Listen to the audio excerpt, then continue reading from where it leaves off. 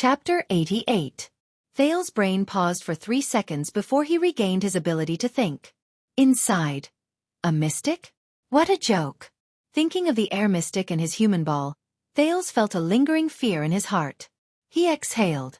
Fortunately, it is sealed. Katerina Corleone looked at Thales' reaction and furrowed her brows deeply. Serena, who was all smiles, licked her lips and shook her head. You misunderstood. Thales raised his head in confusion. This mystic is not sealed, but imprisoned. The seal is permanent. As for imprisonment, Serena looked at Thales' unpleasant expression. She pointed at the black coffin under his buttocks and chuckled. She chuckled and said, "It can be released at any time." As soon as she finished speaking, Thales lowered his head in disbelief. He looked at the black coffin under him and felt its cold temperature. Released? The next moment, his face was filled with terror. He jumped up like an ejection seat at lightning speed. If Gines were here, she would probably be very pleased that her training had finally paid off. He hurriedly jumped down from the black coffin and fell on the snow-covered ground. He just wanted to get as far away from the black coffin as possible. Are you crazy? Thales roared at the giggling Serena in confusion and resentment. You actually kept a mystic who can be released at any time. For a whole month. Serena smiled nonchalantly. This is nothing. The Corleone family has guarded this secret for more than 600 years. Otherwise, why do you think Her Majesty the Night Queen would travel thousands of miles to come here? Why did she even bring the elite Sacred Blood Army? This is the Corleone family. This is the promise Father made to the Bloodthorn Empress. It concerns the survival of the Corleone family and the Night Kingdom. Thales listened to these words in a daze. His brain automatically started to work. More than 600 years. A suspicious number. Bloodthorn Empress? What a familiar title. That's not right. On the continent, the leaders of almost all the countries ranged from archdukes to kings, but those who could be called emperors were only the emperors of the ancient empire and the final empire, right? Why is there someone who is an empress? Could it be the emperor of the ancient empire? It's also possible. After all, the lifespan of the Blood Clan. Wait. Thales shuddered. This was not the first time he had heard of this title. A memory from a long time ago opened up in Thales' mind. Those were the mutterings of the most terrifying enemy he had ever encountered, the air mystic. Coincidence, coincidence, hee. I'm beginning to understand where Empress Helen's power lies. The Bloodthorn Empress. Empress Helen. Their title was Empress. And, the survival of the Corleone family? Thales furrowed his brows in deep thought. At this moment, Katerina's cold voice interrupted. Enough. These are all top secrets of the family that cannot be announced. Yes. Serena smiled happily and pouted at Thales. But now that he knows, what should we do? Thales felt his skin crawl as he watched Katerina's purple eyes turn towards him. Her eyes were pure, sparkling, moving, and overflowing with killing intent. You seem to know what mystics are, the queen said coldly. How unfortunate. Thales shuddered. Wait. Thales looked anxiously at the smiling Serena, then at Katerina, whose face was filled with killing intent. *T. It can't be. The secret must be kept, Katerina said slowly. Thales' brain began to operate at a speed that was several times faster than usual. The Night Queen looked at him quietly. Her right hand began to transform into a pure white claw. Wait! The anxious Thales struggled with his hands that were tied behind his back. In the next moment, Katerina's figure disappeared from his field of vision. Thales was instantly scared out of his wits. Two pitch-black, gigantic winged monsters collided head-on in the air without any buffering. Asterisk bang. Asterisk at that moment, even the air seemed to have been shaken. The smaller monster shuddered abruptly.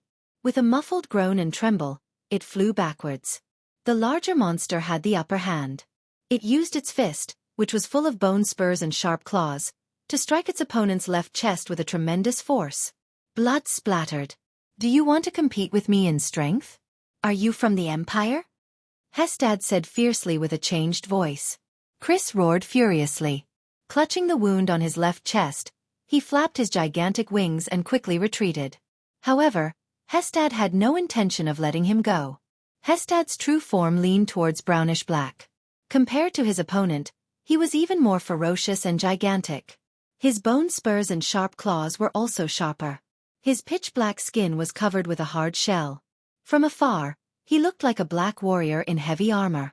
His thick and heavy wings stirred up strong winds as he pounced towards Chris. The true form Chris gritted his fangs and raised his arm to block. Asterisk grip.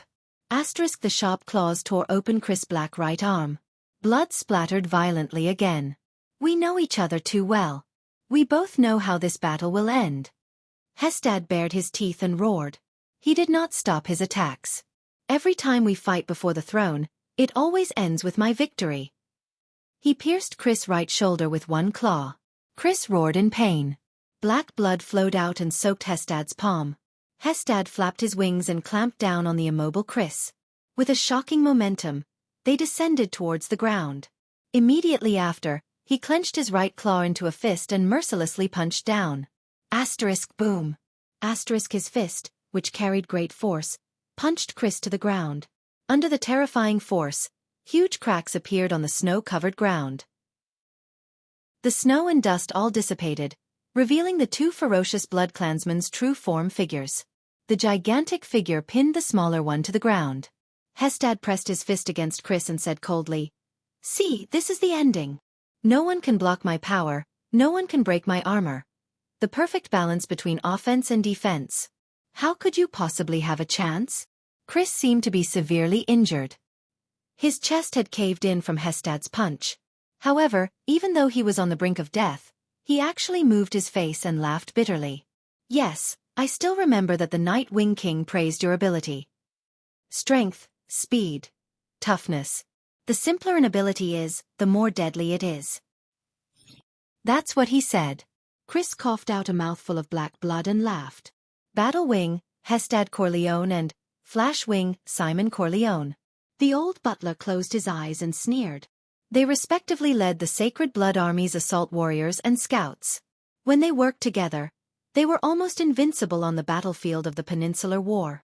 Hestad's expression gradually changed. "And you are, Dark Wing Chris Corleone. You are His Majesty's most trusted military advisor and assistant. Do you remember?" Hestad's expression turned cold as he interrupted him. "With the logistics officer Red Wing Lee Corleone, we are the Night King's 4 terrifying wings. Our reputation is known throughout the Eastern Peninsula." Hestad gritted his teeth and trembled as he looked at Chris. His eyes were filled with hatred. 300 years ago, we were His Majesty's strongest wings. We followed him across the Sea of Eradication and fought to the other side of the world. During that era, we occupied the eastern coast of the Sea of Eradication and had 20% of the eternal oil quota, 15% of the Eastern Peninsula's crystal drop mine. The 5 clans of Grand Banquet Hill would send letters every month, hoping to maintain their status and join the Night Wing King's banner. Even the Silver Wolves of Wild Vast Mountain, the Crimson Wolves of Kerry Plains, and the 3 great orc tribes of Desert, Glacier, and Black Mountain all sent people to pledge their loyalty to His Majesty. Hearing this, Chris sighed dejectedly. Hestad, on the other hand, gritted his teeth. His ferocious face was filled with an eerie coldness. During the Peninsular War, even the 2 poles of the Eastern Peninsula like Main of Night and Honbol did not dare to underestimate the Night Kingdom and His Majesty's power. With fear and flattery, they worshipped him as the supreme commander of the Allied army. "We once worked together and crushed Extet's army, along with their pride, under Dragon Cloud City. His Majesty personally beheaded the King of Wrath. During those days, we tore the dwarves' armor and weapons into scrap metal, and trapped the Sacred Tree Kingdom's elven army in Elefir City. At Arund Castle, we slaughtered all the reinforcements from Constellation and Camus Union." Chris, who had his chest caved in and was panting bitterly, only shut his eyes tightly. "At Prestige Orchid Snowfield, we gathered behind His Majesty's flag, and together with Chara, Kaplan and Midir, the 3 most outstanding heroes in the history of the Western Peninsula, and even in human history, we launched the most epic battle in the world after the Battle of Eradication. From the Battle of Eradication, that hellish battlefield, we lived and died together with His Majesty. For a whole 400 years. You damned citizen of the Empire." Chris lowered his head and sighed. Hestad's red eyes burned with anger and hatred. "But after His Majesty left, You betrayed the Corleone family. How dare you?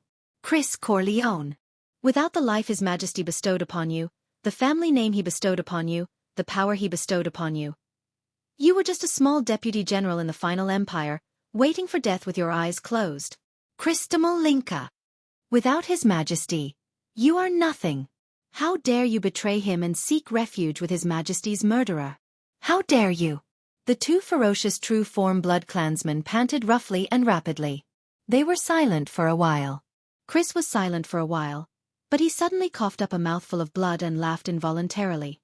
Ah, since we're talking about that tyrant, there's something you still don't know.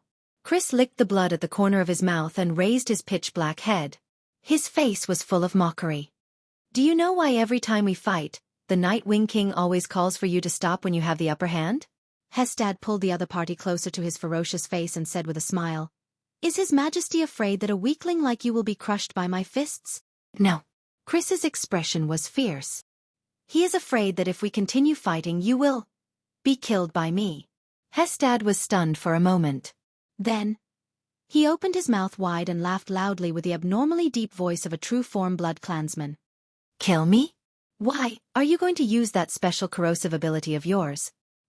He raised his palm that was covered in Chris's blood. Your strong acidic blood is very effective against other people, but unfortunately, it cannot corrode through my true-form armor. This is absolute defense. Chris was restrained by Hestad. He did not reply and only laughed. Hestad felt a slight chill in his heart. What's going on? What trump card does he actually have? But Hestad still clenched his fist and aimed it at Chris's head. His hundreds of years of military service made Hestad Corleone decide that he would no longer hesitate for the sake of his former comrade. He was prepared to completely take the other party's life. How long was 0.1 seconds? Thales would tell you that it was enough for him to close his eyes and roar out a word. Hence, the moment the murderous Katerina disappeared, the prince closed his eyes and roared loudly. Covendier! The rapid wind blew past his face. Thales shut his eyes tightly and breathed heavily. Ha! Ha! He opened his eyes slowly. Katerina's black, terrifying, sharp claws were an inch away from his face. What did you say? Katerina narrowed her beautiful, mesmerizing eyes and said slowly. Escaped. I escaped this disaster. Thales panted uncontrollably and said nervously, It's Covendier. Was it Zayn Covendier who told you that Serena was in the convoy? You know quite a lot, huh? Katerina snorted softly and spread her claws slightly. Then all the more reason for you to die. Thales, who saw that his life was at stake, felt his skin crawl. He could not be bothered with the cadence of his speech. He spat out the words he had just thought of in an unparalleled, fluent, and unstoppable manner. He definitely did not tell you that this convoy is actually an important diplomat group from Constellation to Extet, and that there is also the only bloodline heir of the Constellation royal family among them. Then, if you kill me, you will get into a lot of trouble, right? After Thales spat out these words, he continued to pant. He sat down paralyzed with his forehead drenched in sweat. Katerina's purple pupils quivered. Jade Star royal family, heir. Could it be? 12 years ago. She mumbled, but she immediately thought of something. The Night Queen slowly retracted her claws. Asterisk clap. Clap. Clap. Asterisk applause came from the side. As expected of my ally. Serena, who had been watching from the side for a long time, applauded enthusiastically. It's just that. Serena grinned. Prince Thales, how can you be so sure that she did not purposely come to kill you? Katerina's gaze became fierce again. She turned towards the Lolita-like Serena. To ensure my safety, from the second day onwards, I no longer wore any 9-pointed star emblems and symbols. Oh yes, you can find a 9-pointed star pin in the left pocket of my shirt. Thales sighed. Katerina took out the pin from his pocket and immediately furrowed her brows. And this? Her Majesty the Queen never revealed any intention to kill anyone. She said, kill them all. Even the war between the two sides was instigated by you, Serene. Thales smiled bitterly and said, You're right. Thales smiled bitterly and said, I just figured it out. The 20 of you, a group of elites with sensitive identities and abilities, crossed the sea to come here. Without the support of the local forces, how could you easily enter the border? As for the Constellation nobles who are connected to the Corleone family and can even provide their family ships, only Covendier is left. Hearing this, Katerina exhaled slowly. Looking at the 9-pointed star pin in her hand, her gaze turned cold. Damn Covendier. The friendship between the Corleone family and the Covendier family, the Blood Fong family and the tricolor iris flower has come to an end, she said slowly. Thales finally breathed a sigh of relief. It seemed that in front of this powerful queen, his life was temporarily saved. Katerina held the pin tightly in her palm and muttered, Covendier's people only told us that the Corleone family's traitor was in the convoy heading north. They only said that it was a supply convoy from Constellation to the Northern Territory, but they didn't say that it was the second prince's diplomat group. It looks like they did it on purpose. After we got off the ship, we stayed in their base. We didn't even know that Constellation had a new heir. Thales' expression changed and he said angrily, It's such a big thing, and the whole of Constellation knows about it. Don't you want to confirm it yourself? But Katerina did not answer. She only turned her head and no longer looked at him. She seems a little embarrassed. They can't confirm it. Serena chuckled from the side. Katerina's forces and supporters are all in the Sacred Blood Army. She is 100% the queen of the army. Chris has always been in charge of the Corleone family's contact with Covendier, the spies in the Western Peninsula, and the communication channels. But when he suddenly turned against us and stood on my side, under Katerina's unpleasant expression, Serena spread her hands happily. Katerina became blind and deaf to all news about Constellation. Thales came to a sudden realization. That's why you chose to come to Constellation to seek refuge. But he suddenly thought of something and turned towards Katerina. Your Majesty Katerina, he used honorifics. Zayn, I mean Duke Covendier, when did he reveal Serena's whereabouts to you? Katerina stared at him coldly. After a while she still spoke.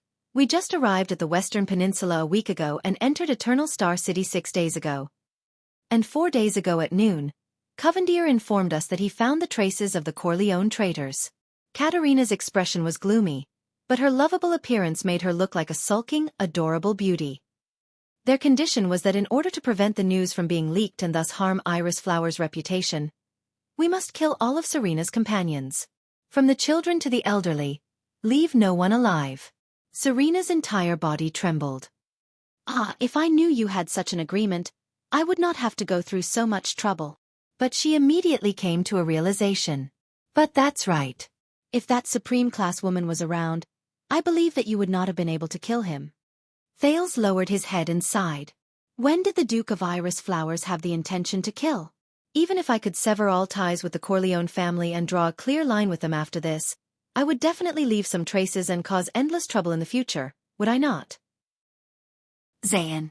Why did he do such an obviously unwise act? That morning when Zayn met me, after testing me with a few words, now that I look at it, it was to find out Serena's whereabouts. His attitude suddenly became extremely strange. Also he brought, Thales' eyes brightened. It's that veteran, isn't it? Thales raised his head and asked slowly. He was probably unknowingly planted with some sort of tracking method. You do not need to chase after our convoy, because Zayn knows that Gened will definitely do his best to follow behind me. You only need to chase after this veteran. The distance is so far, so no matter how many scouts and sentries my guards set up, they will not be able to detect your presence. As long as you are far away from the Central Territory, away from the suzerain's fortress that you run into every few days, and into the sparsely populated birch forest, Thales concluded with a sigh, you will be able to make your move. Katerina's eyes brightened. For a mortal, especially a mortal of your age, you are very smart and have quick reflexes. Right, I think so too, Serena interrupted with a smile, but she was glared at by Katerina and Thales at the same time. All right, since I did not achieve my goal, Serena spread her hands in resignation, then revealed her small fangs. I can only do it myself. In the next moment, Serena's small hands turned into sharp red claws. She bared her fangs and pounced towards Thales at lightning speed. Thales shuddered, but his hands were tied behind his back. He could only kick his legs with all his might and retreat on the snowy ground. Asterisk boom. Asterisk the snowflakes exploded and scattered. The ice-cold snowflakes pounced on Thales' face, stinging him so much that he closed his eyes. Thales opened his eyes and saw Serena's small red claws a few feet in front of him. This time, however, she was held tightly by Katerina. "Since just now, you have been trying your best to lure me into killing him," Katerina said coldly. "Even at this stage, do you still harbor any illusions about the throne?" Little Serena grinned. "Why can't I? I am the first in the line of succession. I am one rank ahead of you. Who are the second?" "Very well," Katerina raised her other hand and said coldly. "Anyway, I no longer harbor any hope of capturing you alive. Then I will directly change my line of succession." Katerina roared furiously and stabbed her sharp claws toward Serena's heart. "Become the first." Rolana, who was beside Serena, only watched coldly. She did not have the slightest intention of interfering. However, in the next moment, then, something happened that shocked Thales and left him dumbstruck. The Lolita-like Serena seemed to have suddenly grown up. Her body swelled and she tore off all the clothes on her body. She turned into a bewitching beauty with a voluptuous and alluring figure, who was almost as tall as Katerina. Her red eyes and silver hair were incredibly alluring. At that moment, this bewitching beauty had an enchanting smile on her face as she easily caught Katerina's pure white sharp claws. Katerina bared her fangs and roared furiously. She instantly sent out her other sharp claw. However, this attack of hers was also caught tightly by this bewitching beauty, as if she had predicted her position. "Your strength is still so weak, crybaby." The bewitching beauty giggled and trembled for a moment. Thales trembled violently. "Ugly-faced woman," Katerina said furiously and hatefully. "You are a natural-born impersonator." When did you regain your abilities?" Thales looked at the bewitching beauty with red eyes and silver hair before him and cried out involuntarily in shock. "This is impossible. You only sucked my blood twice." "Oh, about this."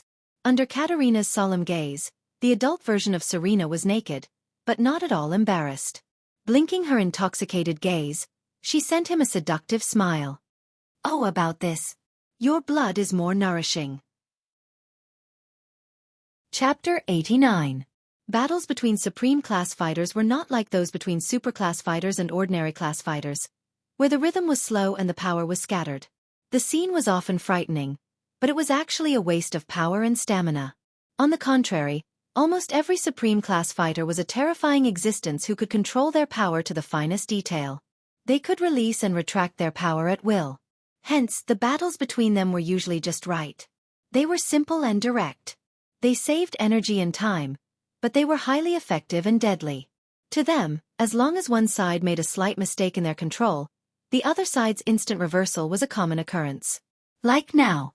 Hestad pressed Chris onto the ground expressionlessly. He clenched his right claw tightly into a fist. His power slowly increased as his terrifying muscles contracted in his true form state. He aimed his fist at Chris' hideous head. Chris chuckled. "Old friend, it is my honor to fight alongside you, or to be your enemy," Hestad said plainly. The next moment, he threw a punch. The force was boundless. It was so great that it was difficult to block it. Only 0.5 seconds had passed since his fist fell from the air and touched the tip of Chris' nose. In this 0.5 seconds, Chris suddenly bared his fangs and roared furiously. The bone wings on his back pierced through the snow-covered ground. The sharp spikes on the tips of the wings went straight for Hestad's eyes. A futile struggle. The battle-seasoned Hestad sneered in his heart. Then, he unleashed the battle instincts he was most familiar with. His strong true-form body twisted swiftly. He released his left hand that was clamping down on Chris, and his right fist punched downwards without stopping. Chris seized the moment Hestad released his left hand and punched the ground with both fists. His heavily injured body rose violently and charged towards Hestad. Hestad's terrifying right fist brushed past Chris' hideous left cheek and left ear. The strong wind mercilessly scraped away his skin and flesh, bringing with it a frightening patch of black flesh. Asterisk thud. Asterisk Hestad's fist landed on the ground. Snow flew everywhere. Half of the heavily injured Chris' face was scraped off. He roared and used the recoil force to bend his arms into elbows and hit Hestad's armored chest with all his might. Hestad watched his old friend's counterattack calmly. His chest pushed against Chris' arms. The muscles on his waist and legs contracted, and his bone wings spread out to maintain his balance. He absorbed part of the impact and diverted part of it. He only slid 2 inches backwards on the snow-covered ground, and Chris' attack was neutralized. Chris frantically flapped his skeletal wings, but he could no longer make Hestad retreat. The struggles of a trapped beast, the gigantic Hestad said coldly. Before Chris could react, Hestad roared furiously and clenched his claws into fists. His arms exerted force toward the center. Hestad's pair of heavy punches, which had an astonishing momentum, came from the left and the right, heading straight for Chris' head, which was pressed against his chest. Chris' reaction was extremely fast. He swung his elbows backward in an instant and hit Hestad's upper arms. Before Hestad's fists could land on his head, he exerted his strength. Under Chris' interference, Hestad's fists missed the latter's head by a hair's breadth. A pair of fists covered in bone spurs smashed together 2 inches behind Chris's head. Bang! The huge explosion even caused Chris to lose his hearing for a second. Fortunately, he had the powerful recovery ability of a vampire's true form. His body immediately mobilized the blood in his body and gathered it at his brain to heal his damaged ears. But the battle was not over yet. Hestad did not care that he had missed an opportunity to kill. He abruptly tightened his arms and trapped Chris in his embrace.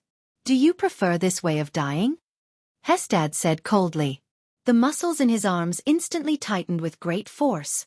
His terrifying arms strangled Chris' upper body and tightened even more. "After I crush all the bones in your body, I will mercifully dig out your heart." Asterisk crack. Crack. Asterisk the sound of bones cracking could be heard inch by inch. Chris hissed in pain, but he could not break free from Hestad's embrace of death. Hestad laughed loudly and hugged Chris tightly as if he was hugging a comrade. Just like when they were young, they would hug each other without any ill feelings after winning a difficult battle. However, the glorious past had forever disappeared in the wind. Crack! Chris's bones were still shattering. "Before you die, repent to His Majesty." Hestad's arms tightened even more. At this moment, Chris, who was in extreme pain, revealed a smile with difficulty. "Time," he said in pain. "Is up." Hestad was stunned. What time? He did not want to waste time. He prepared to continue exerting force in his arms and directly crush Chris in his embrace. But Hestad discovered to his surprise that the strength in his arms was actually becoming weaker and weaker. "What's going on? Why is my strength disappearing?" Hestad began to lose feeling in his arms. He furrowed his brows tightly and decisively let go of Chris. In the next moment, Hestad looked at his arms. His eyes were filled with disbelief and shock. Impossible. There was no other reason. Half of his arms had already been corroded by Chris's black blood without him realizing it. My true form armor. It's impossible for it to be corroded. Hestad clenched his teeth tightly, trying to understand this impossible scene. Hundreds of years of battles have proven this point, haven't they? Chris panted laboriously on the ground and laughed brokenly. Haha, unstoppable power and unbreakable defense? Have you heard of the story of the spear and shield in the Far East? Hestad took a step back in shock. What? When did he? His arms were still being corroded. Your fists are both sharp weapons for striking and hard armor for withstanding impacts. Chris swayed as he stood up. They are sharp and hard. Coupled with the increase in your strength, which is comparable to that of the great dragon, your terrifying battle instincts, and your unparalleled control over your strength, they are indeed. But what happens when they stand against each other? With an unpleasant expression, Hestad head-butted Chris back to the ground. No, no. But Chris swayed as he stood up again. He smiled and said, "The fists you hit the back of my head. When they collided, fine cracks that even you did not expect to appear. Perhaps after this battle, they will repair themselves. But for my blood, these fine cracks are already enough for it to seep into your so-called unbreakable true form armor, and corrode the flesh and tissues that are completely unprotected." Chris placed his hands on Hestad's arms with difficulty. The black blood on half of Hestad's arm immediately flowed faster, and quickly seeped into his body from Hestad's wound. Hestad gritted his teeth. His body swayed. The black blood had already corroded deep into his body. "This is our end, tribesman." Chris coughed out a mouthful of blood and laughed bitterly. "Fighting with you is indeed an honor." Hestad could no longer support his body. He fell to the ground and roared furiously at the sky in grief and indignation. "Can't you see? Katerina said coldly. There has never been any nourishing human blood. I am afraid that she has been in perfect condition since the beginning. This woman is a natural performer. You have been deceived by her from the beginning to the end. Just like how she deceived everyone in the Corleone family.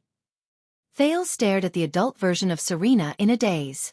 Could it be that she was not seriously injured at all? So her little girl form, her so-called alliance with me. When did she start? Her first time in Mindy's hall. Morat's visit? Vine Manor? No. Then our alliance. However, the fatal battle between the Blood Clan sisters, who would resort to any means necessary, had already begun. Don't even think about transforming into your true form. Serena, who was obviously stronger, ignored her younger sister's hands that were clamping down on her wrists. She abruptly grabbed Katerina's neck and pierced her neck with her claws. She laughed and said, "Just like in the past, you have no chance." "Ugly-faced woman," Katerina said in disgust. Serena's expression changed. She whistled behind her. The contest of strength between Katerina and Serena finally came to an end. Because the supra-class blood clansman, Rolana, who was watching the battle from the side, instantly appeared behind Katerina and struck out with her claws. Katerina screamed and tilted her head to dodge, but her shoulder was still pierced by the claws. Serena tightly grabbed onto the injured Katerina. The two of them disappeared from the spot at the same time, then appeared in midair not far away and violently crashed into and broke two birch trees. Asterisk bang. Asterisk the snow and dust dispersed, revealing Serena's naked figure. She laughed softly and said, "How does it feel to be continuously attacked and not be able to transform into your true form?" Rolana's expression was cold as she appeared beside the two sisters and held Katerina in a tight grip. Serena laughed maniacally. Facing Katerina, who was obviously being suppressed, she punched her younger sister's face with the speed of the wind. Asterisk thud. Asterisk Katerina spat out a mouthful of blood and leaned to the side weakly. Oh no. It was obvious that Serena's side's attitude towards him was no longer that of an ally like before. As of now, the Night Queen was his only hope. Asterisk thud. Asterisk Serena's second punch landed on the Night Queen's face. Do you miss this scene, Kat?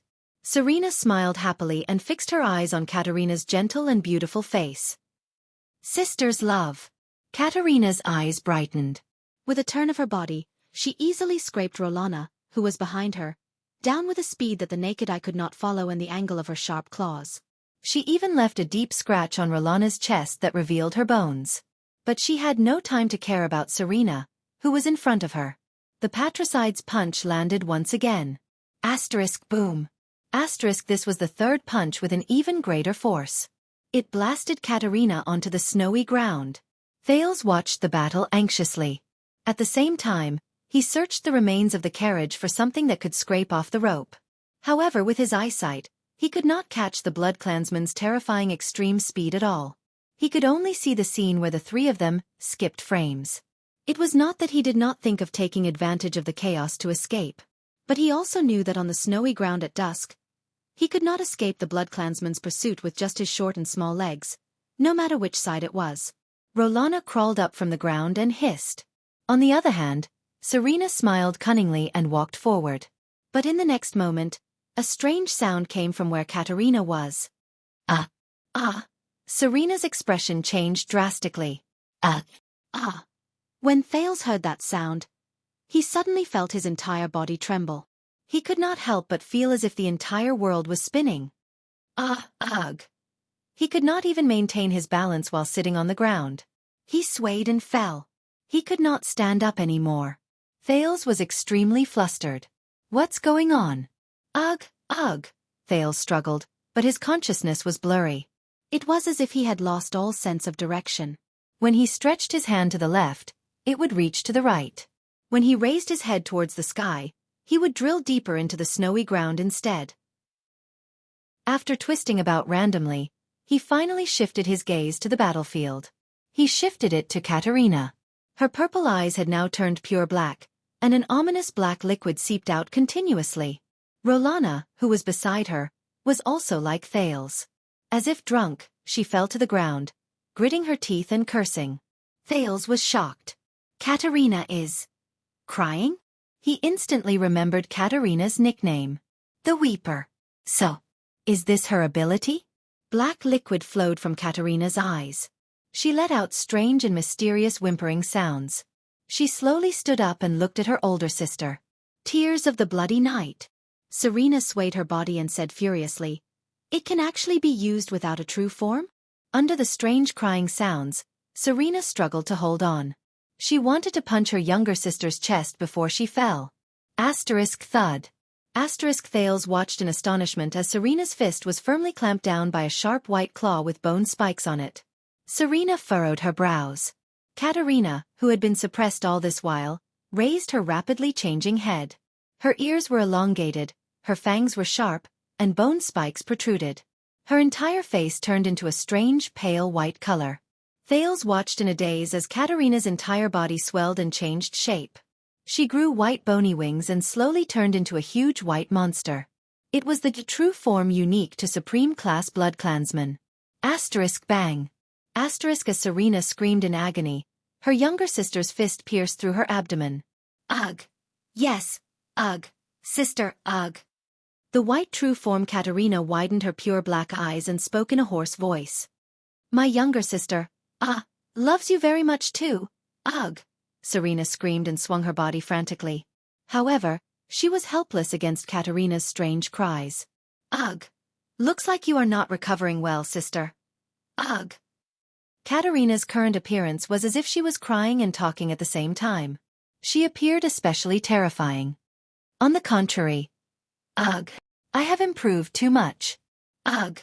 The current me, I don't even need to transform into my true form, to use the tears of the Bloody Night. Ugh, ugh. This is a forbidden ability that does not differentiate between friend and foe. As Katarina used the tears of the Bloody Night that she spoke of, she raised her fist that pierced through Serena's abdomen and pulled Serena in front of her. She revealed an expression that looked like she was crying and smiling at the same time. Thales closed his eyes in relief. Does this count as releasing an ultimate move in time? This change in the situation is really frightening. Katarina's bony wings slowly extended and spread open. The skin and flesh on her body began to fall. Very soon, she would completely transform into a pure white true form Blood Clansman. However, now Rolana, Serena said with her last breath. Katarina furrowed her brows. Rolana, who was lying on the ground, seemed to have adapted to the feeling of losing her balance and direction. She tightly hugged Katarina, who was still transforming. Princess Katarina, I am sorry. Rolana flashed a charming smile, which immediately turned into a bitter and pathetic smile. But this is for freedom. An ominous premonition assaulted Thales' heart. Asterisk bang. Asterisk in the next moment, Rolana's entire body exploded into black blood that filled the sky. It splattered all over a small corner of the world. Katarina, who had yet to completely transform, and the heavily injured Serena were drenched in black blood. Both of them covered their faces with their arms, resisting the black blood that filled the sky. A mere few seconds passed. However, the strange cries stopped abruptly. What replaced them was Katarina's screams. Ah! This is... She raised her trembling hands and looked at the black blood on them. She hissed in disbelief. Foul blood poison. Katarina seemed to have been splashed with sulfuric acid from Thales' previous life. Her entire body trembled in the black blood, and her entire true form began to wither. Without the effects of the tears of the Bloody Night, Thales sat up and watched this scene in a daze. What is this? At this moment, Serena tightly covered the wound on her abdomen and let out a sincere, wild laugh that filled the sky. Ha ha ha ha. In the next moment, the skin and flesh on her body fell off inch by inch, and a crimson stratum corneum grew and took shape. Her ears elongated, her bone wings pierced through her back, and bone spurs and sharp claws slowly took shape. Serena instantly turned into a huge blood-red monster. Other than the color, she was almost exactly the same as Katarina. There was only one difference. She was different from Katarina's pure facial features even though she had transformed into her true form. Serena's facial features. Thales trembled as he recalled a scene that he did not want to recall the most. A huge black mouth that split open to the back of her ears. A pitch-black, empty nose. Eyes that resembled two irregular black holes. This was other than the fact that her skin was no longer charred and withered. This was the horrifying mummified Serena that Thales saw in the black coffin in Vine Manor that night. Thales watched this scene with cold sweat dripping down his back. He suddenly understood the meaning of Katerina's so-called ugly woman. Really? So ugly. Serena, who had an inelegant true form, opened her huge mouth and revealed similarly irregular fangs. She let out a wild roar at Katerina, as if she had caught her prey. Asterisk roar. Thud. Asterisk amidst true form Serena's hoarse and shrill laughter and Katerina's pained screams, the Night Queen's pair of bone wings were snapped off. Asterisk rip. Asterisk in the next moment, Katerina's left arm was torn apart. Blood splattered everywhere. Asterisk crack. Asterisk this time, her right arm was forcefully snapped off. Katerina, who had lost both her arms and wings, roared madly. However, the true form Serena only revealed a victorious smile and punched her into the snow-covered ground. Asterisk boom. Asterisk the horrifying true form Serena raised her red claws that were at least twice as long as the average bloodclansman's and slashed downwards. Asterisk rip. Asterisk she forcefully chopped off Katerina's legs. Katerina's true form appearance finally disappeared completely, and she returned to the adorable queen in black. However, she was already powerless to reverse the situation. Thales watched this reversal in a daze. Not good, he said in his heart. Not good at all. Katerina, whose limbs were all severed and her wings shattered, spat out a mouthful of blood indignantly. She watched as the true form Serena slowly returned to her normal appearance. The true form of a supreme-class bloodclansman is very terrifying, Serena said happily and enchantingly to her younger sister, who was lying on the ground, looking extremely miserable. However, very few people know that the process of transforming from a normal state into a true form is a process of changing the tissues in our body and undergoing blood transfusion and rebirth. Serena pulled up the cape left behind by Rolana after she sacrificed herself and wrapped it around her body. She sat down next to her younger sister and pretended to sigh. At this stage, the bloodclansman's immunity towards special poisons is at its weakest. Especially when there are bloodclansmen of the same clan and origin who willingly assimilate the tainted blood poison into their bodies, and then let you absorb it when you transform. Isn't this a very genius idea? You know, I've always had a headache over that so-called forbidden ability of yours. Thales found a sharp wooden fragment and desperately cut the rope that tied him behind his back. However, this was not as easy as it was portrayed in the movies in his past life. He could not see the situation behind him and did not know the most effective way to cut. He could not even use much strength. He had to be faster. Otherwise, after Katerina, it would be his turn. What should I do? Thales gritted his teeth and thought frantically. Katerina, who was powerless to retaliate, said furiously, "You crazy B***tch. You actually used the lives of your subordinates. Do you know how painful it is to implant the tainted blood poison into your body?" Ha ha ha, I love seeing you like this the most. The cute look when the tables are turned at a crucial moment, and you can only use foolish words to criticize me. Serena clapped and laughed happily. The Night Wing King will probably be very pleased to see how powerful I am, right? Shut up. The Night Queen, who had lost all her advantages, Katerina hissed in indignation and resentment. You are not fit to mention him. You killed our father. Patricide. Father.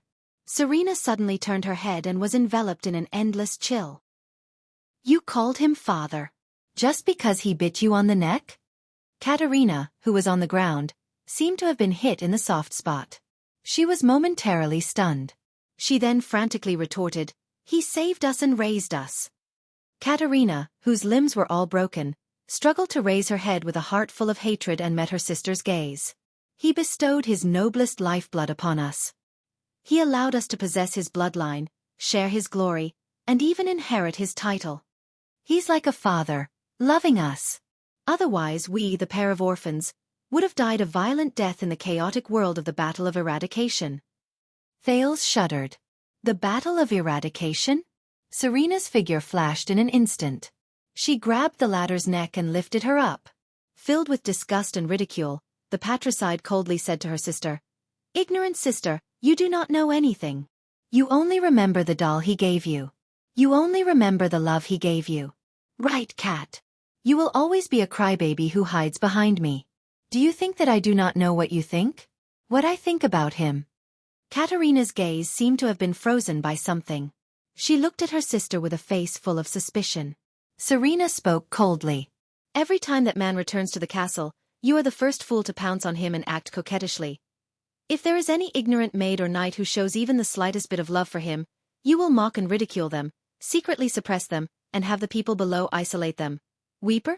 Half of your tears are because you are afraid of me, and the other half is because you like him. Katerina trembled violently. Yes, I know. Serena sneered. Serena sneered and said, Kat, you do not only admire him, you worship him. Katerina struggled and revealed a look of disbelief. Under Thales's extremely shocked gaze, the patricide enunciated each word clearly.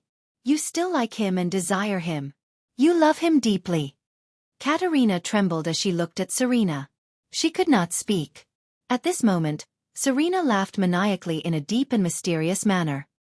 You fell in love with the person who gave you a second life, the powerful and terrifying Nightwing King, did you not? No. Katerina's brows struggled, as if she was immersed in an unbelievable pain. Is that not the case? Serena said coldly. You wish that you were his wife, his lover, and not his daughter. Watching this scene, Thales was stunned. This is serious Oedipus complex? Thales lowered his head and sighed. Unfortunately, his life and death were still in the hands of this queen. He struggled to stand up. Really? Why? Every time in the end. It's always me alone. To save the world? The heavily injured Katerina roared madly. Serena's gaze was cold. She stretched out her crimson claws and gently scratched Katerina's fair face. And your ugly and shameless feelings, let it end here. At this moment. Wait a minute. Serena furrowed her brows slightly and turned to look at Thales. Thales leaned against the wreckage of the carriage and struggled to get up from the ground. He furrowed his brows tightly and looked at the ferocious-looking Serena. Under Serena's gaze, he walked towards the black coffin. The legendary anti-mystic equipment.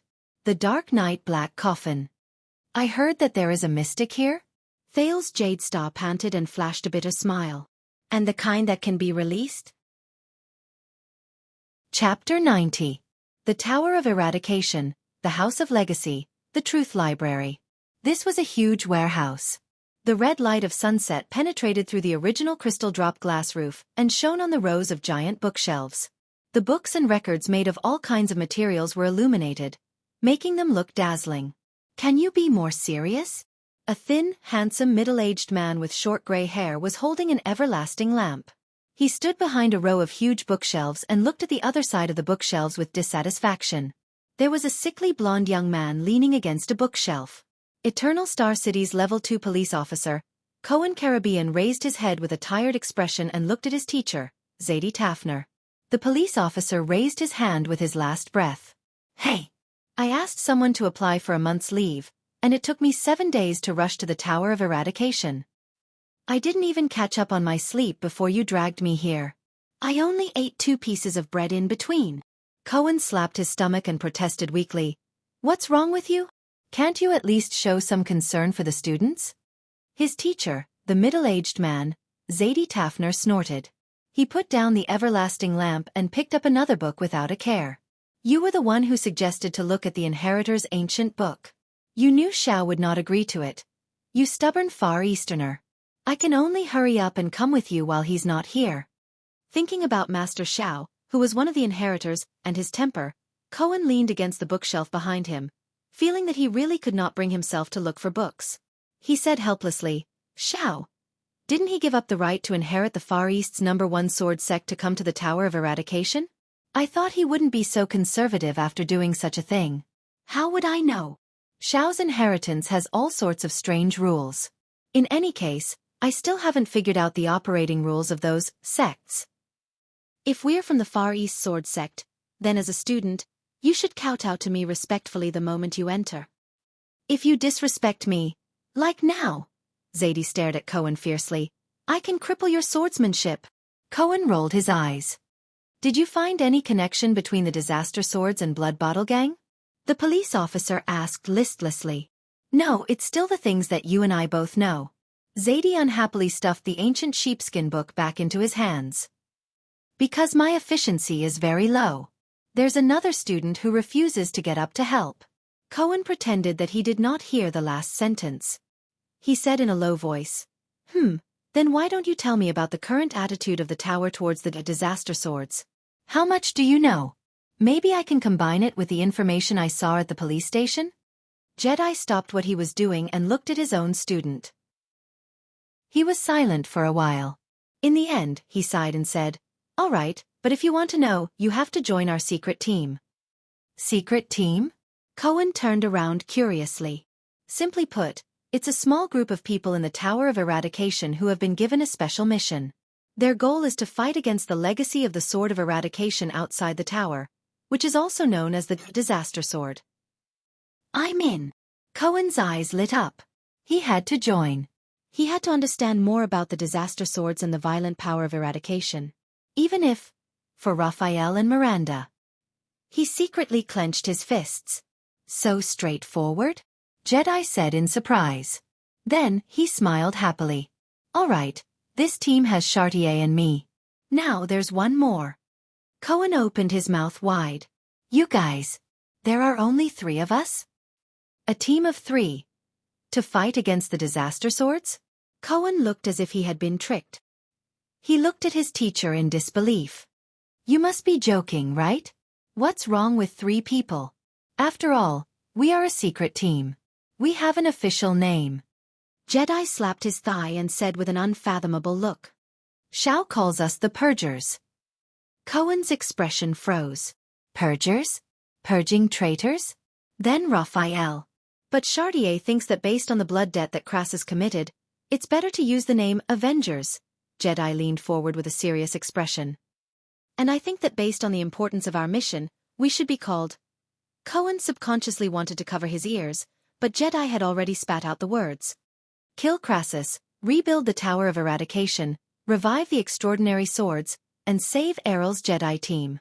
Cohen looked at his teacher with disdain. Haha, I'm joking. The atmosphere is too serious.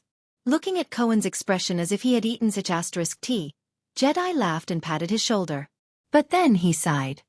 But unfortunately, until now, our knowledge of that violent power of eradication is limited, Jedi said disappointedly. After all, what we felt when we fought against them was not the full picture of their power of eradication. Cohen also became solemn. Is there no result at all? Jedi looked at his student. After a few seconds, he pursed his lips and said seriously, No, there are still results. At least we know that the violent and crazy power of eradication that originated from the disaster swords Crassus. Actually, it's to imitate a mysterious and terrifying power from ancient times. Look, Serena, why don't we sit down and have a good talk? Thales smiled as he looked at the despairing Katerina and the smug Serena. He said, There's no need to be so violent. Oh! Serena raised her eyebrows and threw Katerina away. Asterisk bang. Asterisk the latter crashed into a nearby tree and struggled to raise her head. Serena gracefully walked towards Thales. Let it out. Serena looked at the black coffin and flashed a seductive smile. How? Kick it with your legs. Thales' heart started beating uncontrollably. Calm down. At least she let go of Katerina. This is my only chance. I must seize it. The Dark Knight black coffin can only be opened with the key that the king carries with him and the blood of a direct member of the Corleone family. Serena giggled. In other words, my blood and Katerina's blood. In the distance, Katerina raised her head strenuously and looked in his direction indignantly. Her limbs were healing, but it was extremely slow. Not to mention being reborn. This battle between sisters. She thought in despair. There's no hope of turning the tables. Is that so? Thales took a deep breath. Rolana and the others must have told you how Ralph and I escaped from the dungeon in Vine Manor, right? Serena narrowed her eyes. I have a special psionic ability. Thales trembled as he tried his best to weave his own story to make it seem more believable. It can break all shackles. Why don't I try it on this coffin? Thales touched the sharp wooden shard in his hand behind his back, feeling anxious.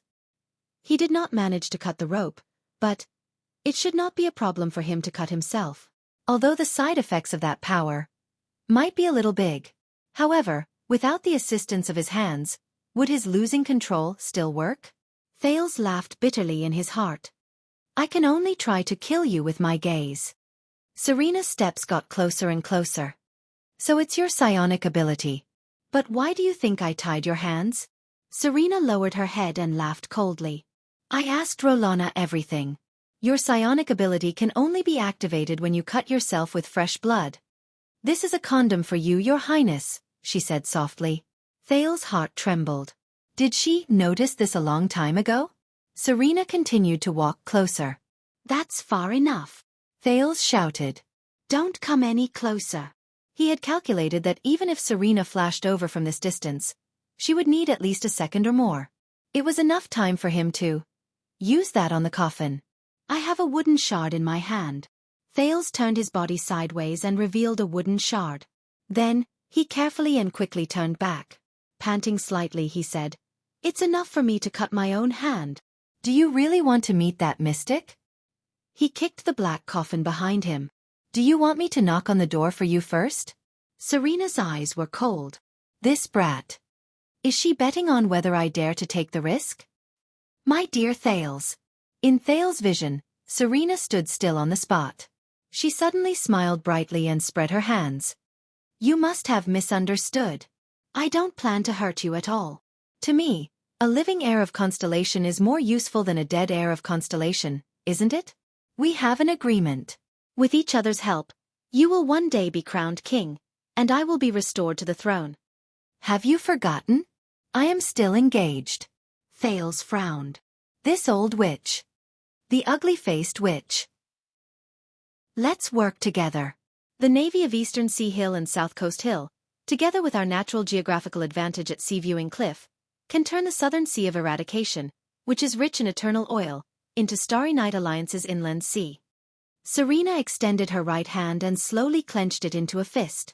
Constellation and Night Alliance, sharing benefits, helping each other, and deterring opponents on their respective continents. Your Extet and Camus Union, our main of Night and Hanbol. Serena looked straight at Thales. This was my initial idea. Don't believe her. In the distance, Katerina spat out a mouthful of blood and said hatefully, Only the craziest demon would dare to form an alliance with this bitch whose heart is as vicious as a snake and scorpion. Asterisk thud. Asterisk Serena smiled coldly. She casually threw a snowball at an extremely fast speed, knocking Katerina out. Thales took a deep breath. Serena continued expressionlessly, I know that you are not an ordinary 7-year-old child. You have maturity and wisdom beyond your age. You know that my idea is feasible. She extended her hand towards Thales. We are allies. Thales lowered his head. Allies. Hey. You wanted to kill me before, Thales said with a frown. It was to divert my younger sister's attention and defeat her in the end. Serena smiled.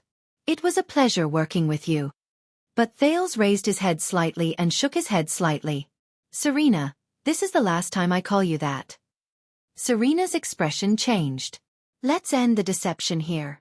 Thales sighed and said, You have never treated me as an ally at all. Ugly-faced woman. Serena's gaze turned cold. When we first met, your words were filled with lies. You said that you are the true heir of the Corleone family, the legitimate and legitimate ruler of the Hill of Pain. Regarding this, I did not lie. Serena blinked her large, bewitching eyes. But Thales, who had a deep impression of her other side, was not swayed in the slightest. I am indeed the Nightwing King, King Laurie Corleone's first heir. Serena grinned and extended her index finger to wipe away a trace of blood on her cheek. She then stuck it into her mouth and sucked. This action made her even more alluring and enchanting. However, Thales was secretly anxious. How long can I stall for? What about Ida and the others? With Serena's speed, I only have one chance to use lose control, and the effect is uncertain. I must not use this trump card until the very last moment. But you did not mention the fact that you killed the previous king. Thales shook his head. In other words, you are not someone who covets the throne but killed the king's father. Your crime is unpardonable, and everyone has the right to punish you. Serena's bewitching smile began to freeze. Even if you become powerful, I am afraid that no one in the Night Kingdom will support your coronation. Thales raised his head to look at Serena and enunciated each word clearly. It is impossible for you to return to the throne. The sun was about to set. There was silence on the snow-covered ground. Serena stared at him and did not shift her gaze for a long time. I have had enough of you. Serena's smile disappeared. Her voice was extremely cold. Self-righteous mortal. You are right. Even if I kill Katerina here, the sacred blood army that is loyal to her, as well as the clans behind the warriors, such as Castigan, Sullivan, Loraloa, and those who covet the Blood Ocean throne, will not allow me to be crowned. So, your real enemies are the opposers who are practically everywhere in the entire Night Kingdom. Thales shut his eyes tightly and exhaled. So, you need the power of a country to destroy those opponents that you cannot defeat. Originally, I only wanted to borrow your power to intercept Katerina, but the assassination of the Extet diplomat group gave me a great revelation. Serena nodded with a frosty expression. The death of the heir triggered a war between countries. After all, the King of Constellation made a sacred oath in front of everyone. If you die, then the person who will avenge you will be the next king. Thales sighed. The next heir of Constellation died due to the Night Queen's shameless interception, and the latter disappeared without a trace. Serena shook her head and sighed. How many ambitious people do you think will attack the Night Kingdom at all costs, or at least make a related oath just for the throne of Constellation? After all, it will only take a week to cross the Sea of Eradication from Constellation's South Coast Hill to the Night Kingdom. War will cleanse the opposers of the Sacred Blood Army and give me a more obedient Night Kingdom. Serena took a step forward fervently. And the true heir of Corleone will turn the tide at the last moment. So, this is the purpose of the alliance. To use Constellation to cleanse your opposers. Thales looked at Serena's expression and said quietly, the Starry Night Alliance is a complete scam. You don't understand, childish brat. Serena sneered. The alliance is to fight against the enemy. Thales glanced at the unconscious Katerina. No, Serena said coldly. I mean to ally with your enemy and betray him at a critical moment. Betrayal is the true meaning of an alliance. Thales furrowed his brows deeply. So that's how it is. This is her logic of survival. The Starry Night Alliance. Thales' first diplomatic attempt in his life had completely failed. In the days to come, Thales could not help but think of this scene when he sat at the negotiation table countless times. At the same time, he vigilantly thought of the true meaning of an alliance.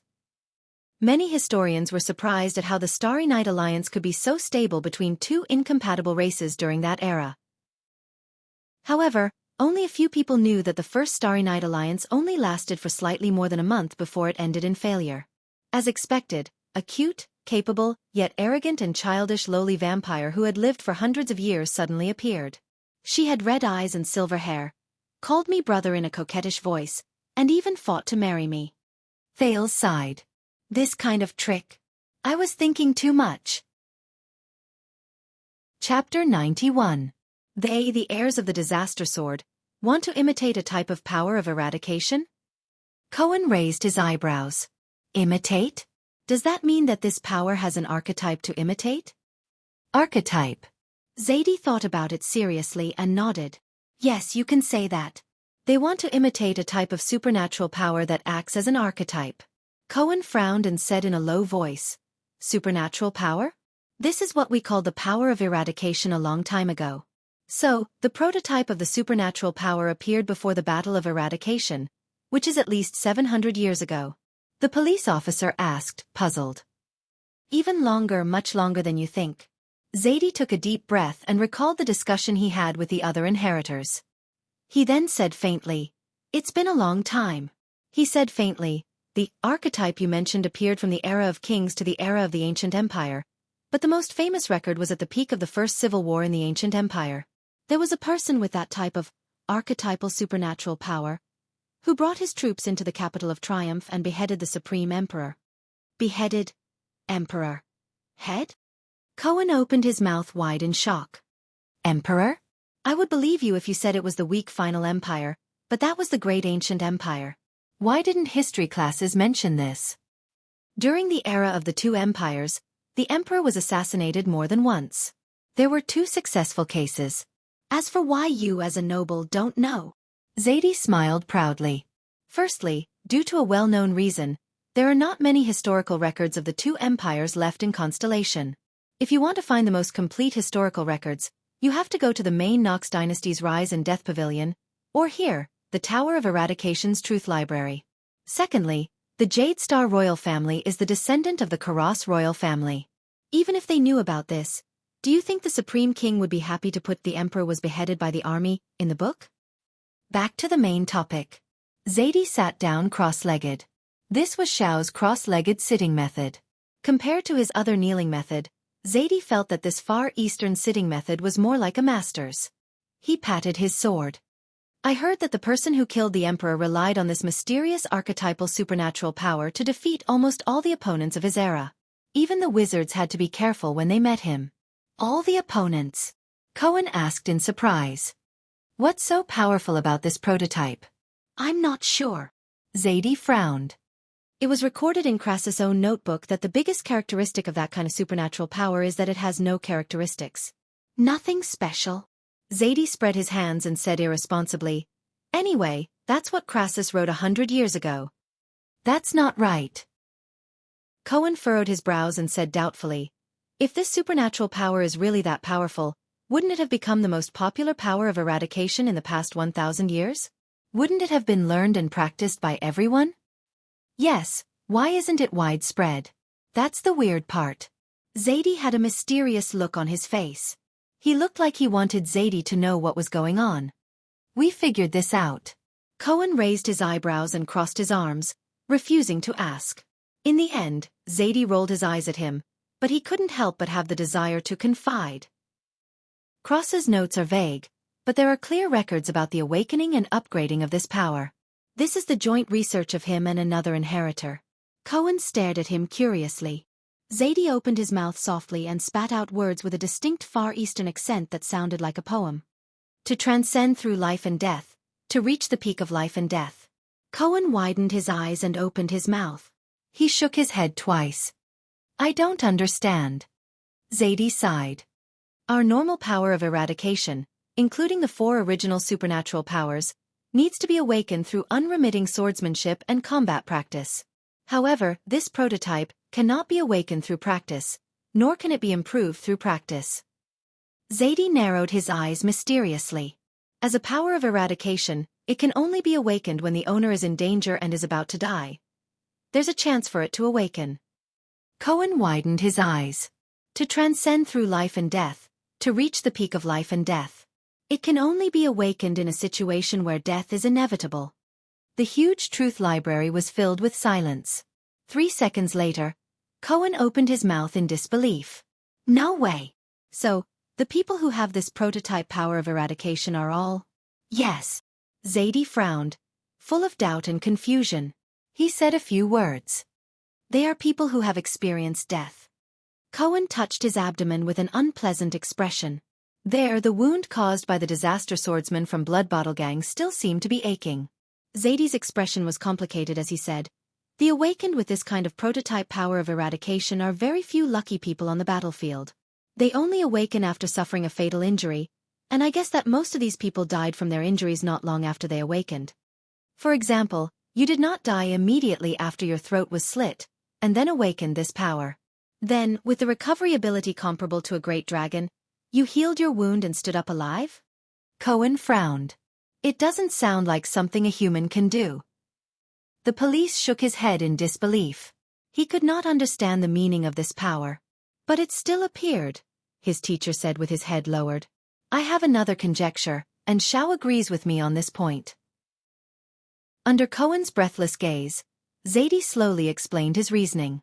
The stronger a person is, such as a supreme class to a superclass, the harsher the conditions to improve this power of eradication. The requirement for certain death will be even more brutal, and the death rate will also be higher. That is why Crassus wanted to imitate it and not copy it. Cohen sighed. I guess that the crazy and ruthless aura is the side effect of this power of seeking death? Jedi nodded. So, even the lucky ones who survived, if they want to improve and become stronger after obtaining this power, they will have to go through even more tragic experiences of death again and again. Very few people survive and the others. So, Zadie sighed. It is impossible for it to be widely spread. Don't you think it's contradictory? Cohen raised his hand on the ground and protested. If you want to awaken, you have to seek death. If you want to become stronger, you have to seek death. Why did I practice this power of eradication? Haha, becoming stronger is not necessarily for survival. Zadie Tafner, the supreme class inheritor of the Tower of Eradication, chuckled. Don't underestimate people's determination to pursue power and become strong. Isn't Disaster Sword Crassus an example? Why do you think he imitated this dangerous power of eradication? Cohen furrowed his brows. Power?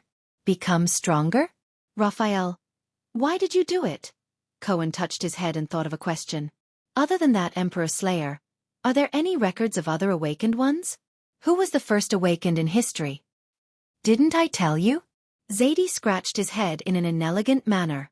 If Director Lorbeck was here, he would have recognized this scratching gesture that was almost identical to Cohen's. We went through all the ancient books, and Xiao even went to the Rise and Fall Pavilion of May Knox. The first suspicious record of it appeared during the Age of Ignorance. At the Iron Blood King's famous human's last line of defense, a heavily injured 16-year-old soldier awakened a supernatural power that could not be upgraded, and became a joke. The second time it appeared was during the Age of Kings, on the eve of the Holiness Exorcism campaign. An ordinary 18-year-old infantryman came back alive from the Orcs' encirclement. After that, he mastered supernatural power and became a superclass. I guess, other than experiencing death and their young age, you still didn't find anything, right? Cohen scratched his head. Zadie stared at him for a long time. No, we did find something, Zadie muttered. These people have one thing in common. What is it? Cohen immediately became spirited and widened his eyes. Remember the guy who chopped off the Emperor's head? We have the life of that Emperor Slayer. Zadie sighed. He was also a knight, and a Northlander. Cohen looked puzzled. Zadie narrowed his eyes. When he was still a page boy, the master of the knight he served died, and no one has ever taught that Emperor Slayer. Cohen shook his head. So that Emperor Slayer. Zadie exhaled. He only learned one set of basic swordsmanship. Under Cohen's curiosity, Zadie's eyes shone brightly. The sword of origin of supernatural power. Cohen came to his senses and widened his eyes in shock until they could not be any bigger. Zadie gently held the hilt of his sword and uttered a word. Northland military sword style. Thales raised his head. If I die here, the war between Extet and Constellation will definitely break out, he said calmly.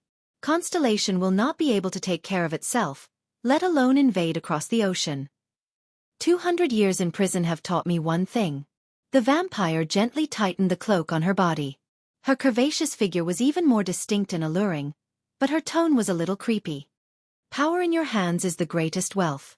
Don't underestimate the temptation of power, Serena said calmly. It can make people go crazy. Do you know how many casualties this will bring? Thales asked calmly. Yes, precious lives, bloody sacrifices. Serena sighed, seeming to be sorrowful.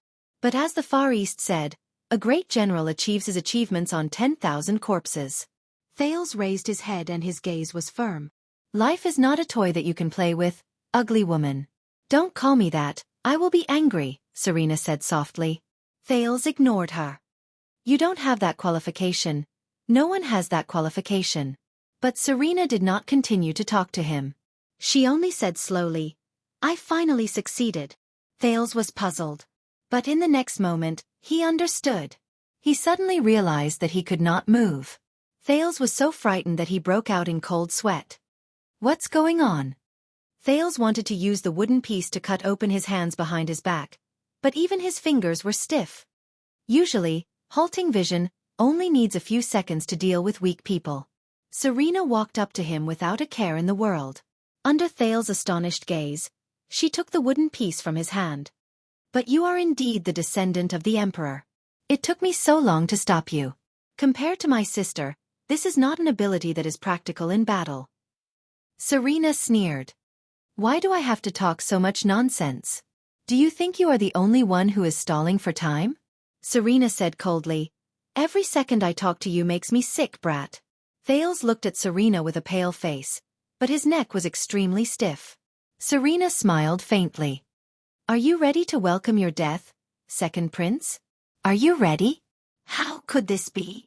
Thales was slowly able to move, but he had lost his greatest trump card. He felt extremely remorseful. If I had just... No. He suddenly came to a realization. It's still not too late. Thales gritted his teeth and squeezed out a few words. Ugly woman. Serena no longer hid her expression. She revealed her hatred and disgust. Damn brat, I really want to suck you dry. Thales had a thought. Right. Come and suck my blood. If that's the case. Serena moved her face closer to him and took a deep breath as if she was smelling a delicacy. Her long eyelashes grazed his eyebrows. But Serena did not do as he wished. Don't worry, I won't let you bleed and use that psionic ability. What a pity. Serena caressed his face and blew gently into his ear. I still told you the truth. Your blood is really nourishing. In the next moment, Thales was grabbed by the neck by Serena and lifted into the air. Why is she in this position again? Thales cursed in his heart. He could not breathe again. Serena sighed. Do you think I'm happy to pretend to be a little girl who can't speak properly and suppress my disgust to act coquettishly towards you? In the next moment, Serena's gaze turned cold.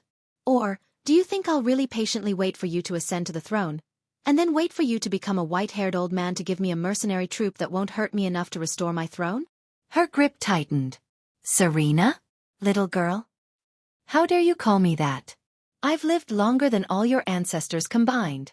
She said fiercely, almost crushing Thales' throat. For your rudeness, she said coldly. I'll let you taste the pain of being on the verge of death. Thales kicked and flailed in pain.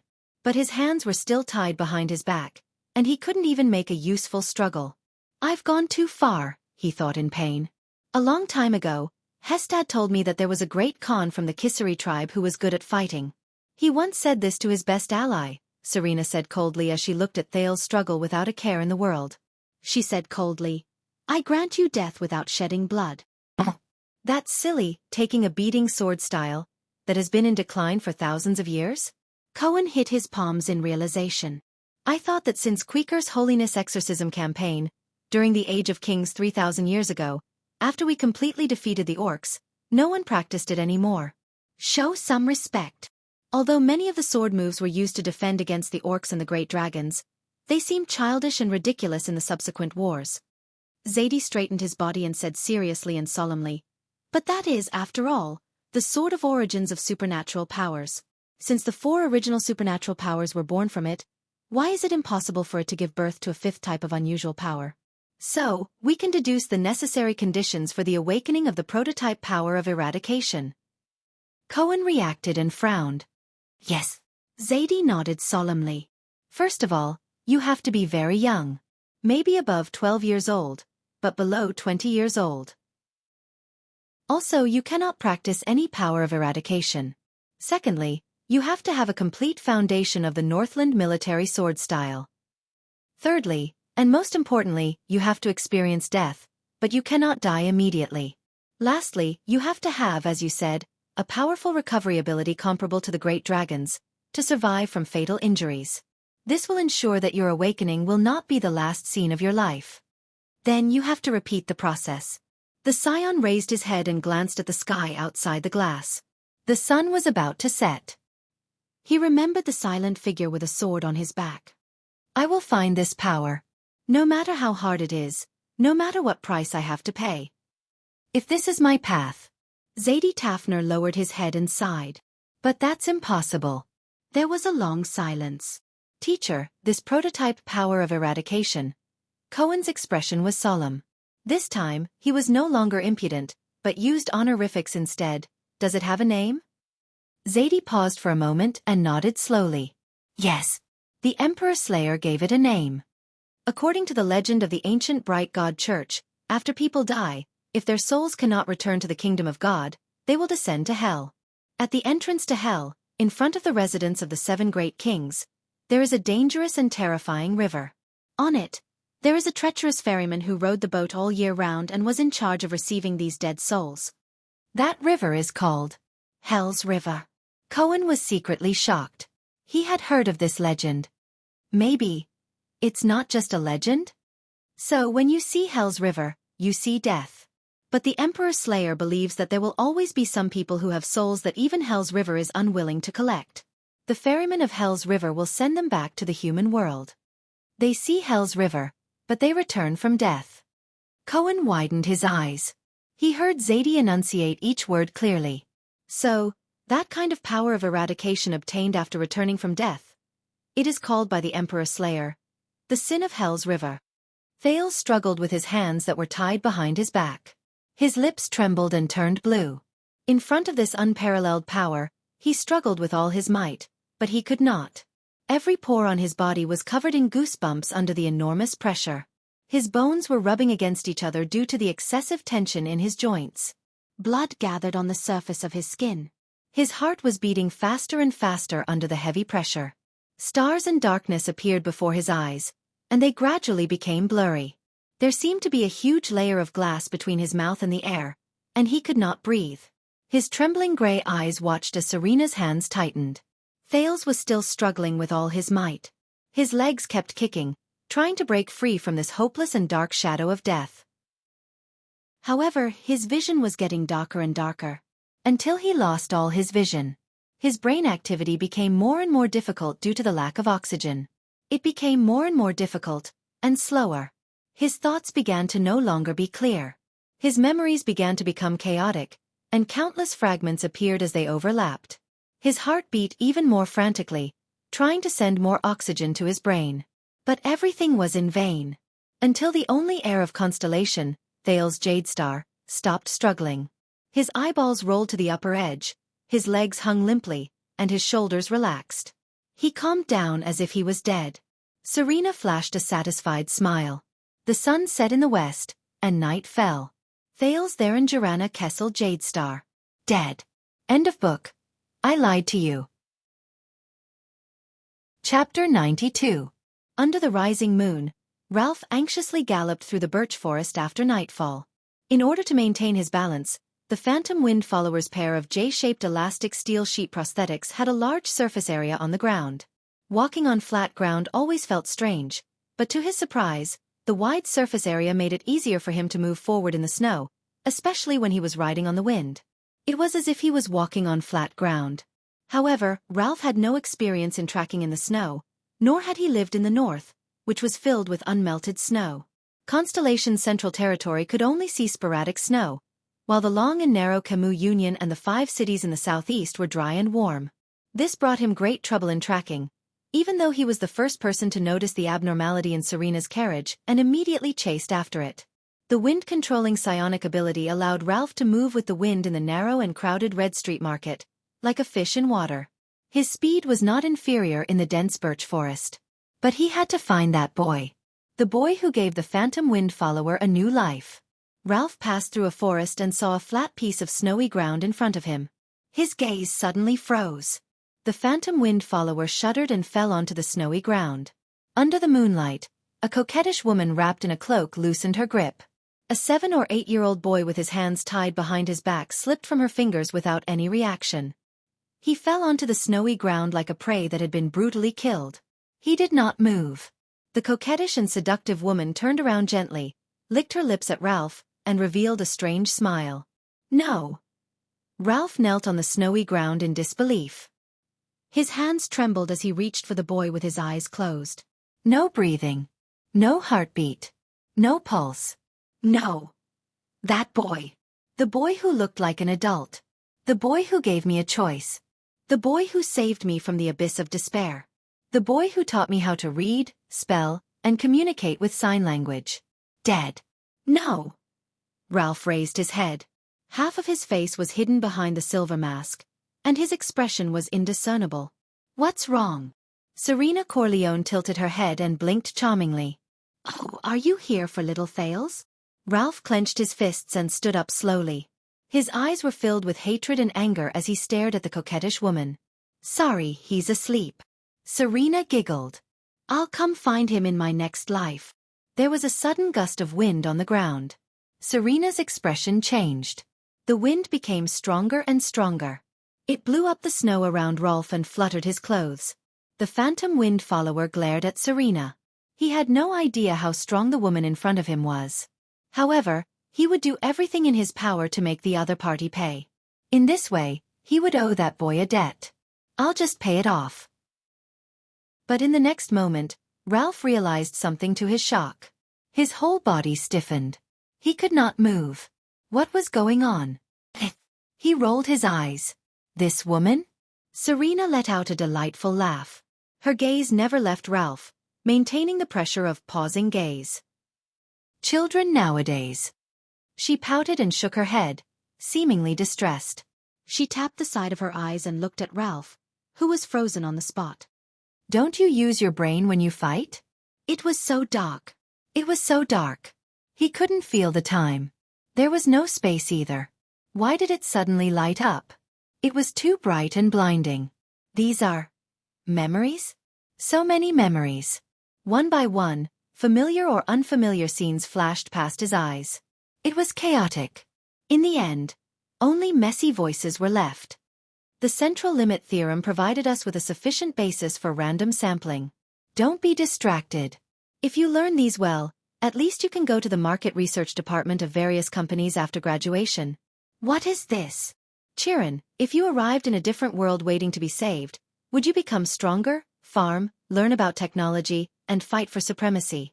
Would you want to change it? Forget it. The changes of society have always been unpredictable. Unless I am the god of creation. Well, conclusion. There is no point in asking you this question. What's with that look of disdain in your eyes? Such a familiar voice. Social class issues are often associated with inequality. Education, income, and capital are all common terms. Blau and Duncan. Remember these two scholars. They will be your nightmare for the next 2 years. In our era, if you don't know how to use logarithmic linear models, don't even think about analyzing social class. So confusing. Why are these combinations illogical? Why are you so conflicted? Just tell me, are we going to be together? Why are you frowning? Why is everything so familiar, but there seems to be a layer of fog? The key to the logistic regression model is this probability function. The probit model is actually similar to it. If you only know general linear regression and not logistic regression, don't say that you've learned regression models. There's no other reason. I just think that this is very embarrassing. Where am I? Everyone categorizes him as one of the 3 great ancestors, but compared to Weber's extensive quotations and scientific arguments, categorizing his philosophical meditations, which he came up with while sitting on a chair. Some radical scholars, including myself, believe that this is an insult to our discipline. What is this? But, it's such a familiar name. A one-mode social network can be represented by a symmetric matrix, while a two-mode social network is more complicated. Look at your stupid faces. Have you never learned linear algebra before? If you haven't learned advanced mathematics, what makes you think that you have the ability to learn this discipline well? Bull*T. Wait a minute, I know what this is. I've learned it, even written about it, taught it. I don't know why our family works so hard for you to read so many books, but our Wu family has always thought that knowledge may not necessarily be useful, but it is definitely priceless. Who's talking? What the hell is this? For example, teachers, school location, class nature, parents' income. Different factors have an impact on a student's performance. Some are at the individual level, some are at the class level, and some are at the school level. If we don't distinguish the effects of different levels and simply assume that they are effective in the same dimension, the conclusion that what has the greatest impact on a student's performance is unconvincing. Therefore, in education, a hierarchical linear model is often used to overcome this point. This principle is also applicable to our research. I know. I definitely know. Damn it, why can't I remember? Marx and Weber had diametrically opposed opinions on the autonomy of a country. The difference between the two types of national power defined by man is... Did you not read the text? Can't finish it? Then why don't you sleep a little more? Wait, who am I? Who am I? The people led by Scochipo began to reflect on the Marxist scholar's social schema and Parsons' macroscopic theory. Society embedded in history may not operate as they expected. Just like that, the tradition of historical analysis returned to our field of vision. What am I? Do not think that qualitative methods do not need to be like measurement. On the contrary, we do not have clear scientific standards like measurement research.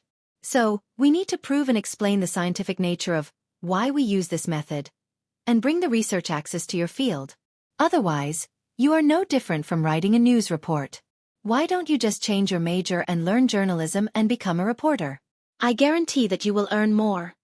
But the voice that followed was even clearer, and it triggered his memories even more. Bess, no matter what method you use, make him stay in the capital city. He will live. Hold him, this is my blood. You know my temper. This is Thales. Send him to the 6th house. Look at your silly face. Brat, I guarantee that you will not live to the 2nd year. No. Don't hit me. Don't. I'm just. Do you really not want to drink water? It's just next door. Listen to me, let me think of a plan. My name is Karak. I heard that you are the leader of your house? From today onwards, you have to give me half of the money. This is the last potion, no more. You don't come here anymore. Wait, there are some old clothes here. You can take them. Brat, you have to call me Sister Jayla. Standing above the heavens, surpassing the gods, looking down on all living beings. You can say no, but you cannot refuse. This is only the first time you have lost control. I know that you have something that he doesn't. Didn't King Nuvan want fairness? Using my son's life in exchange for his son's life. An unprecedented amount of memories flashed in his mind. It almost squeezed his consciousness until it exploded. Suddenly, everything became quiet. Darkness descended again. He felt much more comfortable. He was sleepy. Maybe it was time to go. Go back to where he came from. Or, sleep from then on. At this moment, 2 unfamiliar voices rang in his ears. One of them sounded old and experienced. Such a soul. Oh, it is of unprecedented quality. Yes, mother feels it. The other voice was flat and shrill. Wait, the smell of danger is the same as 600 or 700 years ago. Thou art always cautious. Relax, mother will handle it. Strange, mother is hesitating. She doesn't like it or reject it. There are 4 forces pulling it, 2 going down, 1 going up. What a powerful life force. There is no one above to save it, but it is still rising. At this rate, it will rise back to the top in no time. And there is another force. Oh my God! Why are you panicking? Have you ever seen such a mixed blood and mixed soul? How is it possible? Unless Alchemy Tower and Soul Tower work together. Don't lose your composure. Keep to your duties and mind less about the matters above ground. Moreover, the 3 great magic towers have been destroyed for 1,000 years. 1,000 years, is it? My long-term memory has deteriorated again. Mother has made a decision. Let it go, let it rise. Prepare to open the countercurrent gate. Countercurrent gate? It can't be, right? One just rose back more than 30 years ago. It's too short. Will mother allow this frequency? At least wait until the last one falls back. Do not ask, do not speak, this is mother's will. You can only obey. Then, he felt that everything around him was shaking violently. Asterisk boom. Crack. Asterisk it was as if something had suddenly shattered, and he seemed to hear a clear and crisp sound. In the next moment, as if he had emerged from the surface of the water, he smoothly inhaled a gust of air in the invisible pressure and darkness. It was not just a gust of air. It was a force that surpassed mortals. He, Thales Jadestar, remembered who he was again. At the same time, his senses returned. All the pores on his body seemed to have opened up in an instant, greedily accepting information from the outside world. His sluggish joints no longer rubbed against each other, as if they were lubricated by a force. The blood that had gathered on his skin returned to his blood vessels as if it had received an order to provide nutrients for life. His heart, which had been beating too fast due to lack of oxygen, returned to a regular slow beat. It was only stronger and more powerful than before. Thales felt it. A force started from an unknown corner of his body, rose rapidly, and instantly filled his entire body. The pain in his throat slowly disappeared. He could even feel that many of the small hidden injuries in his body were slowly recovering. Soon, Thales felt the coldness under his body, the strong wind around him, and Serena's familiar laughter. Like a drowning person who had been saved, Thales opened his eyes abruptly. Immediately after, he looked at the sky while trembling, opened his mouth wide, and sucked in a breath of air that he had not breathed in a long time, as if he had been separated from it for many years. Phew! Everything was the same as before. He was alive. Chapter 93. On the snow-covered ground under the moonlight, Serena laughed maniacally and raised her deformed sharp claws. Looking at Ralph, who was struggling in the halted vision, she shook her head gently and said, "If you didn't see this scene, perhaps you wouldn't have to die. After all, I need enough witnesses from both sides to spread the word about everything that happened today." But because of the Blood Clansman's extraordinary hearing, the complacent Serena suddenly shuddered. Ahem. Want to spread the word? The words of the person involved are more convincing than the witnesses. Ahem. Serena Corleone turned her head in disbelief. It can't be? A voice that the two of them were very familiar with rang out on the empty snowy ground under the moon. Isn't it? Say, ugly-faced woman? Under the double shock of Ralph and Serena, Thales Jadestar, who was supposed to be dead, coughed violently and turned over while panting. He climbed up from the ground with his hands tied behind his back. In a world that you do not understand, there is a bardic poem that goes like this. Thales stood up with difficulty and quickly thought about the current situation and the solution. He slowly said, "What cannot kill you makes you stronger and stands higher." A few seconds after Serena shifted her gaze away, Ralph broke free from his stiff state as though he had been liberated. But the two of them did not do anything else. They just stared at Thales in shock. How is this possible? Serena shook her head in surprise. She looked down at the hand she used to strangle Thales. "Was it because I was imprisoned for too long that my strength and estimation have regressed?" But he's clearly not breathing. What's going on? There's a problem. Ralph looked at Thales and flashed a gratified smile. He made a gesture. Do not look at her eyes. Thales returned a powerful gaze and nodded slightly. The silver-haired, red-eyed female Blood Clansman gritted her teeth and turned to glare at Thales. "Damn it!" Thales showed a smile that he had not shown for a long time. He deliberately avoided Serena's gaze and did not give her a chance to activate her ability. The prince clenched his teeth and pressed them against the tip of his tongue. "Was I too nervous and scared just now, so I did not think of biting the tip of my tongue?" Thales laughed bitterly in his heart. "I was forced to look at that path for so long. First target, Dark Knight Black Coffin." Was he really going to release that mystic? A strange expression flashed across Asda's face. But Thales only hesitated for a second before he prepared to attack. But just as Thales was about to bite the tip of his tongue and activate that taboo, something happened to his body. A strange wave surged out from his heart, surging up his chest, neck, face, and finally to his eyes. His blurry vision became clear, bright, and clear in an instant. The Serena before him became clear. Thales was momentarily stunned. What is this? He felt that Serena was like a blood-red lamp that emitted a piercing red light in the boundless darkness. He turned his head. Katerina lay unconscious on the ground under a big tree on his left. She was panting unconsciously, and a dim white light flashed in her eyes. Am I seeing things? Thales blinked in puzzlement as he looked at the scene before him. To his surprise, he realized that everything in the world seemed to have slowed down. Serena actually spent a whole 5 seconds gritting her teeth. "Damn it!" Her voice became extremely slow and thick, like the result of a tape recorder speeding up. "That's not right. Is this time stopping a series of play? Bah bah. Time has slowed down? No." Thales felt that his movements had slowed down as well. "It's just that my thoughts have become faster." He narrowed his eyes, trying to see more clearly. The wave surged into his brain, and the scene before him changed again. At that moment, Thales could even clearly see something similar to radiation.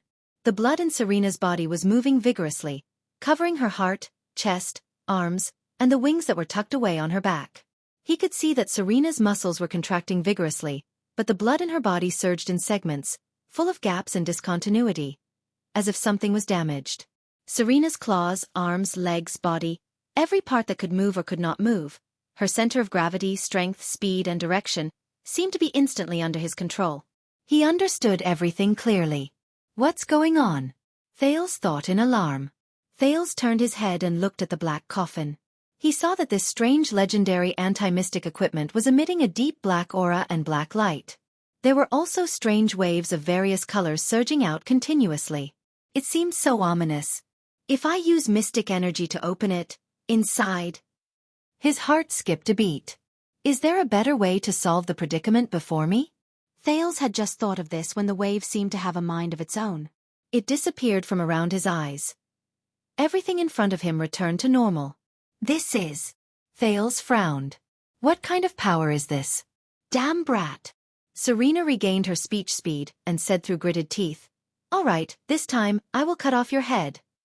But a few seconds later, the wave appeared again. This time, it went straight to his brain. Wait a minute. Thales shuddered. His brain, which was already different from ordinary people, seemed to have activated some kind of amplification device. A better way. The distance between the black coffin, Serena's speed, true form transformation, possible attack direction, Ralph's best route of support, the speed limit of the snowy ground, and everything in front of him turned into useful information that was stored in his brain in an orderly and rapid manner. Possible plans, expected risks, influencing factors, estimated success rate. This time, the wave seemed to consume more energy than the previous few times. It only lasted for a while before it disappeared from his brain. In an instant, Thales felt as if he had run 1,000 meters. He trembled and broke out in cold sweat. Is this black technology, or the Terminator? But suddenly, he knew how to solve the situation before him. And the after effects are smaller and more comprehensive. Maybe I don't have to use that kind of power. A better way. Thales carefully avoided eye contact with Serena. He calmed his breathing and walked between Ralph and Serena. He smiled. "You know, I really want to call you a whore," he said flatly with his hands behind his back. "Stupid mortal." Serena frowned and thought to herself, "He's so confident when he's so close to me? I'll kill this brat first. It's best if I decapitate him. There's nothing to be afraid of." The key was that super-class cripple. The female blood clansman glanced at the silver-masked Ralph. "I have to make sure he stays and not let the truth leak. Faster." Serena gritted her teeth. Chris and Istrone won't be able to drag this on for long. "Oh, then why not?" Serena smiled as if she was performing a magic trick. Her speed was so fast that Thales gasped in amazement. "My dear Thales." She calculated the distance between her and Ralph, as well as the speed at which she transformed into her true form and pounced forward. Ralph furrowed his brows. He saw that Thales' hands, which were tied behind his back, were changing rapidly. Even though there was no head and chest, he could still recognize them. "Push me left tree." Twice in a row. Ralph narrowed his eyes. What a familiar feeling. Just like the time in the dungeon. "Because if I called you a whore, I was afraid that I would insult this sacred profession," Thales said flatly. "So in your heart," Serena chuckled and moved her claws. "Whores are sacred? But I still have to thank you." Thales exhaled. Under Serena's astonished gaze, he enunciated each word clearly. "At least before you killed me, you told me the truth. My blood is very nourishing."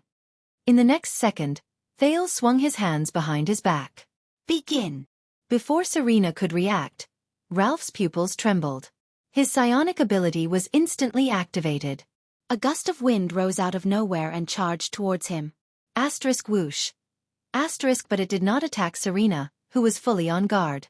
Instead, it swept Thales up and blew him towards the sky. Thales clenched his teeth and tried his best to support his body. He narrowed his eyes to withstand the impact of the wind.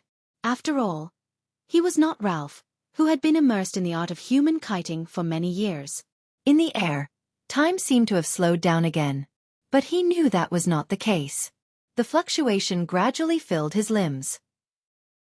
Thales instantly felt that he had grasped the balance of the wind by turning his limbs lightly.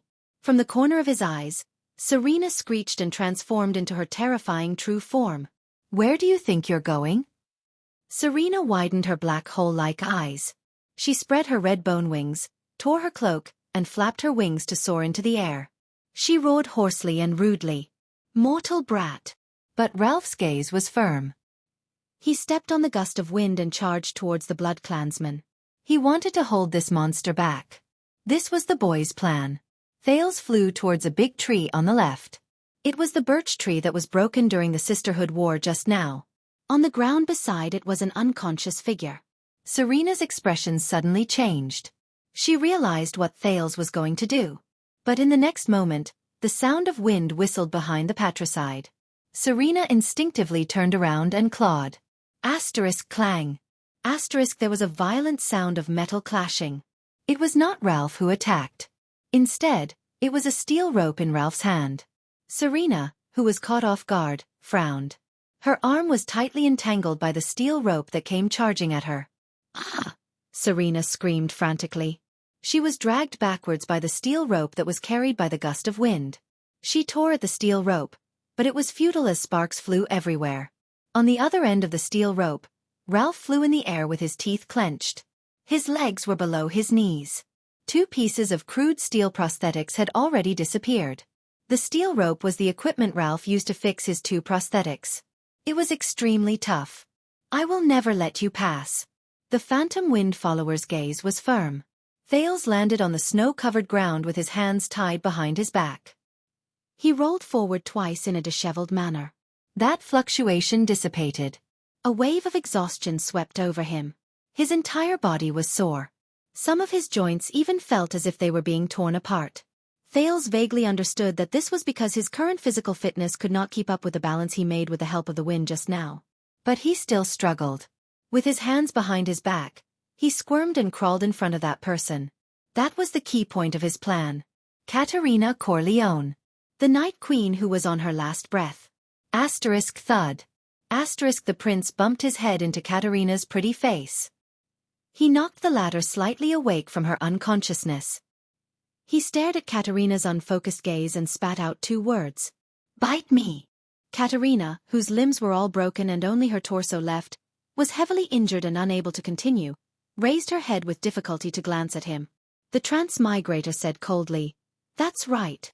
Suck blood." However, the Night Queen, who had lost her confidence, merely glanced at the situation in the field before she shook her head powerlessly and bitterly. "It's useless. My injuries are too severe. You should leave quickly. Perhaps you can escape." Caterina lowered her head as if she had resigned herself to her fate and closed her purple eyes. On the other side, Ralph was still using the steel rope to maintain his distance from Serena while struggling to deal with her. Thales furrowed his brows tightly. This woman. And she's even a queen? At this moment, Ralph's pained groan came from afar. I can't waste any more time. Thales made his decision. The prince, whose hands were tied behind his back, licked the tip of his tongue and furrowed his brows tightly. Didn't Serena say that it's my blood? It's more nourishing. In the next moment, Thales closed his eyes, bit the tip of his tongue with his upper and lower teeth, and fiercely knocked his chin on the snow-covered ground. He heard a small pft sound. Then, a wave of intense pain traveled from the tip of his tongue. Thales was in so much pain that tears came out. The feeling of biting my tongue. It hurt so much. But Thales still struggled to stand up with tears of grief. Without hesitation, he threw himself onto the ground next to Caterina without any hesitation. Then, under the shocked gaze of the head of the Corleone family, the Weeper, and the Night Queen, Caterina van Corleone, Thales fiercely kissed Caterina's lips. Caterina subconsciously wanted to struggle. Until Thales' eyes widened in anger and stuck the tip of his tongue, which was filled with blood, into her mouth. A second passed. Caterina's entire body trembled. This is the taste of this blood. Ah! Ralph's furious roar came again. Thales furrowed his brows and stared at Caterina's incredulous gaze. This woman. Why is she so unreasonable? Her sister, Serena, was obviously intoxicated with excitement, savoring it carefully, and looking like she was about to attract fans. Could it be that she doesn't like? But he did not finish his thought. Because in the next moment, Caterina struggled with her broken body and revealed a terrifying, thirsty and bloodthirsty gaze. The purple-eyed bloodclansman, who only had her torso left, suddenly turned around and pressed the 7-year-old child under her body. Asterisk thud. Asterisk the Night Queen lunged forward wildly. She bit Thales' mouth tightly, madly sucking his blood. Pain. Thales felt a sharp pain from his tongue. Once again, Thales cried in pain. Ugh! He desperately shook his head violently, forcing Caterina to let go of his mouth. Thales' tears flowed as he panted intensely. I was wrong. This is definitely crazier than her sister. Thales raised his head and furrowed his brows as he stared at Katerina, who was on top of him and had a fierce look on her face because she was disturbed from eating.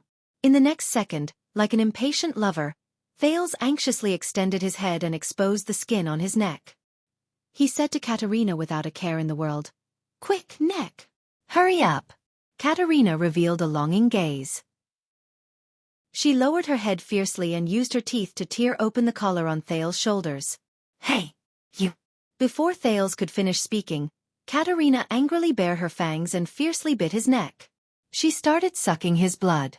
Pain, sucking sensation, dizziness, numbness, and pleasure all assaulted Thales' mind in an instant. Thales cried in pain and looked pitifully at Katerina, who was ravaging his body. Powerlessly and bitterly, he finished his sentence. "Can I be gentler?"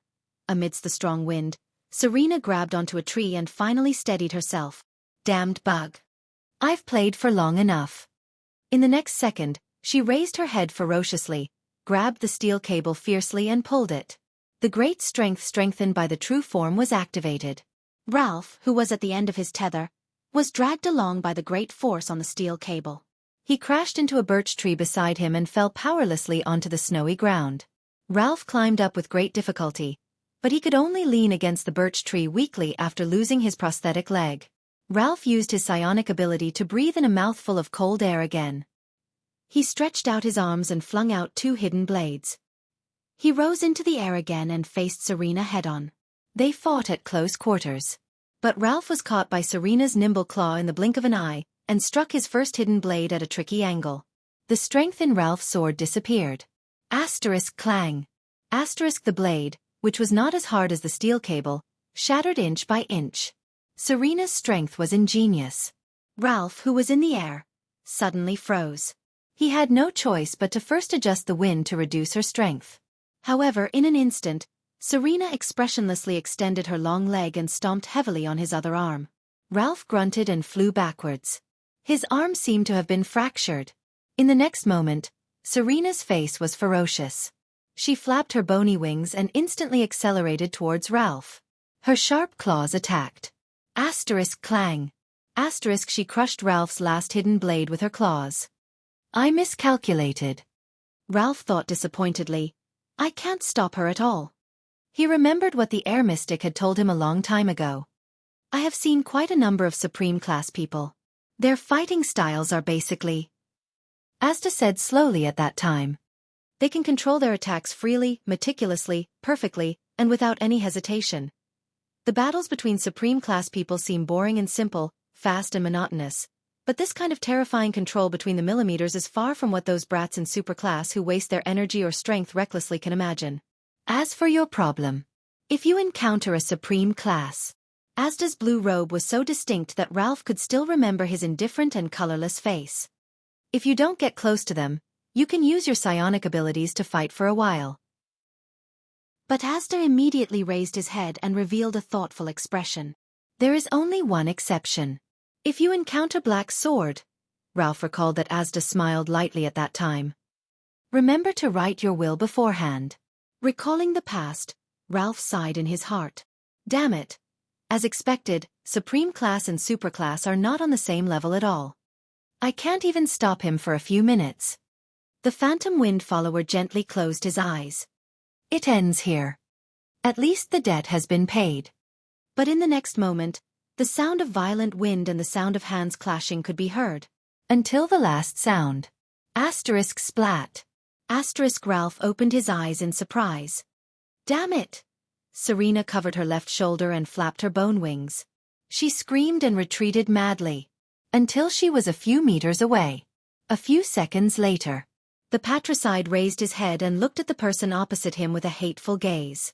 That pure white true form blood clansman. "My dear sister." The cold and elegant Caterina Corleone stood coldly in front of her. Her limbs were complete and powerful. Her bone wings could expand and contract at will. Her purple eyes were cold and fierce. It was as if she had never been injured. In the queen's left hand was Thales, who was groaning and gasping for breath. Serena looked at her younger sister ferociously and resentfully and let out an indignant roar. The Night Queen took a step forward and casually threw Serena's bloody left arm, which she had just torn off, onto the snowy ground. Her expression immediately turned fierce. The second round. Tower of Eradication, Sharp Blade Valley, Underground Secret Chamber. Xiao stroked his long white beard and slowly walked in. He lit the everlasting lamp in the corner of the room. It was a strange circular room. There were no objects at all. There were only thick stone walls. The stone walls were full of scratches of various colors. Some were deep, some were shallow, and their lengths varied. It was as if they were scratched randomly. Xiao turned around and looked at the other side of the room. It was a curled-up figure trembling in the corner of the room. Xiao looked at that person for a while and sighed slowly. "It's getting worse?" The figure trembled continuously and only managed to say after a long while, "It's devouring me." Xiao's expression was solemn. "Devouring? You mean, it's corroding your body?" The figure trembled and raised its head to laugh bitterly. "It's more than that. This kind of power, it's like it's going to happen to me. It's alive." Xiao frowned. "What's going on?" The figure continued to tremble as if it had seen the deepest fear. "It has its own consciousness. Like a demon in the bottom of my heart, it's urging me, threatening me, scaring me. Go and fight. Go and fight. Go and kill. Can't stop, until death greets me, or death rejects me again. Can't stop."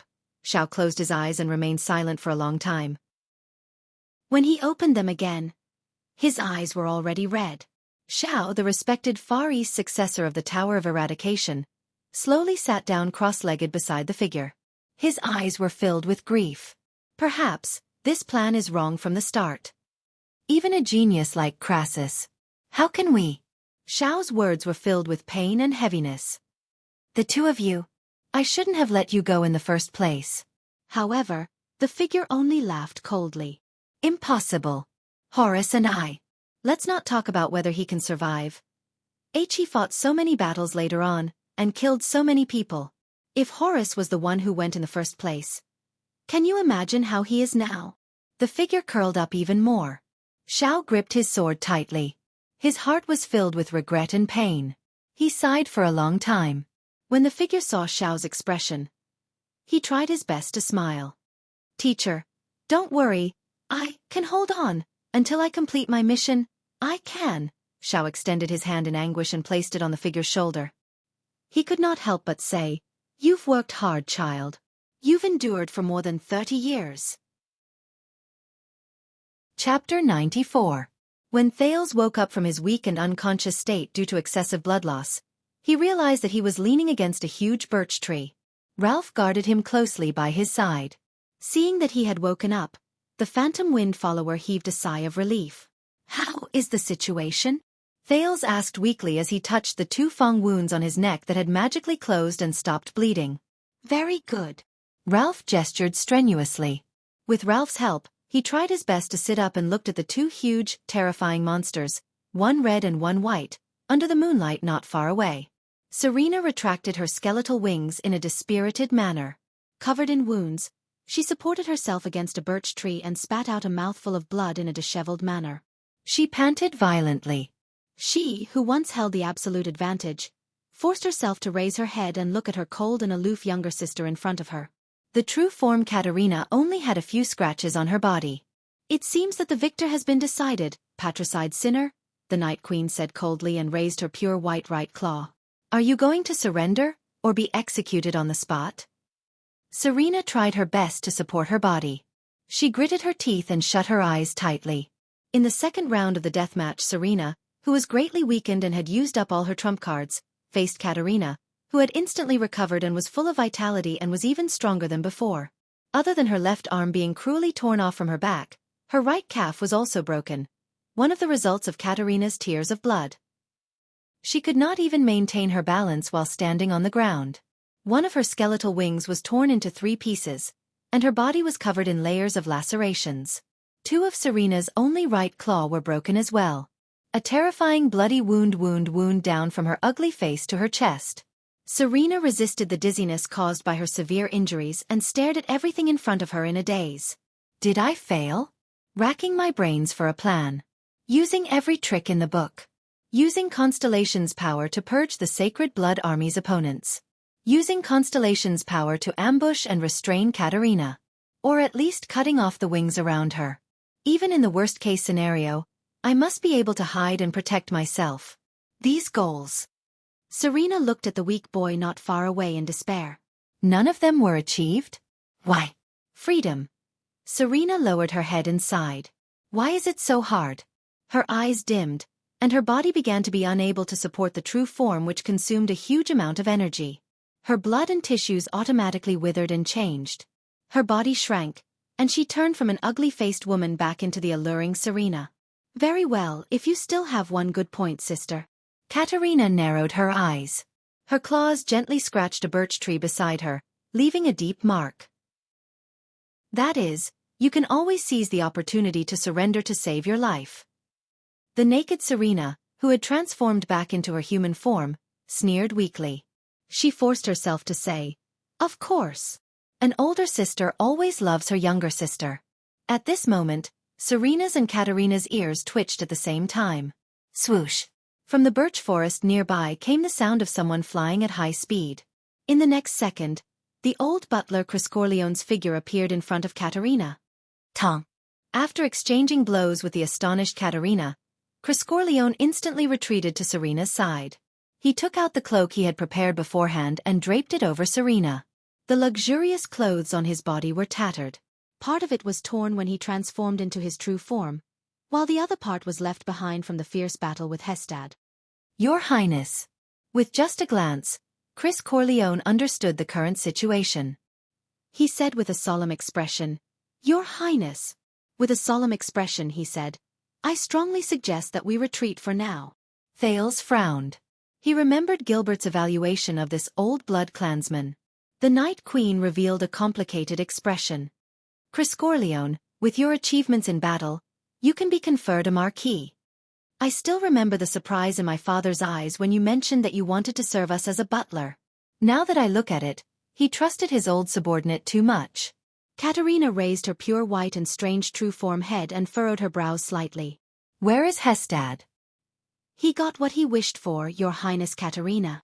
Criscorleone turned around and politely bowed slightly to the second young lady of the family, the true head of the Corleone family. Hestad died in battle in a glorious and joyful manner. He left without regrets and was freed from the pain of immortality, leaving behind only us old comrades. Criscorleone sighed secretly in his heart. To continue suffering in this world full of lies.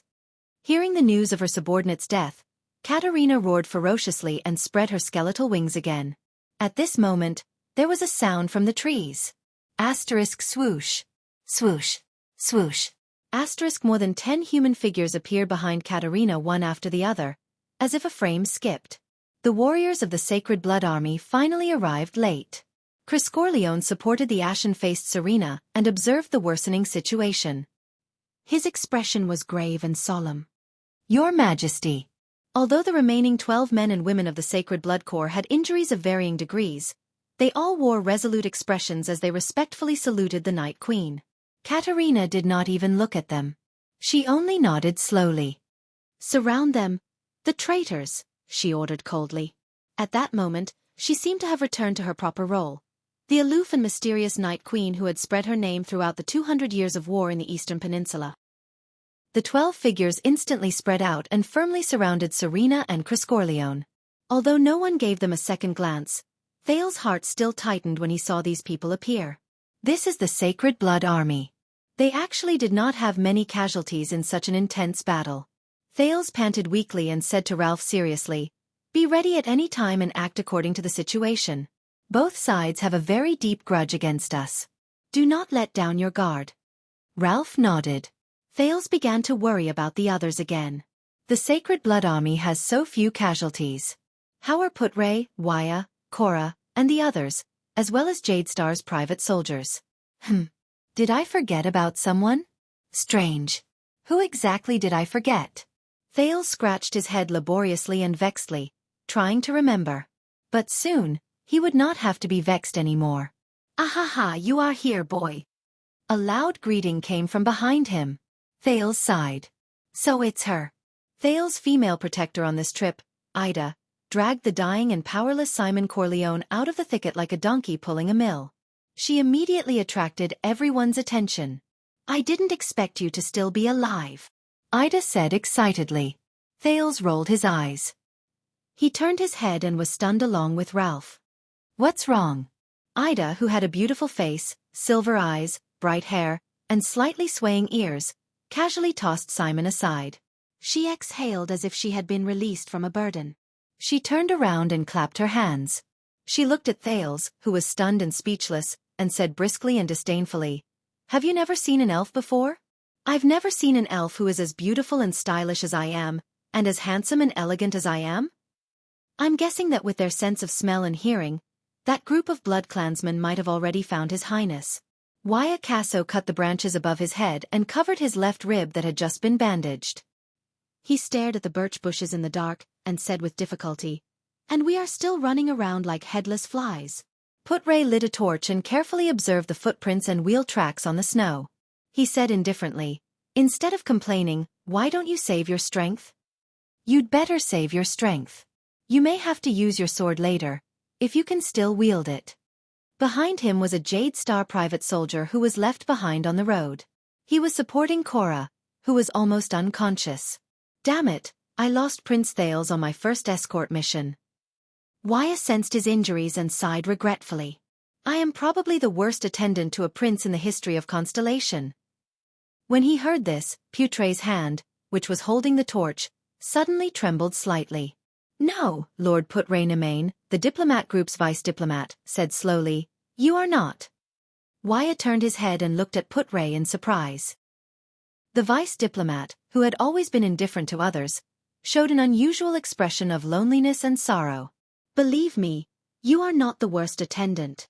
Once, there was a prince's attendant, who was much worse than you are now. It can be said that he was a complete failure." "Who?" Waya asked in a daze. "Which attendant?" Putray closed his eyes dejectedly and only shook his head. At this moment, Waya's expression changed and he turned around quickly. The single-edged sword in the attendant's hand was instantly unsheathed and slashed diagonally behind him. Asterisk clang. Asterisk Putray covered his right shoulder, which was severely injured in an instant. He fell to the ground and panted continuously. It was a wound caused by a sharp claw. It was only a few inches away from his throat. Cora fell to the ground powerlessly. Beside him, the Jade Star private soldier knelt down in disbelief. He covered his neck that had been slashed open and struggled to inhale the last breath of air in his life. "Damn it!" Waya's action just now had affected the wound, which was not light to begin with.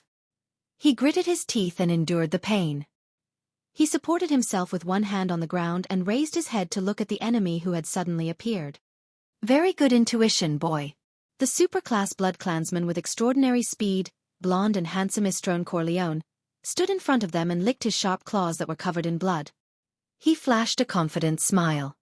"At this age, with such skills and the power of eradication, you are one of the seeds of the Tower of Eradication, right?" Istrone took a step forward. His eyes shone with a cold glare. "Will it taste even more delicious?" "No." Thales shook his head in resignation, letting go of the surprise and doubt in his heart. "I have just never seen such a conscientious elf." The next moment, Thales' head was struck violently. Asterisk thud. Asterisk under Ralph's stunned gaze. Thales touched his head with tears in his eyes and looked at Ida pitifully. "What kind of protector is this?" Hey. What kind of expression and answer is that?" Under Thales' tearful gaze and the hostile gazes of all the BloodClansmen present, Ida snorted in dissatisfaction. She kicked the unconscious Simon Corleone by her feet without realizing it. "I went through a lot of hardships, exhausted all my strength, and used all sorts of methods to capture this terrifying supreme-class opponent alive. Then, I cleverly captured him as a hostage so that you would have more bargaining chips in your negotiations. Capturing him alive is even harder than killing him. I spent a lot of time. Yes, that's right. It's not because I got lost in the bushes."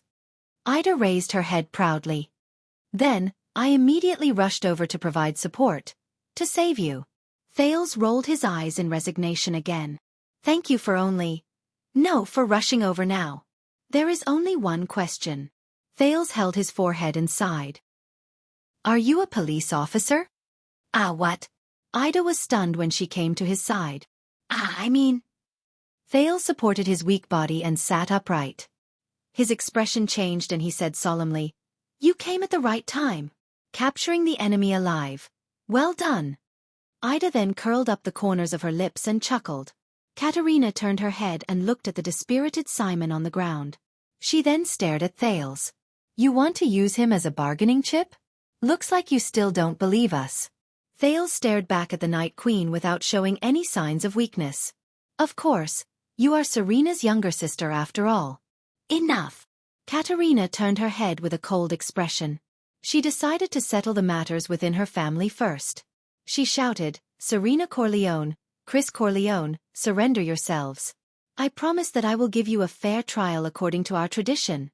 Chris looked at the Blood Clan warriors surrounding them and Ida in the distance. He sighed. He was prepared to change into his true form and fight for the last time. At this moment, Serena suddenly extended her hand and stopped her subordinate's movements. "Do you think this is the end?" Serena smiled wanly and looked at her younger sister, who was certain that victory was within her grasp. Katerina furrowed her brows. "It has come to this. What other trump cards does she have?" Thales suddenly remembered what Serena had said. "War will purge the Sacred Blood Army's opponents and give me a more obedient Night Kingdom, and the true Corleone heir will turn the tide at the last moment." Wait a minute. Turn the tide at the last moment? He was shocked. Serena only had 3 people. How could she turn the tide against the attack of the suzerains of Constellation? So the meaning of this sentence is... Thales furrowed his brows. She has reinforcements? In the next moment, Serena revealed a desolate expression. She opened her mouth abruptly and spat out a crimson ball from her throat. She caught it in her hand. It was a strange, wriggling ball. Chris' expression changed abruptly. Katerina looked puzzled. She did not recognize this thing. Thales thought of something. That strange fluctuation surged into his eyes. That ball. It was emitting crimson-red light. The texture of this light. Why does it look a little familiar? Thales' heart skipped a beat. He turned towards the black coffin in the distance. Is it the light of the legendary anti-mystic equipment? Could it be that the red ball is also... Why? Katerina asked sarcastically. Do you still want to fight to the last soldier? Serena ignored her. She only crushed the squirming red ball in her hand under everyone's watchful eyes, as if she had accepted her fate. The ball was crushed in her palm and a red liquid flowed out. It was like blood. You forced me to do this, Serena said desolately with a hoarse voice. In the beginning, nothing happened. But a few seconds later, a loud noise came from afar. Asterisk boom. Asterisk it was like the eruption of a flood. Asterisk swoosh. Asterisk the sound was getting closer. It came from the east. Everyone's expression changed. What did you do? Katerina's expression was gloomy as she looked at the desolate Serena. Serena smiled bitterly and miserably. I made my last and most desperate choice. The loud noise grew louder and closer. Everyone turned their heads vigilantly and observed their surroundings. However, there was nothing around the birch tree forest under the moonlight. Hey boy, you have a good brain. What exactly is this? Ida asked curiously. Thales shook his head solemnly. He had a bad feeling about this. Asterisk boom. Asterisk the sound that was like a torrential flood was getting closer and closer, almost within reach. It came from the east. However, even the blood clansmen who were known for their sharp hearing, looked at each other in surprise. Obviously, they did not hear anything. Finally, after a few seconds, the sound gradually became softer. Gradually weaker. Finally it completely disappeared. Everyone looked at each other in confusion. No one understood what had just happened. Only Thales stared at the east in a daze. Under that fluctuation his eyes saw something. Behind those birch trees. Such a bright light. Crimson light. Suddenly, under everyone's bewildered and uncertain gazes, rustling sounds came from the direction where the strange noise disappeared. It came from the birch trees in the east. Rustle. It was as if someone was walking in the snow.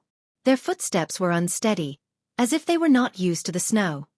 A normal person? A commoner? Katerina furrowed her brows. while Serena flashed a wan smile.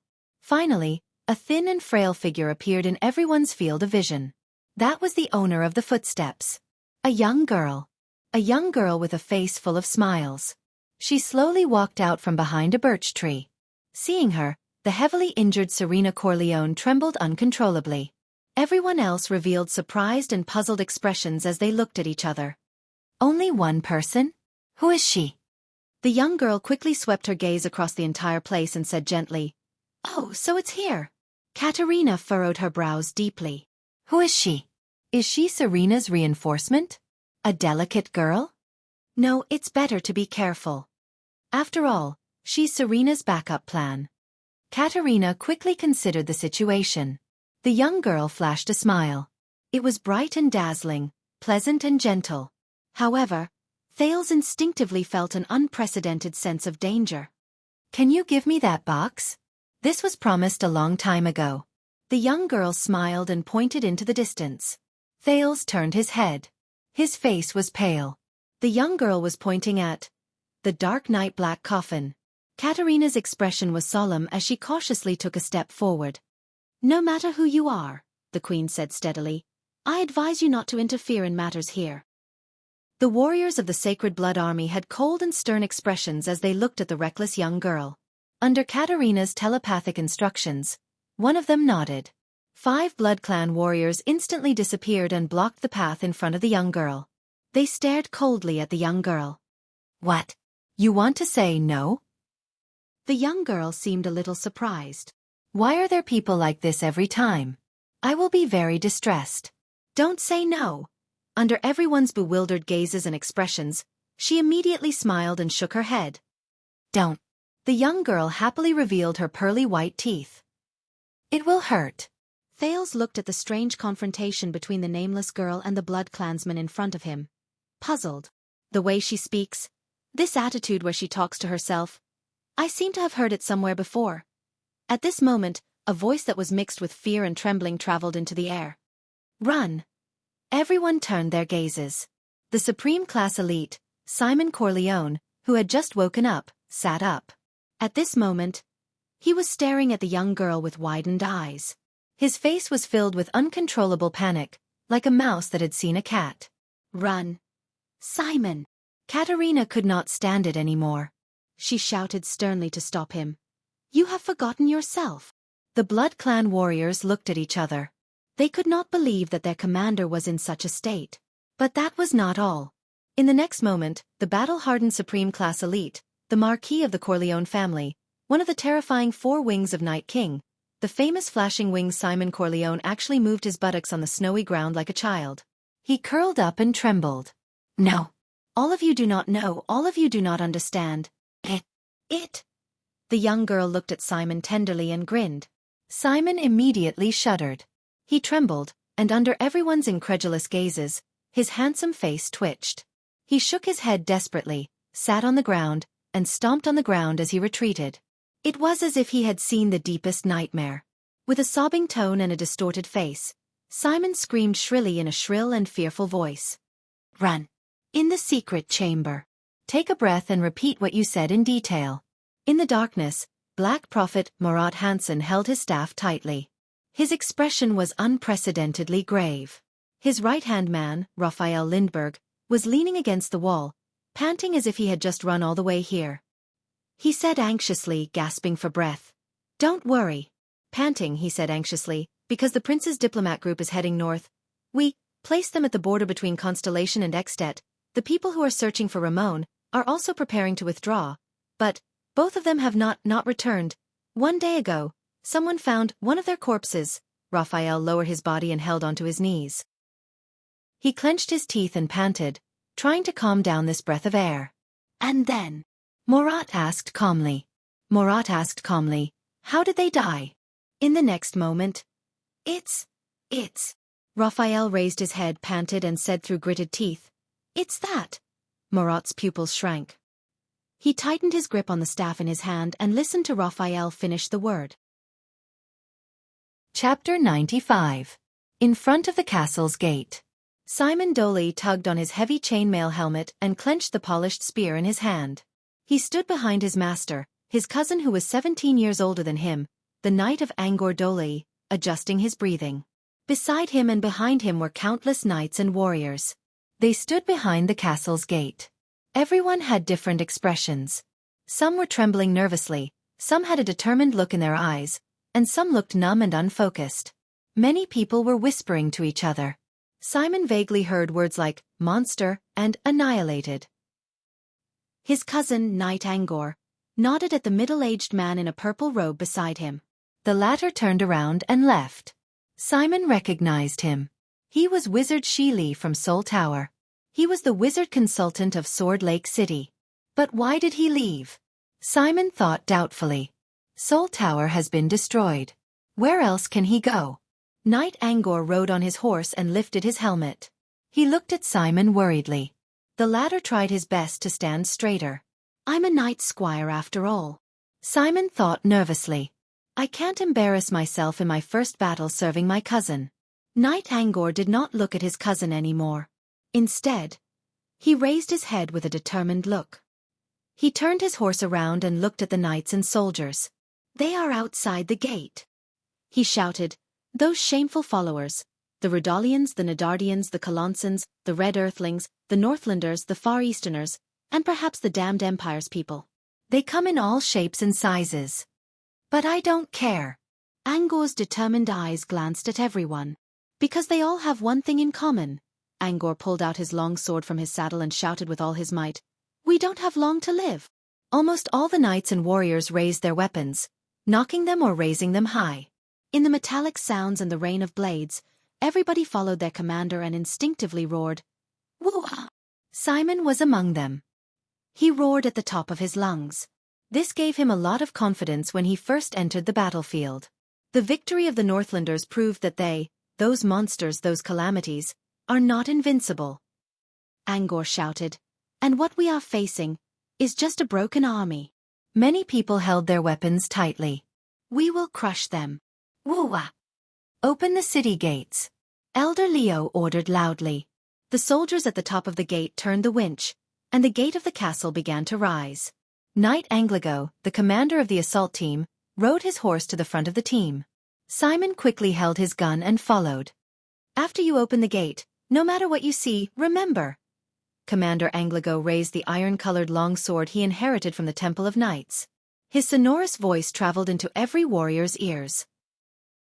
We are the sons and daughters of Thornland, the warriors of the Thorny Lands, the protectors of the Southwest. Woo-ah! We would rather bleed for freedom than succumb to fear. The light of the Republic once shone on our ancestors, and not even the Empire could erase it. Woo-ah! Dragons, elves, beastmen, and evil empires, none of them can make us bend our knees. The children of thorns are born to resist. Woo-ah! May Errol's light bless Sword Lake City forever. Children of thorns, advance. Woo-ah! The gate finally rose to the top. Simon stood beside his cousin and looked at the shield with the image of a thorny sword on his saddle. I am a member of the Doli family. He clenched his spear tightly and looked outside the city gate. There was a murderous army there, but they could not hide their exhaustion and injuries. They were also fewer in number than them. These are the supporters and followers of those calamities? Simon shook his head and cleared his mind of distracting thoughts. We, the Doli family, have protected Sword Lake City for generations. I am a child of thorns. I will never surrender. Knight Anglago put down his long sword and took the spear from Simon's hand. Follow the formations, Simon. Anglago frowned and whispered, If there is a secret passage under the south gate. Ha! Secret passage? Before Simon could react, Knight Anglago swung his spear fiercely. Supernatural power surged into his arm, and he urged his horse forward. What does cousin mean? Simon drew the sword from his waist. His body trembled uncontrollably as he followed the main force out of the gate. He saw them get into formation in an extremely short amount of time. The knights were in front, the infantrymen were at the side, and the archers were at the back. He saw his cousin roar and kick his horse's abdomen. The horse trotted and sped up, and the knights beside him followed fearlessly. He saw the infantry commander turn around and draw his long sword. He raised his shield and let them advance. He saw the archers fire 2 rounds of arrows and exchange a rain of arrows with the enemy. He raised his shield with all his might and felt the tremors on it. Many of the infantrymen fell under the rain of arrows. He saw the knights roar in unison. They leveled their spears and charged forward in a row. Different kinds of supernatural power appeared with the knights. He saw his cousin's hands also surge with the supernatural power taught in the Temple of Knights. He shook his spear and leveled it at the enemy. He saw himself raise his long sword and follow the infantry with a roar. Then, he saw his cousin right in front of him. Suddenly, one of them appeared. A young girl. His cousin raised his spear and stabbed at her without hesitation. Simon Corleone was shocked. He came to his senses. The vampire Marquis thoughts returned from the night squire from more than 600 years ago to the birch forest unique to the northern region of Constellation. He looked at the scene in front of him in fear. It was still that girl. The battle broke out without warning. "Do it," Katerina ordered coldly. "Die!" 2 vampire warriors of the Sacred Blood Army appeared beside the strange girl one after the other. Another warrior appeared ferociously in midair and attacked from above. The girl raised her head and smiled. Simon extended his hand towards the Night Queen, Her Majesty Katerina, who had a grave expression on her face. He shouted loudly in fear. "No!" Beside him, the 7 or 8-year-old boy Thales said to the 2 people beside him in annoyance, "Why did they start fighting?" While speaking, the 3 warriors of the Saint Blood Army had already extended their sharp claws that were comparable to steel blades mercilessly. Katerina furrowed her brows tightly and stared at the young girl. However, the girl continued to smile. She didn't care about the danger in front of her and didn't even resist. In the next moment, the pupils of everyone who was watching the battle, including Katerina and Thales, shrank. What was going on? Rip. The BloodClansman in front pierced the girl's chest with his claws and dug out a bloody heart. Swoosh. The BloodClansman at the back cut the unresponsive girl in half at the waist. Blood flowed all over the ground. Thud. The BloodClansman above grabbed and twisted, pulling the girl's head out from her thin and weak neck. He took out a section of her spinal cord, and blood gushed out like a fountain from her artery. Under the bloody and cruel method, the girl's body was instantly broken into 3 parts. Blood splattered everywhere. Thales endured the nausea and furrowed his brows slightly. He saw that Serena still had a look of despair on her face, but Chris Corleone, who was beside her, had a deep frown on his face. The 3 Blood Clan warriors killed the enemy in an instant. Their extraordinary ease made them look at each other in confusion. However, they still respectfully returned to the Queen's side and meticulously handed over the girl's head. Looking at the girl's head and her smiling face before she died, Katerina let out a low roar. "That's it? Isn't it too simple? These are Serena's reinforcements?" Only Serena, who was surrounded, chuckled strangely with lifeless eyes. Everyone felt that something was strange.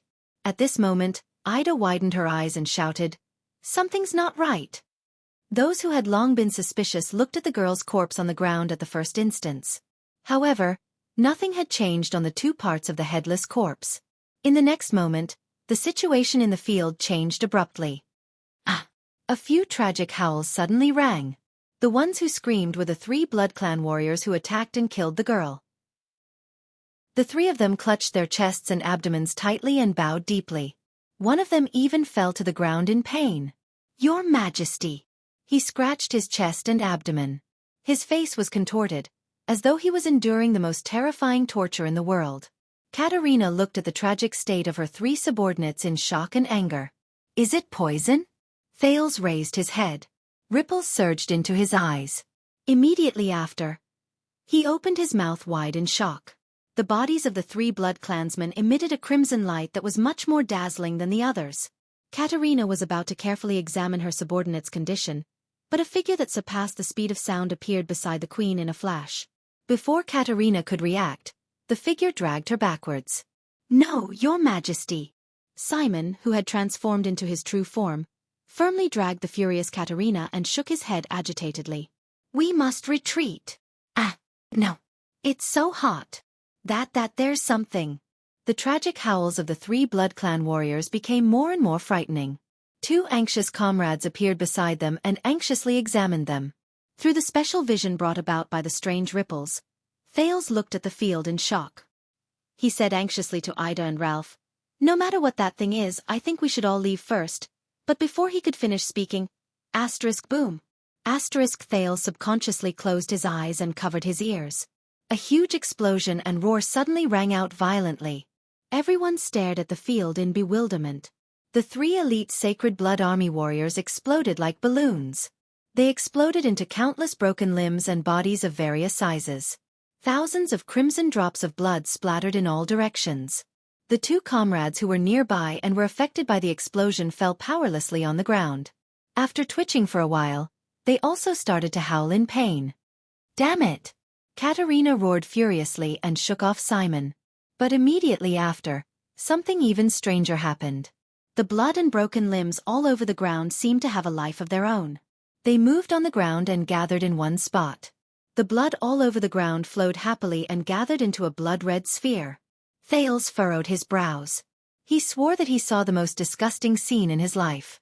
A BloodClan's broken hand relied on its fingers to pull on the ground and crawled agilely towards the blood-red sphere. With all its strength, it leaped into the sphere that seemed to be made of blood. It was not just the broken hand that could move on its own. There were also rolling calves, moving lips, shrinking and moving stomachs, thriving organs, and even lively eyeballs, a brain that rolled strenuously, and a spinal cord that slithered forward like a snake. All of them were like servants who were summoned by their master, happily fusing into the crimson sphere of blood. Boom. The 2 BloodClansmen who were howling in pain on the ground immediately exploded into blood-stained limbs that scattered in all directions. Their blood and broken limbs also came alive, in an instant, and fused into the large sphere that had expanded to the height of a human. Katerina looked at everything in front of her in astonishment. This was beyond her understanding of the world. The BloodClansmen looked at each other for help in fear. Simon stared at the sphere and recalled the most unbearable and terrifying memory. B*TCH. What did you do? The Queen roared at Serena in a frenzy. However, Serena only laughed miserably. "As long as we all die here, we will be freed from his curse." Chris sighed at the side. Thales, who had a strong urge to vomit, covered his mouth. "What the hell is that?" Thales said incoherently as he pointed at the sphere and the broken limbs that were jumping happily around it. He looked at the strange scene before him in disbelief. "I don't know." Ida looked at it in a daze, as though she was scared silly. "But I don't want to die in that way." Ralph, on the other hand, had a horrified expression as he gestured frantically. Terrifying. At this moment, the sphere finally stopped expanding. The crimson sphere slowly shrunk. At the same time, a hand suddenly stretched out from the ball-shaped blood. It was a person. Everyone was dumbfounded as they watched the strange smiling girl walk out of the sphere naked with her head and body covered in crimson blood. "I told you." The girl closed her eyes and smiled. "It will hurt." "What on earth are you?" Katerina gritted her teeth and shouted angrily. The girl raised her head and wiped away the area around her blood-filled eyes, revealing her skin and eyes.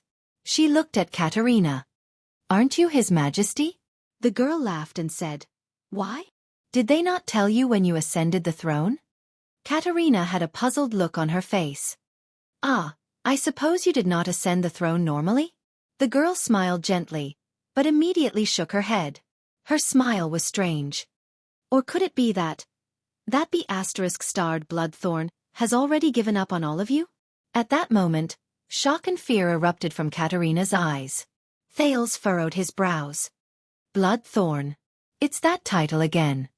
And this girl. I hope she is not what I think she is. Thales gritted his teeth. He decided to ignore what was happening here and run away first. At this moment, the girl took a step forward. Everyone's nerves tightened, and they subconsciously wanted to retreat. Only one person, under the watchful eyes of the crowd, walked forward step by step, mournfully. It was Serena. Behind her, Chris's gaze showed hesitation and reluctance. "According to the agreement, I brought you the Dark Knight Black Coffin." Thales watched in bewilderment. Serena lowered her head with a pale face and trembled as she knelt down. Lady Blood Mystic. At that instant, the surroundings were deathly silent. Thales opened his mouth wide and covered his face with his hands. "Guess what comes?" He turned to Ralph. Is that your former boss? Thales furrowed his brows tightly. However, the latter's face was also ashen. He gestured. I have never seen him before. Thales gestured back with an unpleasant expression. All right. Run. Ralph tightened his grip on the steel prosthetic leg under his feet and carried Thales without batting an eyelid. Yes. The blood mystic flashed a charming smile. You're late for the promise of 200 years. I'm very sorry, sir, Serena said bitterly. When I attacked... The blood mystic clearly did not intend to listen to her explanation. She only smiled and looked at the black coffin in the distance. So, how do we open it? Katerina's expression changed. But Serena did not look at her younger sister. She closed her eyes and said without any reluctance to leave. With my blood. Very well, the blood mystic repeated with a smile. With your blood. The blood mystic gently extended her hand toward Serena and touched Serena's face. The next moment, Serena suddenly revealed a pained expression. But at this moment, an unexpected figure roared and charged over without any hesitation. Ah! Chris Corleone roared as he transformed into his true form and flapped his bone wings. Chee! He cut off the blood mystic's hand with one palm. Then, under the blood mystic's surprised gaze, Chris turned around and threw the dejected Serena more than 10 meters away. This is? Serena was startled. She looked at the old butler while she was in midair. Chris! She muttered. Your Highness Serena! Chris Corleone violently grabbed the blood mystic's other hand and shouted angrily, You can't give up! Why did you set foot on this path? Serena shuddered. She gritted her teeth and her body fell with a loud crash. But the next moment, the blood mystic's severed hand was pressed against Chris' body. The latter immediately howled in pain. Oh! He closed his eyes and knelt down abruptly as if he was being tortured. His pair of bone wings twitched continuously. Immediately after, Chris's entire body emitted crimson smoke. Look, your blood is boiling. The blood mystic who had lost both her arms bent down and looked at him with a smile. Your life is burning. Asterisk swoosh. Asterisk the next moment, Simon Corleone dashed to the blood mystic's side at an undetectable speed with an expression as if he was facing death with equanimity. With a karate chop, he cut off the blood-red girl's head. Simon gritted his teeth and suppressed the fear in his heart. He turned his head and said, You're really lousy, old man. Only then did Chris relax. His face was ashen and he could not stop panting. Hee. He laughed bitterly and said, The one who saved me was actually you, Simon. Shut up, old man. Simon's gaze, which was mixed with fear and hatred, shifted from the blood mystic's body to Chris. Among the three of you, I hate you the most. Katerina's voice rang out just in time. Leave 5 people to cover the retreat. She flew into the air and madly roared her orders. The rest of you, take the black coffin and retreat immediately. The Sacred Blood Army did not hesitate. Among the remaining 7 Blood Clan warriors, 2 figures flew and rushed towards the black coffin. One in front and one at the back, they carried the black coffin. However, in the next moment, a head strangely grew out from the chest of the blood-red girl's body. The reason why it was strange was because the head did not grow out from her neck.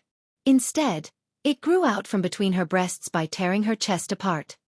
This is... Chris and Simon looked at each other. What kind of monster is this? No one is allowed to run.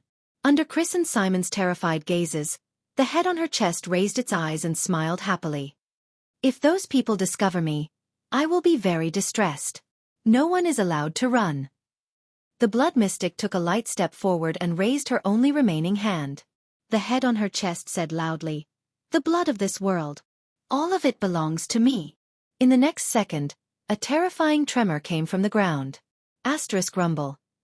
Asterisk Chris and Simon stared at the ground in shock and bewilderment. Then they looked at each other. What is this? Thales, who was carried by Ralph, tiptoed along with Ida and the other 2 for about 20 steps. At this moment, asterisk boom. Asterisk a figure descended from the sky. It crashed onto the snowy ground in front of Thales. Thales' expression changed. With a distressed expression, he stared at Serena, who fell from the sky and sighed. Why is it you again? Serena, who was heavily injured, struggled to climb up with one hand on the birch tree. She looked at them with a fierce expression. Did Chris, Throw me here on purpose? Does he think that this boy has a way out? Serena's eyes suddenly lit up. She remembered something. No wonder Chris wants me to go with them. Let's make a deal. Take me away, she said coldly, and I will not stop you from leaving. Thales was stunned. Then, anger rose in his heart. This old witch. But the blood mystic's faint chuckle could be heard. No one is allowed to run. The ground trembled. In the next moment, Ida roared and pushed Ralph and Thales away. Serena also flew up in shock.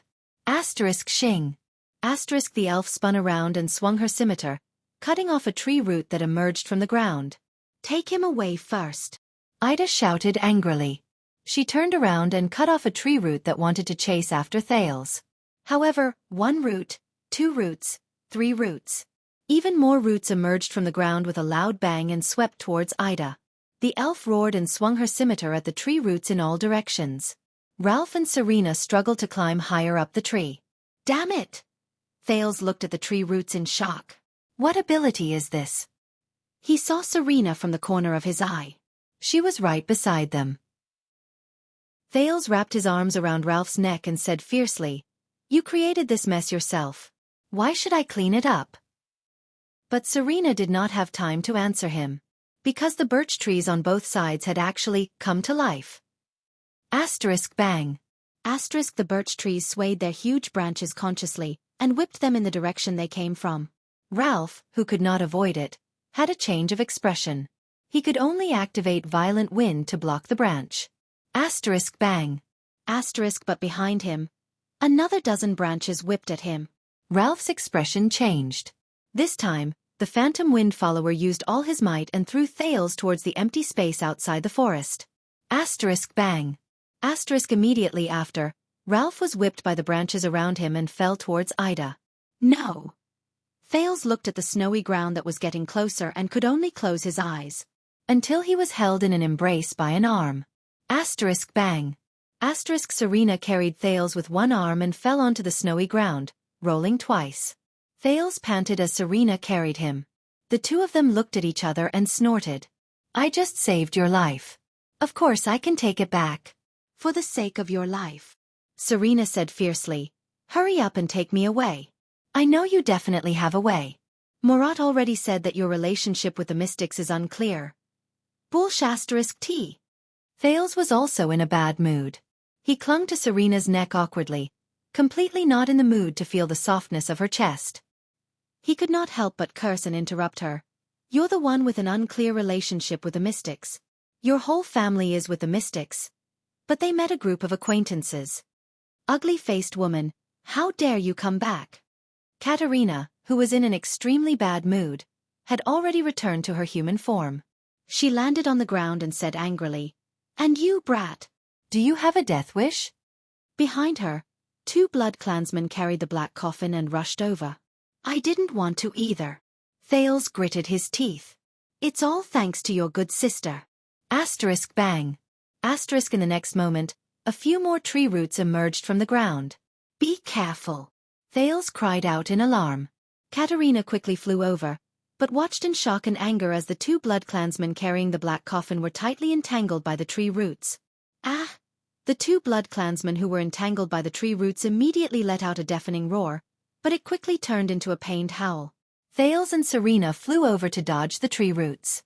They watched in horror as countless small roots grew out of the tree roots that entangled them and pierced into the skin of the 2 blood clansmen. The flesh and blood of the 2 blood clansmen rapidly shriveled and dried up, turning into the same color as the tree roots. They then merged with the tree roots and drilled into the ground. Are you sure that she is the blood mystic? Thales furrowed his brows and shouted. Not the tree mystic.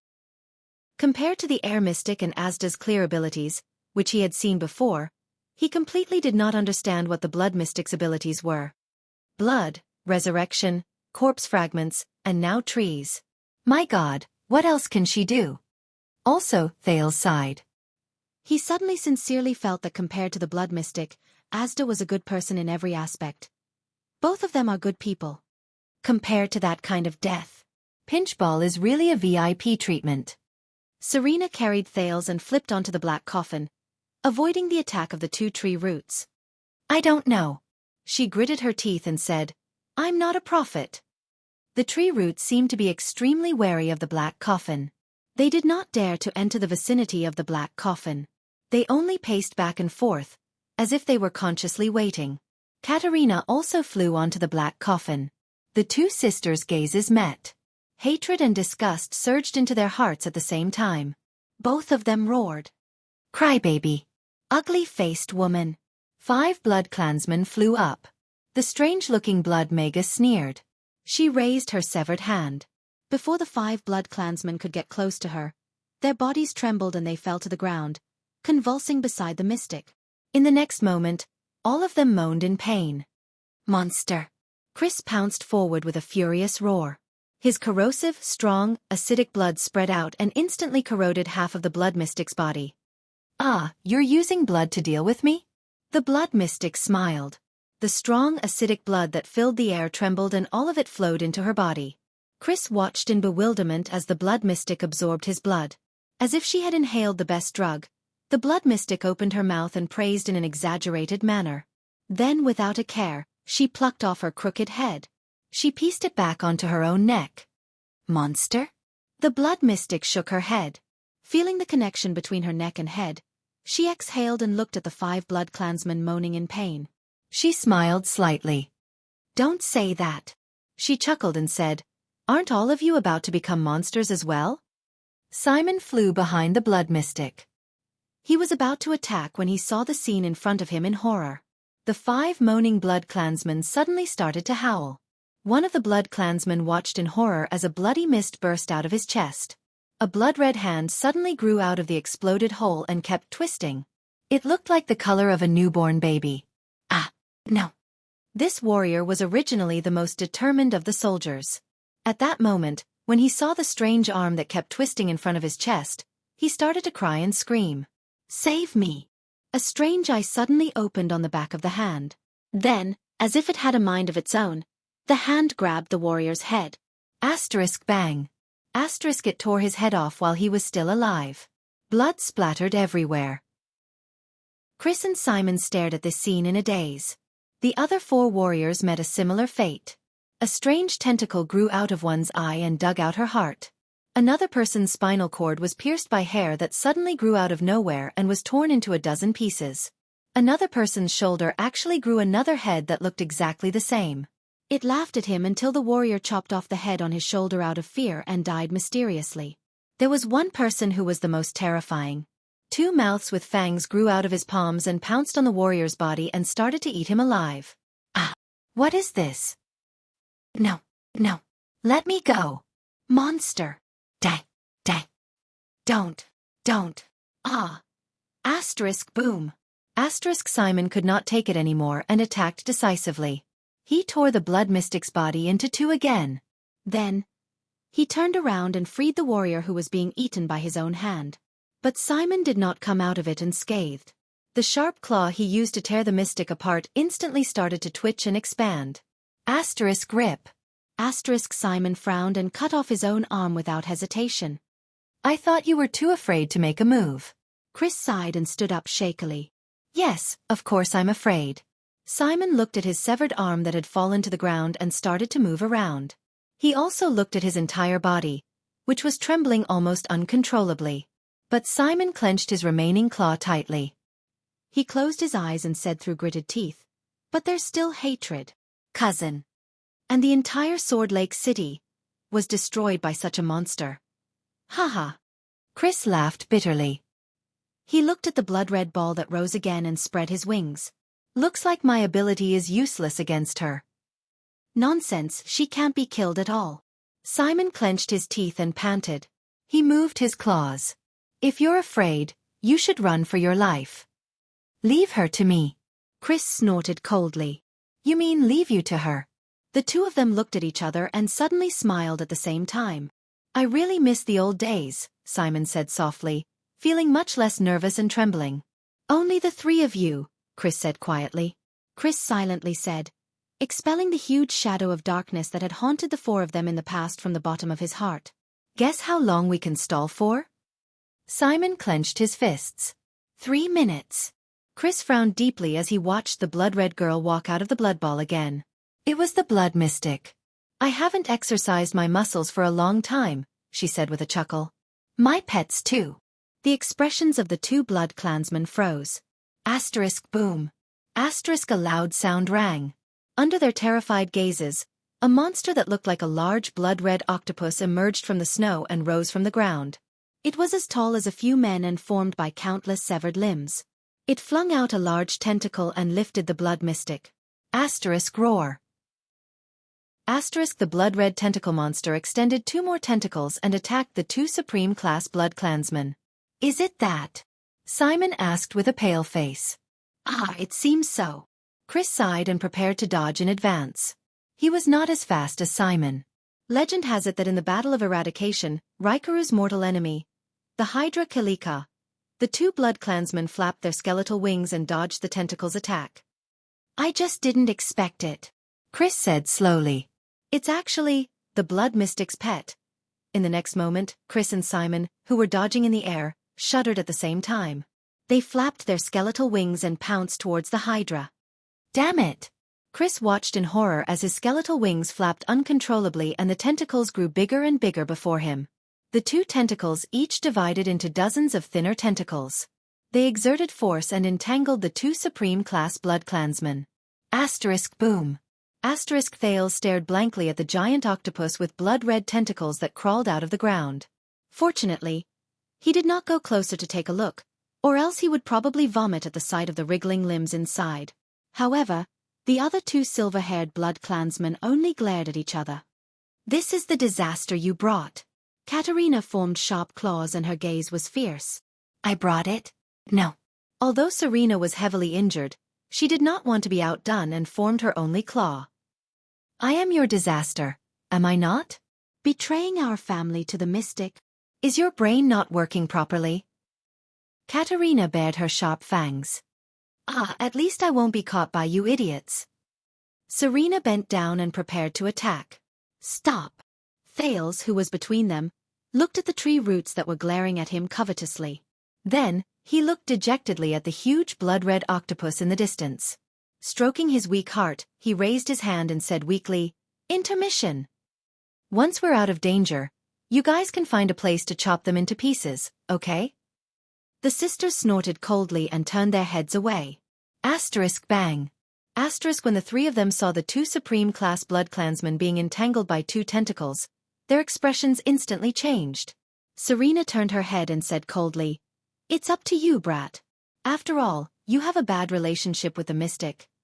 How could you say that? Thales said angrily, You are the one who made a deal with the mystic and took the coffin. At this moment, Thales thought of something.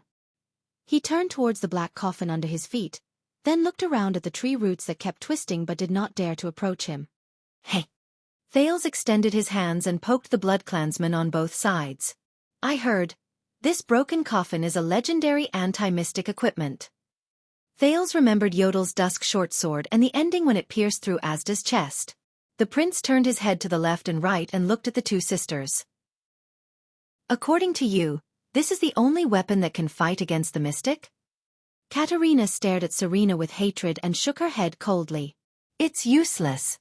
The Dark Knight Black Coffin's function is only to imprison. Thales was stunned. He scratched his head and asked, Imprison? Is it not enough to imprison? That disgusting pervert. Under Thales' puzzled gaze, Serena stared at Katerina in disgust and said to him, Idiot, she means that the Dark Knight Black Coffin has already imprisoned a mystic. If you want to imprison the blood mystic. Chapter 96. Chris, who was on his last breath, felt the Hydra Kilika's dozen or so tentacles disregard his corrosive blood as they wrapped around him tighter and tighter, even fusing with him as they dissolved. He looked at Simon and sighed. Why can't I avoid them even with your speed? I don't know. Simon struggled madly, but realized that his limbs were not listening to him at all. I feel like I've lost control of my body, as if I sent myself up. The tentacles wrapped around the two of them and sent them to their master. The blood mystic sighed. Thank you for not jumping up and down anymore. I can have a good meal again. Chris and Simon shuddered slightly. The blood mystic smiled and said, You know, Ever since I was hit by the dwarf's dam cannon, I've been a little weak. Under Chris and Simon's fearful gazes, the blood mystic gently finished her last two words. Need supplies. The next moment, the blood mystic stretched out her hands and stroked their faces with a smile. Absolutely not. Katarina's expression was solemn. This black coffin was named after the god of dark night. What makes you think that a prisoner imprisoned by a god would be safer than the blood mystic? Of course, turning into dozens of sticky moving pieces is really the safest, Serena said sarcastically. Thales lowered his head and weighed his options, but a voice suddenly came from behind him. So, who exactly is inside? A gentle voice came from behind them. The three of them shuddered and turned their heads. They saw the blood mystic standing on a tentacle made of broken limbs and blood, smiling at them. Thales resisted the urge to look at the wriggling, nauseating, broken limbs and various organs on the tentacle. Then, he felt figures flash by his sides. Hey! Thales only had time to shout one word as he watched the two sisters' figures leave. However, he immediately saw, to his shock, Katarina and Serena shudder at the same time. The two of them jumped down from the black coffin uncontrollably and walked towards the tentacles under the mystic's feet. What's going on? What did you do to me? Katarina trembled as she walked forward step by step. Shocked and furious, she fell into the bloody hole formed by the tentacles. Where's Simon? Idiot. Isn't it obvious? Serena also shuddered and moved. She was convulsing as she was wrapped up by the tentacles. She gritted her teeth and said, She's controlling our bodies. I've just recovered some of my strength. It's been a long time since I last used it, so I'm not very familiar with it yet. The blood mystic smiled and wrapped the two sisters in a tentacle made of severed limbs. Don't be impatient, I still need your blood later. The girl turned her head to look at Thales. The boy felt his skin crawl as he stared at the mystic. His heart started beating violently again. The last time this happened was in a chess room in Red Street Market. The tentacles moved, and the blood mystic's face, which was drenched in blood, slowly approached him. You! The girl scrutinized him. The mystic took a deep breath. The blood flowing in your veins feels strangely familiar.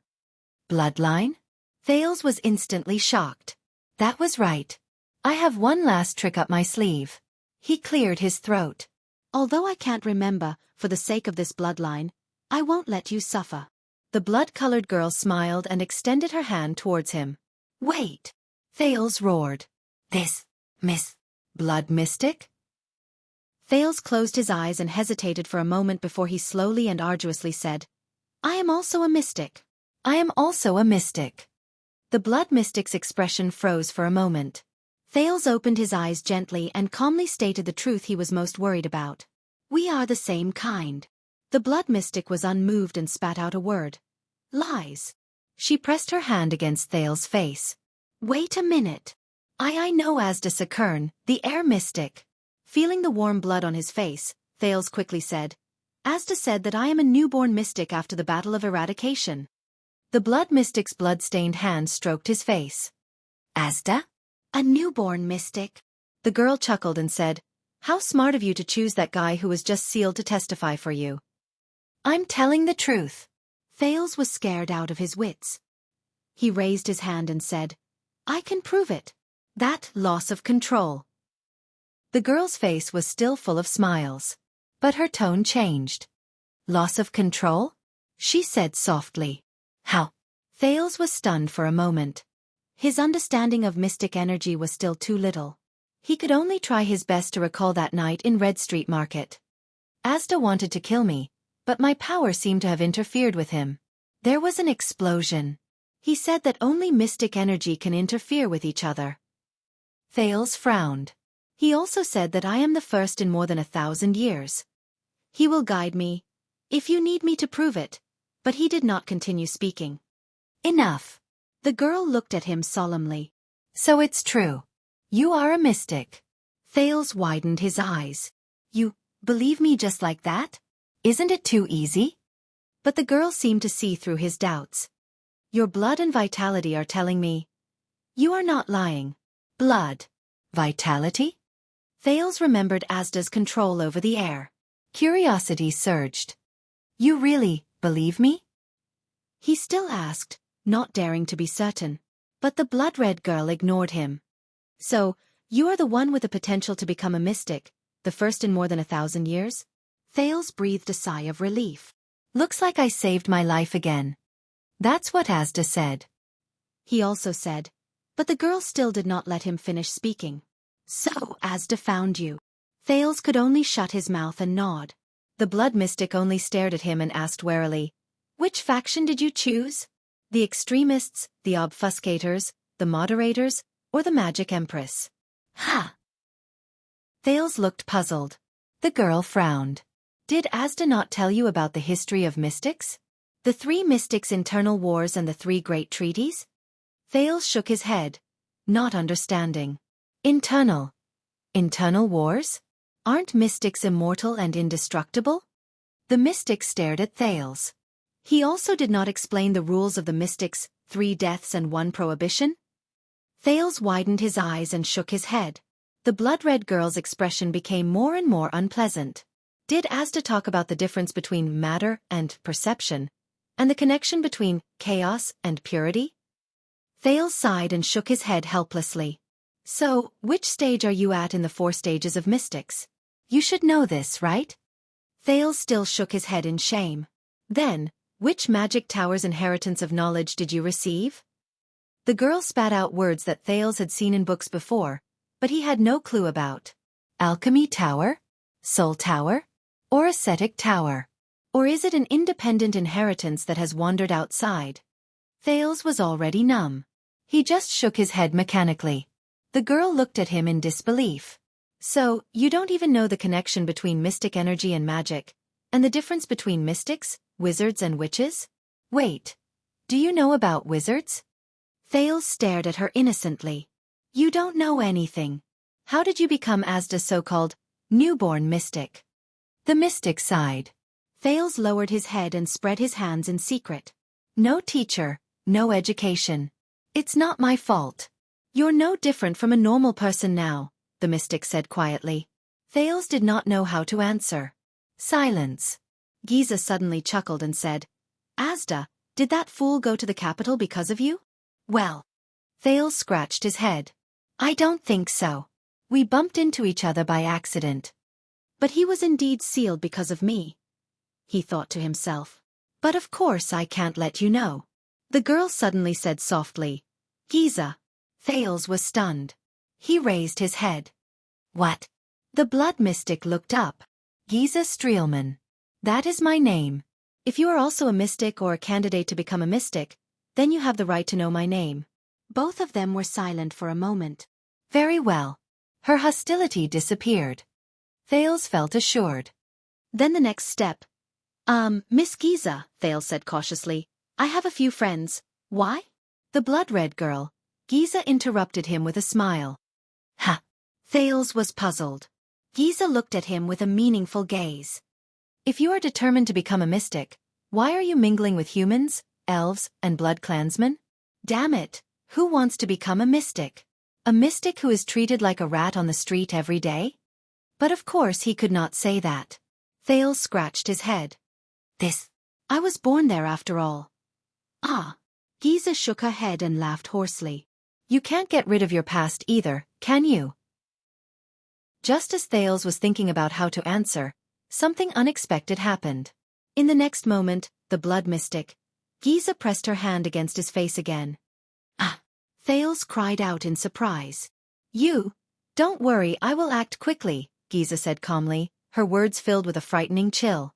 You will die without a sound. Die painlessly. Thales' pupils instantly shrank to the smallest. Wait. Why? He shouted angrily. Why do you want to kill me all of a sudden? Aren't we the same kind?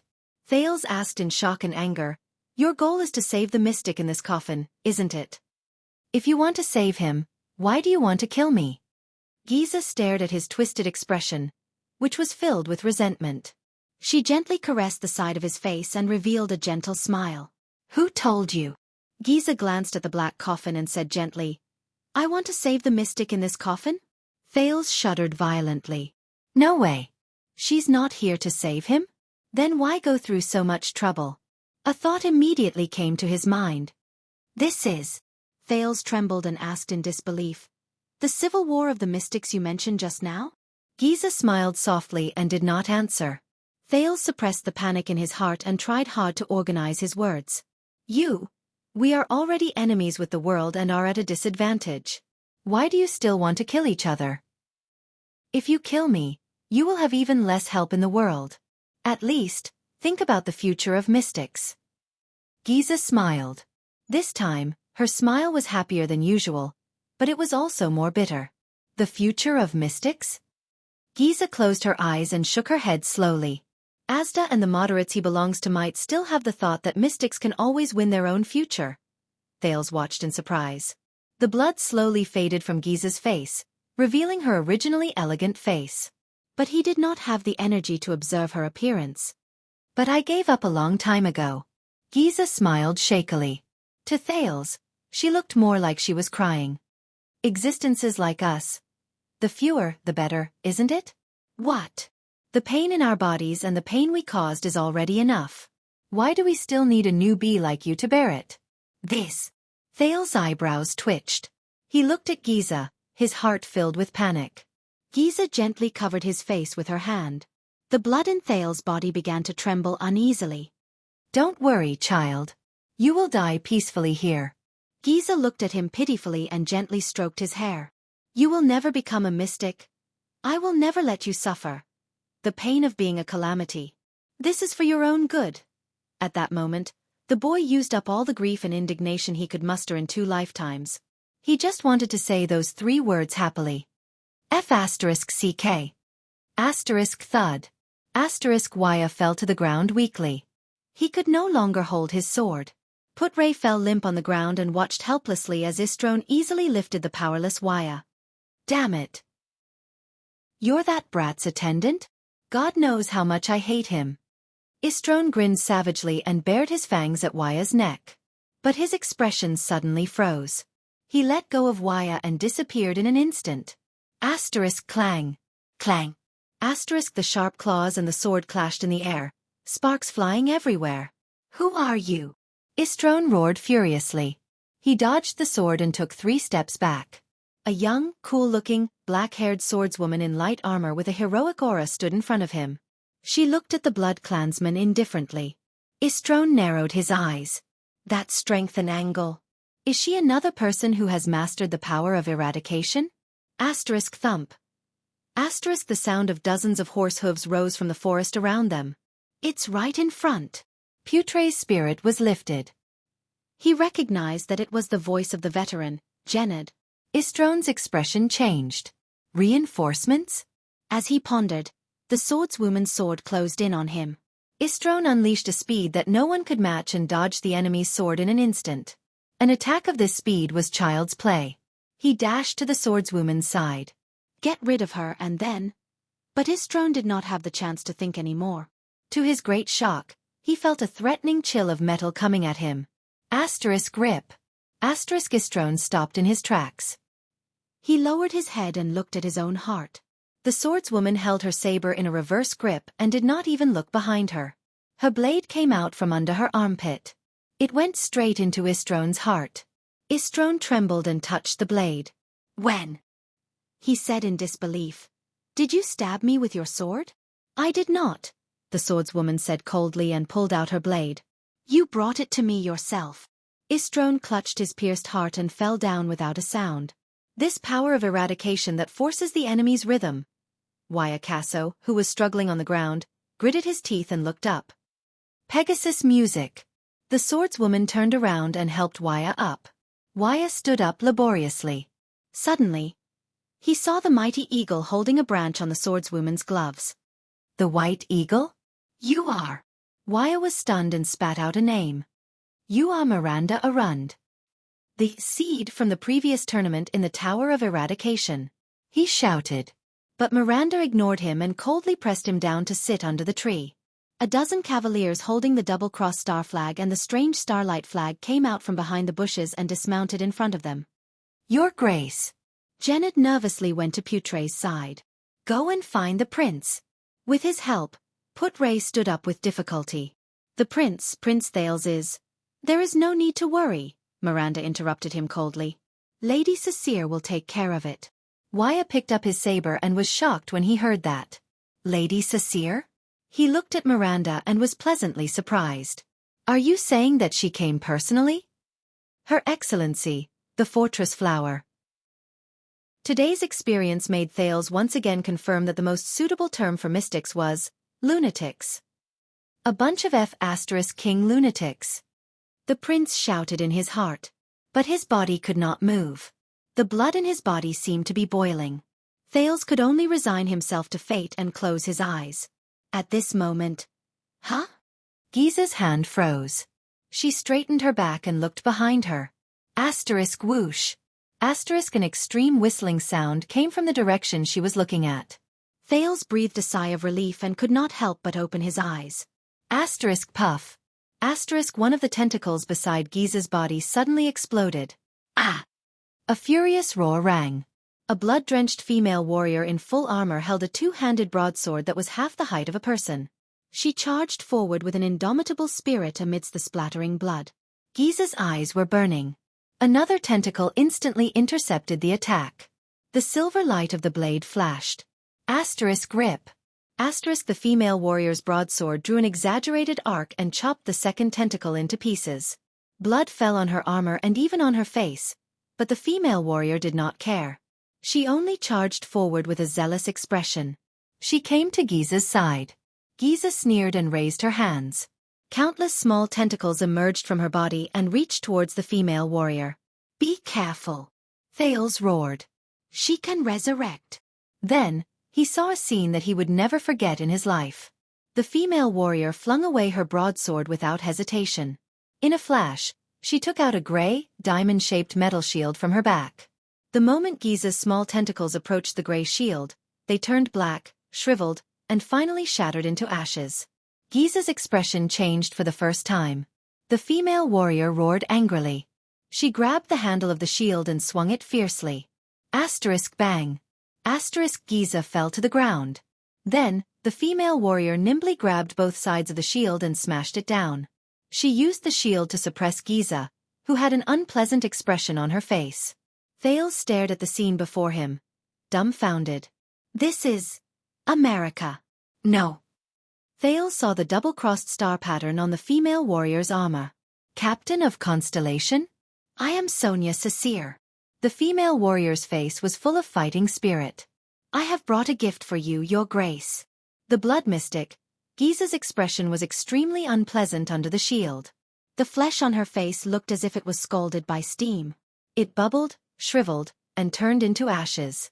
Giza stared at the shield and spat out a few words indignantly. No. This is... Yes. The female warrior pressed her left hand on the shield and grinned heroically. Allow me to introduce... the legendary anti-mystic equipment. Sonia Cecile smiled and raised her right fist. She slowly clenched it. The Supreme Shield. Once she finished speaking, under Giza's incredulous gaze, she punched the center of the gray shield. Asterisk bang.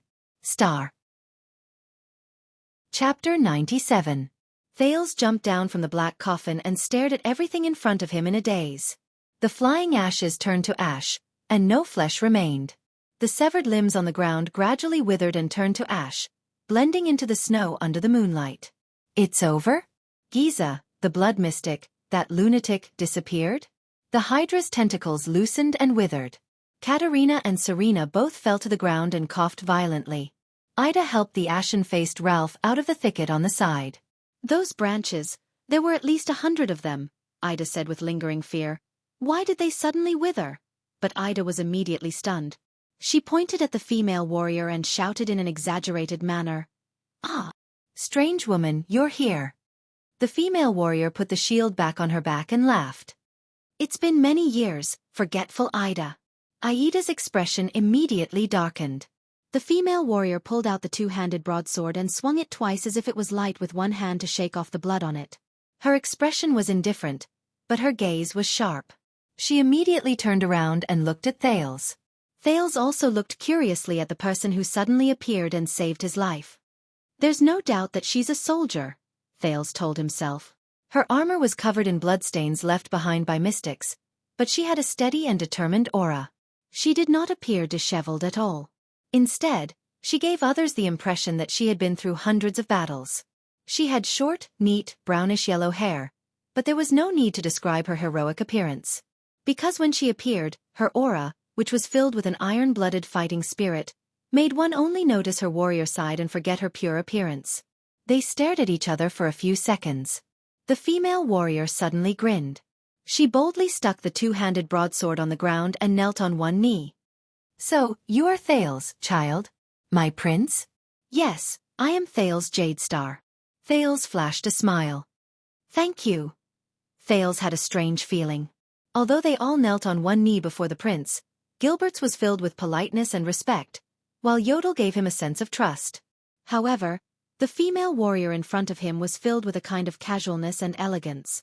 The female warrior's next action confirmed his suspicions.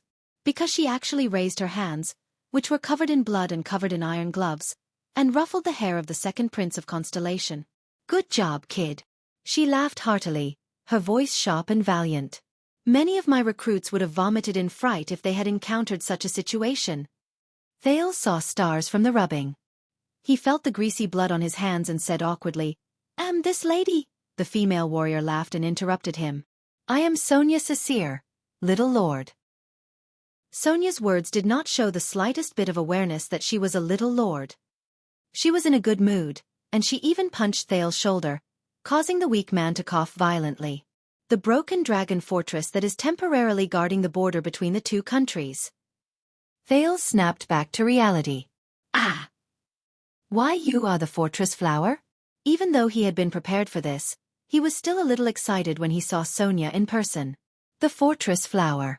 During his lessons in Mindy's Hall, Gilbert would occasionally explain the current situation of Constellation to him, such as the famous 3 Marshals of Constellation.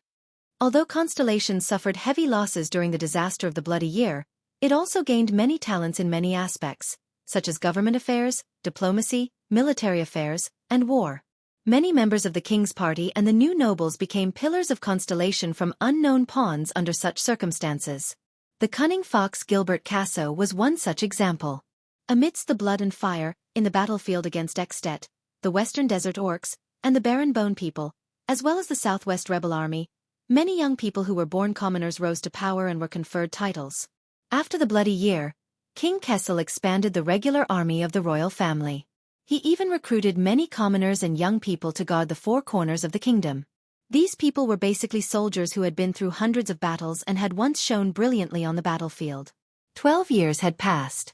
Their encounters were all different, but there were 3 people who stood firm and withstood the test of time. They grew into military commanders who could take charge of an area on their own. They were the 3 Marshals of Constellation, whose names shook the entire kingdom. The subjects of the kingdom gave them resounding nicknames. Even their original names were rarely mentioned. The Kingdom's Wrath.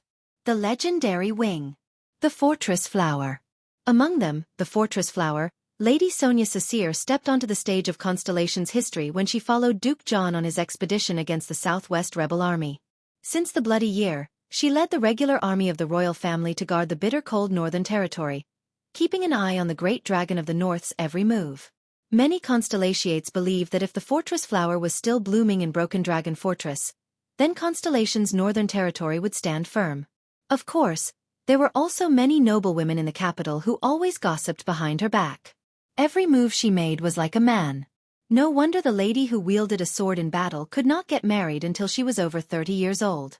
And now, the legendary Fortress Flower was standing in front of Thales. "Ha! Araka will definitely regret not bringing troops to rescue you." Sonia knocked on her shield proudly. "Among the 3 of us, I am the first to seal a mystic." But in the next moment, Thales saw Sonia's expression change. "What's wrong?" Thales asked in bewilderment. "Something's wrong." Sonia clenched her fists tightly and raised her shield. She looked around vigilantly. "She is not sealed." Asterisk bang. Asterisk before Thales could react, Sonia suddenly picked him up and jumped up from the ground, avoiding a blood-red tentacle that pierced through the ground. Thales looked at the tentacle before him in disbelief. "Isn't Giza already?" The tentacle abruptly split into dozens of smaller tentacles.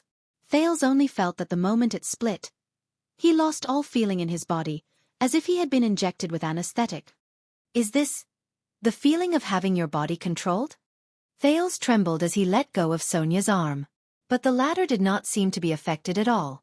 She extended her arm and hugged him even tighter.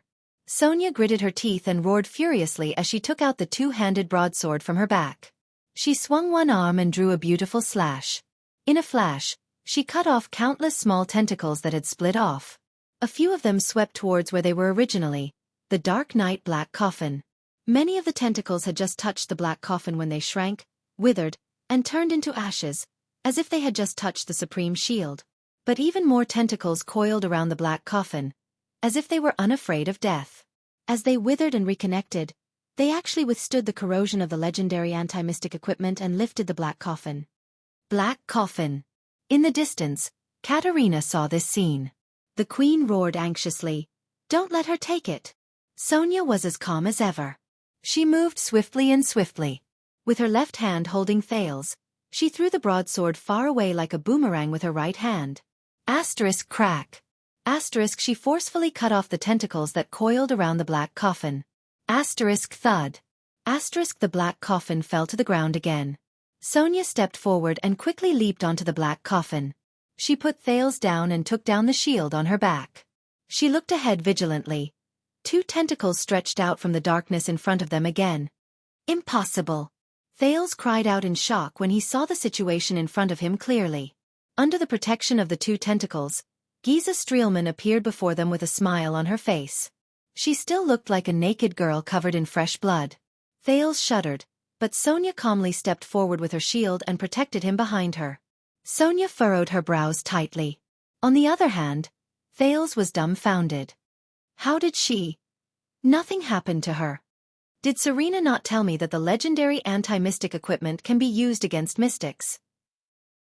He clearly remembered that when Yodel sealed Asda, he only needed to stab Asda in the back when he was least expecting it, and Asda turned into a burst of white light and disappeared without a trace. Yodel and Marat both called that a seal?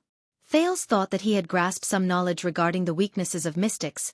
But Giza before me. Why? Why? Do you find it strange?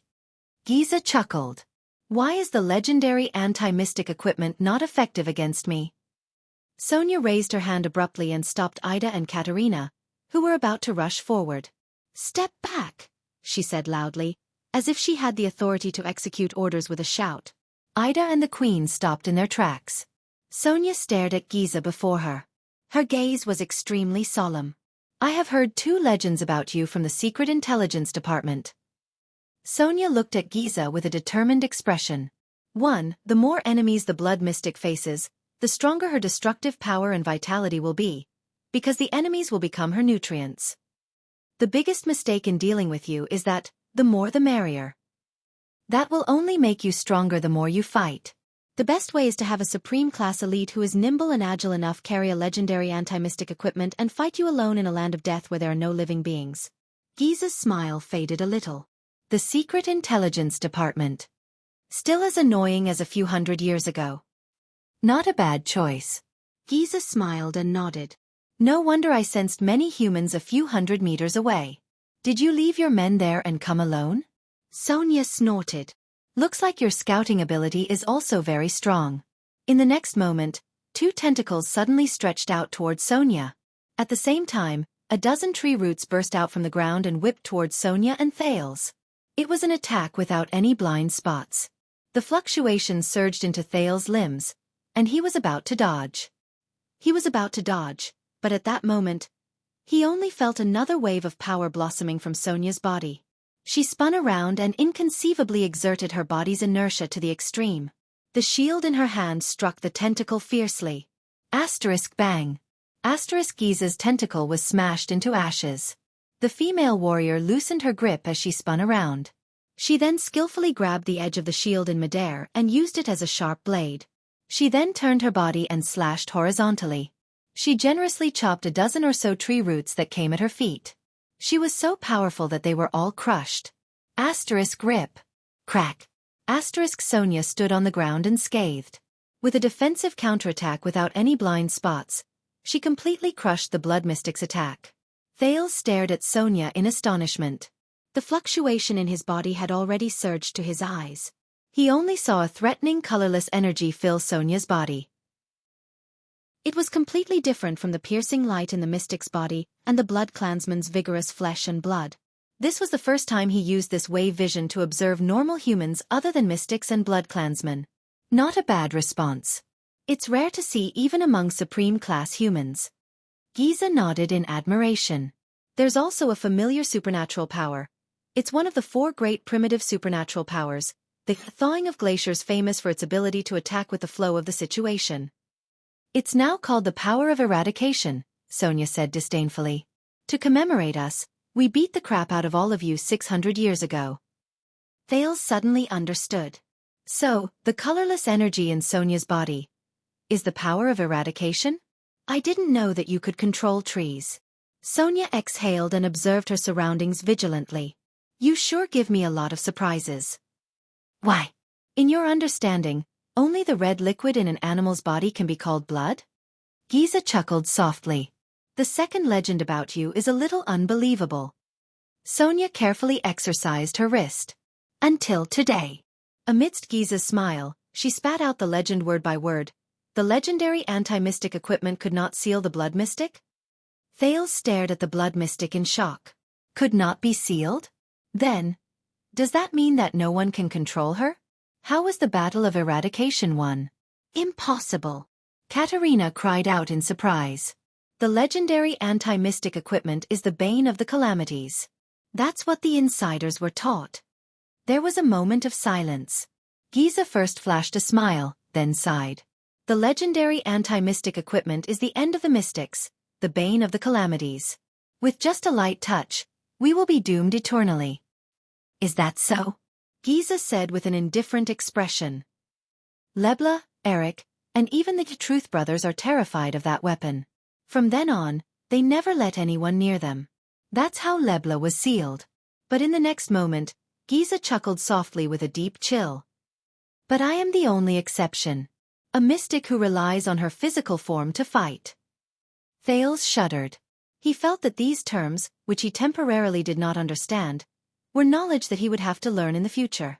Even if it was not for the sake of becoming a mystic, even if it was for his own sake. Giza continued to smile and said, I am also one of the only 2 mystics who are not afraid of the legendary anti-mystic equipment in close-quarters combat. Even when it comes to close-quarters injuries, I do not reject them. Those who approach me are often approaching their own deaths. Thales frowned slightly. Only 2 mystics who are not afraid of close-quarters combat? Then who is the other one? So, there's such a big difference between mystics? Curiosity and fear towards mystics tormented Thales at the same time, making him extremely hesitant. Giza smiled faintly and said, even if the legendary anti-mystic equipment hits my physical form, it will only hurt insignificant flesh and blood. It is impossible to seal me. Thales frowned. No. Something's wrong. He was puzzled until Sonia raised her eyebrows and snorted confidently. Is that so? She took a step forward, as if she had found the enemy's weakness, and raised the supreme shield at the mystic. Then why did you run just now? Or should I say, what were you hiding when you disappeared? Giza's expression changed. Thales also realized what was going on.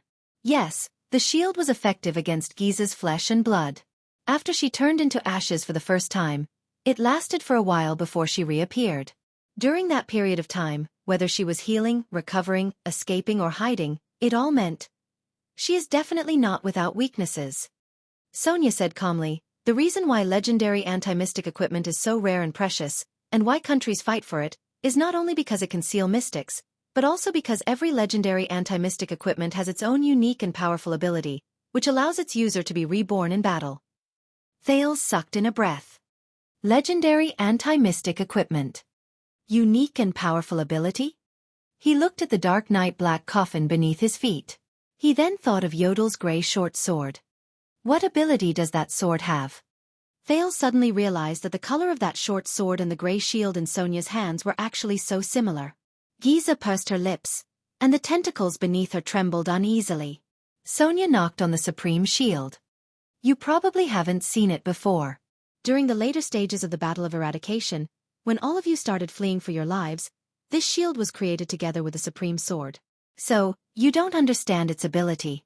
Giza's expression finally changed. When I received the shield, this is what they told me. Sonia snorted softly. The name of the Supreme Shield's ability is filled with Empress Helen's personal characteristics. The blood mystic's expression became more and more solemn. Thales felt that Sonia had found her weakness. The female warrior grinned and laughed heartily. The name of its ability is Hunt. In the next moment, the mystic with the cold expression seemed to have remembered the most terrifying thing in the world.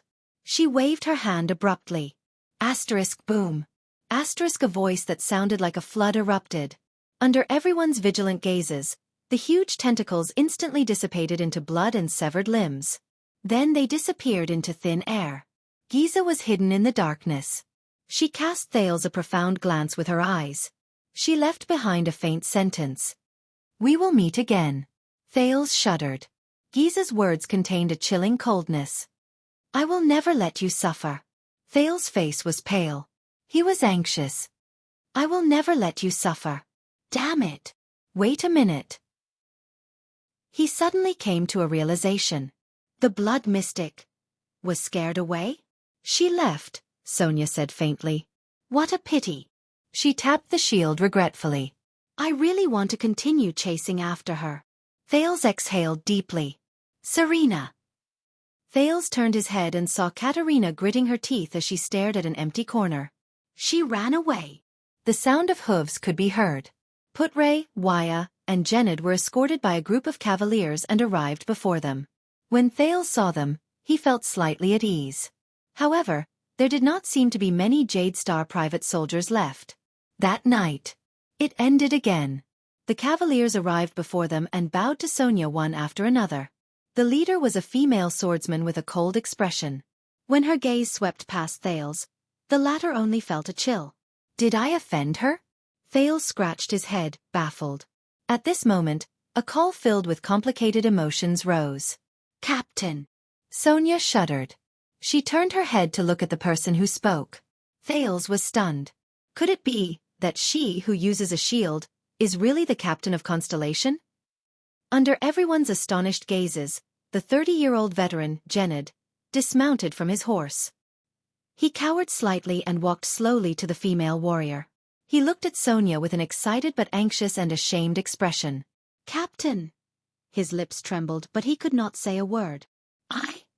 Genid lowered his head and gritted his teeth. Sonia stared at the veteran with a complicated expression. Genid.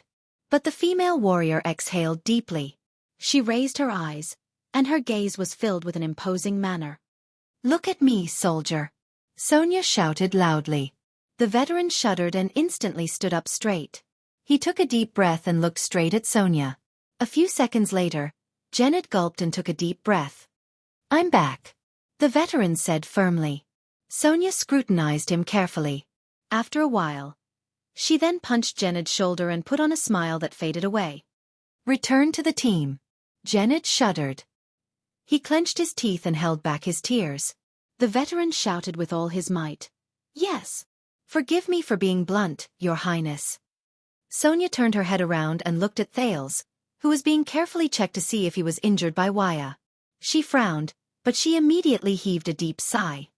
Although you have experienced a lot today, you still have to hurry to Broken Dragon Fortress as soon as possible. Thales was a little puzzled, but he still nodded. Only the experienced vice diplomat behind him, Putre's expression changed as he pressed down on his own wound. Lady Cecile, he asked solemnly. What happened? The group was silent for a second.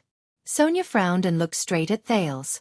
Extet's Archduke of Black Sand Region, Chapman Lampard, has already sent out small units multiple times to cross the border between the two kingdoms without any qualms. Sonia was expressionless, but her gaze was solemn as she answered. They have begun to clear the area around Broken Dragon Fortress, especially the path for reinforcements from Cold Castle and Lonely Old Tower. Thales' pupils shrank. Sonia nodded and said solemnly. Chapter 98. Broken Dragon Fortress was built on the northern plains, the border between Constellation and Extet. The main body of the fortress was located on a highland, only a few hundred meters away from the border between the two countries as stipulated in the Fortress Treaty. The Third Peninsular War more than 300 years ago created the legend of Chara, Kaplan, and Meteor, the three heroes of the Western humans. However, after the war ended, Extet's hero, Chara, and Constellation's oathkeeper, Meteor, broke off their friendship and broke up their brotherhood, which caused countless historians and bards to lament. It also caused the alliance between the Great Dragon and Constellation to turn against each other.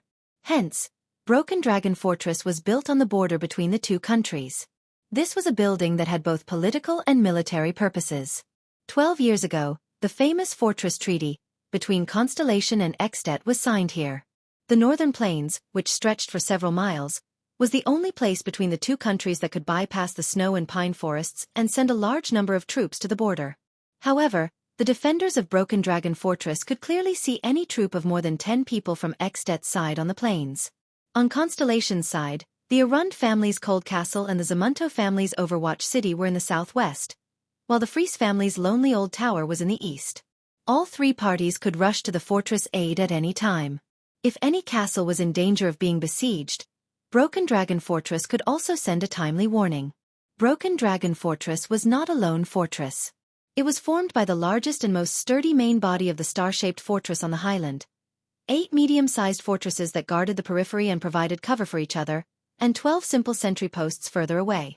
To take down Broken Dragon Fortress meant that they had to charge through countless trenches and barricades, remove the threat of crossbows in the 8 medium-sized fortresses, and then follow the only 3 narrow slopes to reach the main body of the fortress. They had to brave the bombardment of the mystic guns on the star-shaped convex wall, and launch a siege against the fortress walls that were more than 10 meters tall with limited terrain. If the army bypassed the fortress and went straight south to the important cities of Constellation, then this fortress that could accommodate 10,000 people, had sufficient supplies, and could be used by the garrison to attack at any time would instantly become a major threat, like a thorn in the back. When Extet's Archduke of Black Sand region, the 41-year-old Chapman Lampard looked up at the giant that was easy to defend but difficult to attack from the north of the fortress under the moonlight, the sense of threat that Broken Dragon Fortress gave him was especially strong. Since 12 years ago, when he had a fair duel with his older brother in front of his father and the entire family, and pierced his older brother's heart to win the right to inherit Black Sand region, Chapman Lampard's ambition grew uncontrollably. For example, he wanted to bring the glory of the common elected king into the Lampard family's embrace, turn Extet's capital into Black Sand City, and bring Constellation's northern territory under his jurisdiction so that the ancient Northland territories that were scattered between the two countries could be reunited. The Archduke himself wore a thick robe lined with heavy chain armor. He rode on a sturdy Northland horse, and the knights behind him held flags that were painted with the image of an iron fist that represented the Lampard family. Not far behind them were densely packed military camps. From time to time, small groups of sentinel riders or infantry troops who received missions would leave the camps and cross the border without a care in the world.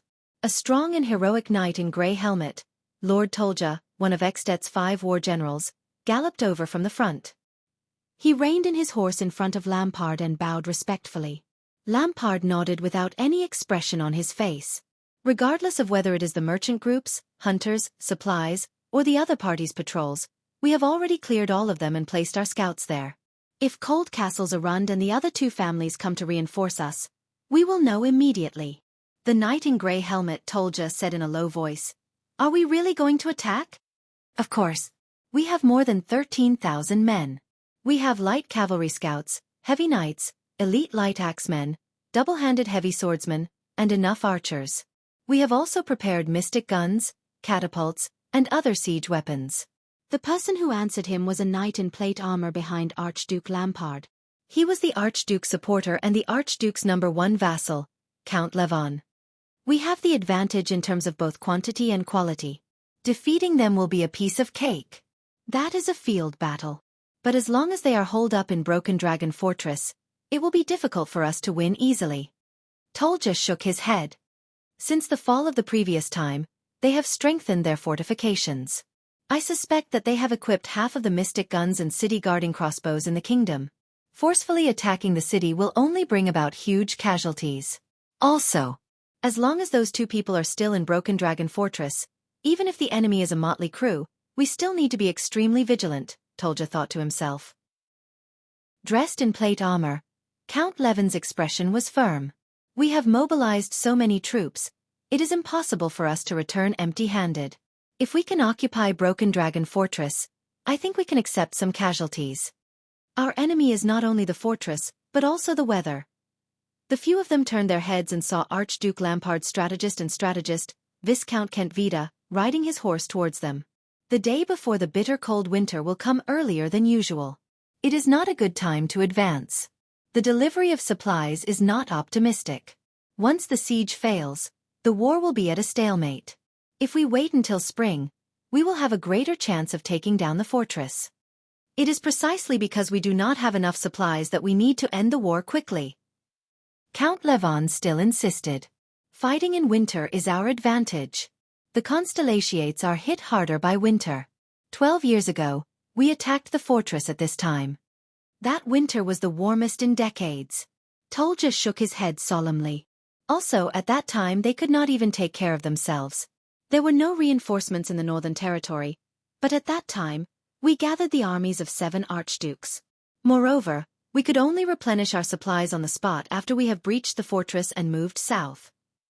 Archduke Lampard slowly raised a hand and stopped his 3 subordinates from arguing. What happened after that? The Archduke's voice was dull and hoarse. It had a power that could make people calm down without them realizing it. King Nuven's envoy has arrived. We cannot hold him back for too long. After all, we are mobilizing our troops in the name of avenging Prince Maria. Viscount Kentvita bowed. Moreover, I heard that the Prince of Constellation is on his way and will arrive soon. Lampard pondered and asked, Prestige Orchid Region's Alcius and Reformation Tower's Trentida family have not replied? As Archdukes of Southern Extet, they should have enough benefits to mobilize their troops. They must have received news of the Prince of Constellation's envoy, Viscount Kentvita answered seriously. Even though they have the benefits of taking over the Northern Territory, their hesitation will not be any less than that of the other archdukes. I am afraid we have to rely on ourselves. After a while, Archduke Lampard exhaled and looked at the Broken Dragon Fortress opposite him. He sighed. Rely on ourselves? Cecere, that woman only has around 800 men, but there are at least 300 elite veterans from the Starlight Brigade among them. They are experts at galloping on horseback and fierce soldiers at attacking and defending the city. All of you have fought against her, so you know better than anyone else. Murch has just arrived with more than 2,000 men. Although most of them are garrison soldiers who have never seen blood, that man is too terrifying. As long as there are 500 loyal and unafraid of sacrificing swords and shields, he can cause great trouble on the battlefield. There are also thousands of vassal troops who have rushed over from the Northern Territory. Although they are at odds with the fortress because of Arun's imprisonment, and most of them have already withdrawn, Arun's only daughter is still in the fortress. According to the scouts' investigation, at least 500 of them are still there. Without the other Archduke's military forces, it will be very difficult for us to take down the Broken Dragon Fortress. Archduke Lampard's words made the 3 of them fall silent for a while. 3,000 people squeezed into one fortress. Count Levon frowned and said, with the pitiful level of supplies in the Northern Territory, how long can they last? That fortress was built according to the standard of 10,000 people. It has enough supplies to last until the day before the bitter cold winter. Viscount Kentvita shook his head. With all due respect, as the party besieging the fortress, our supply pressure is much greater than theirs. 12 years ago, all of Extet was behind us, but now, because that damned prince is coming to apologize, we are isolated and helpless, just like the Northern Territory. In less than 2 weeks, the day before the bitter cold winter will arrive. Tolja also nodded and agreed with the wise general's words. In a situation where we can't wait for a good opportunity, I don't recommend attacking forcefully. When that prince arrives, all the more we can't send out our troops. Count Levon said indignantly, in another 10 years, Constellation will slowly recover from its weakened state, and the other countries will also be free from their own troubles. Also, he paused for a moment. If Nuven VII can't live until then, Extet might have to choose a king. Are we going to give up on this opportunity? Count Levon said hatefully. The 3 of them did not speak. No. Chapman Lampard exhaled softly and stared at the fortress in front of him. We are Northlanders. Lampard thought of his elder brother. He thought of his elder brother's gaze as he gripped his sword with his blood-stained hands and laughed boldly as he died. Northlanders never wait for opportunities, nor do they give up on opportunities. Archduke Lampard turned his head. His unsmiling face revealed a coldness that was colder than the weather. We create opportunities. The moon had already set in the west. Broken Dragon Fortress was in front of them. Its magnificent star-shaped outline could already be vaguely seen under the moonlight. Thales looked at Sonia and Ida, who were watching vigilantly from afar. He then turned towards Katerina, who was surrounded by the elite warriors of Broken Dragon Fortress, and the two Blood Clan warriors who were only found after the battle behind her. Are you sure you want to leave now? Thales furrowed his brows as he looked at Katerina. Perhaps the blood mystic is waiting on the way back. Katerina still had that indifferent expression on her face as she shook her head. Now is the best time to leave. At least the blood mystic will not dare to stay too close. It's too risky, Thales said seriously. You know, the blood mystic came for the black coffin. Believe me, since the blood mystic has already appeared and brought such great trouble, there will be people who will take care of her whereabouts and goals, such as your secret intelligence department, Katerina said coldly. Although mystics are terrifying, there are still powers in the world that can restrain them. You are talking about the legendary anti-mystic equipment? Thales pondered and said, but after all, they are rare and there are only a few of them. You are still young, there are still many secrets that you do not know. Katerina's words made Thales scratch his head. You only need to know that every time a mystic appears in public, it is a risk. After that, there will be a long period of silence and hiding.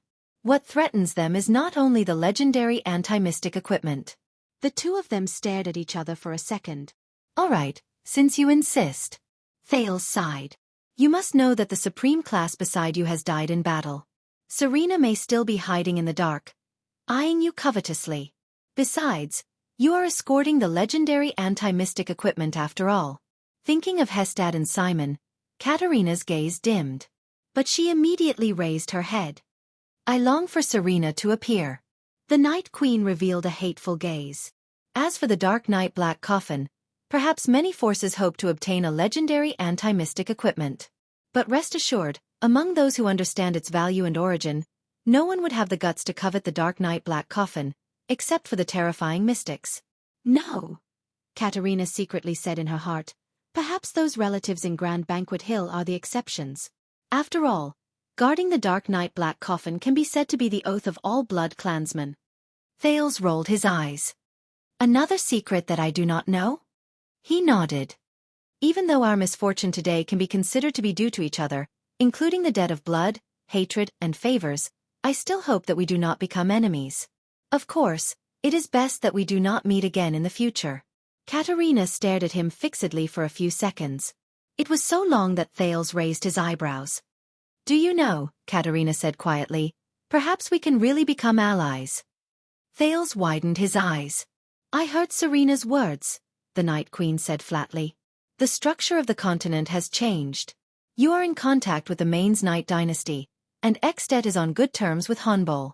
Since Constellation is destined to be enemies with Honbol, then we have a common enemy. Thales furrowed his brows. I almost forgot. This is a queen. After we form an alliance, we will rope in the Mist Island's merfolk leader. That way, it is not impossible to chase away Honbol and the Trade Federation's whaling ships and turn the Southern Sea of Eradication into our inland sea. Think about the eternal oil that Honbol and the Trade Federation have embezzled together. Please, because of your dear sister. Thales exhaled and shook his head with lingering fear. Right now, I really have a deep fear of the word ally. For your own good, and for my own good, can we talk about this when I grow up a little? Katerina, who was inexplicably interrupted, was stunned for a moment. She could not close her parted lips in time. When he saw those lips, for some reason, Thales remembered how they tasted. Ahem. Thales patted his head and chased the messy thoughts out of his mind. He had enough troubles, and he could not even take care of himself. The Night Queen, who had always been unsmiling, suddenly curled up the corners of her lips slightly. Thales was a little surprised. It was the first time he saw the unsmiling Katerina reveal a smile. I am sorry. Thales raised his brows. What did you say? Katerina could be heard saying slowly. When you stretched your neck over. My original plan was to suck all of your blood dry. Thales quivered. What? After all, we have already formed a grudge in the previous battle. Katerina returned to her ice-cold expression and continued to speak. Thales felt a chill run down his spine as he watched the queen narrate how she wanted to suck him dry. As long as I get rid of Serena, then go back and annihilate the rest of your subordinates and clean up the traces. No one will know the reason for the Prince of Constellation's death except for Covendir. Thales revealed a look of disbelief. Is this the farmer and the snake? But your life is very tenacious. You did not die of blood loss like I expected. Katerina said coldly. So my attempt to kill you failed. I think you have the right to know about this. Thales' expression changed several times. He sensed the weakness in his body and touched the 2 holes on his neck that had already closed. Then, he raised his head and stared at Katerina with a surprised and furious expression. You! Thales furrowed his brows and said furiously. And Serena!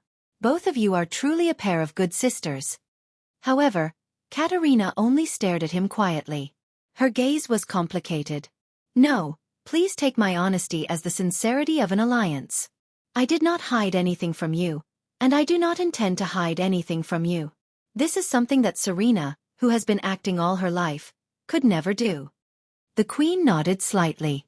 If this can dispel your wariness, and build a foundation of trust for our possible alliance in the future. Thales was momentarily stunned. For a moment, he did not know how to reply. He furrowed his brows and said, You told me that you once wanted to kill me, and then said that this is your sincerity, and that you hope that I will trust you?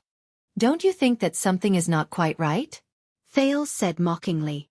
I believe that you are mature enough to be able to tell whether I am being insincere or sincere, Katerina said plainly. You must know that I have never treated you as a child. Thales was speechless for a moment.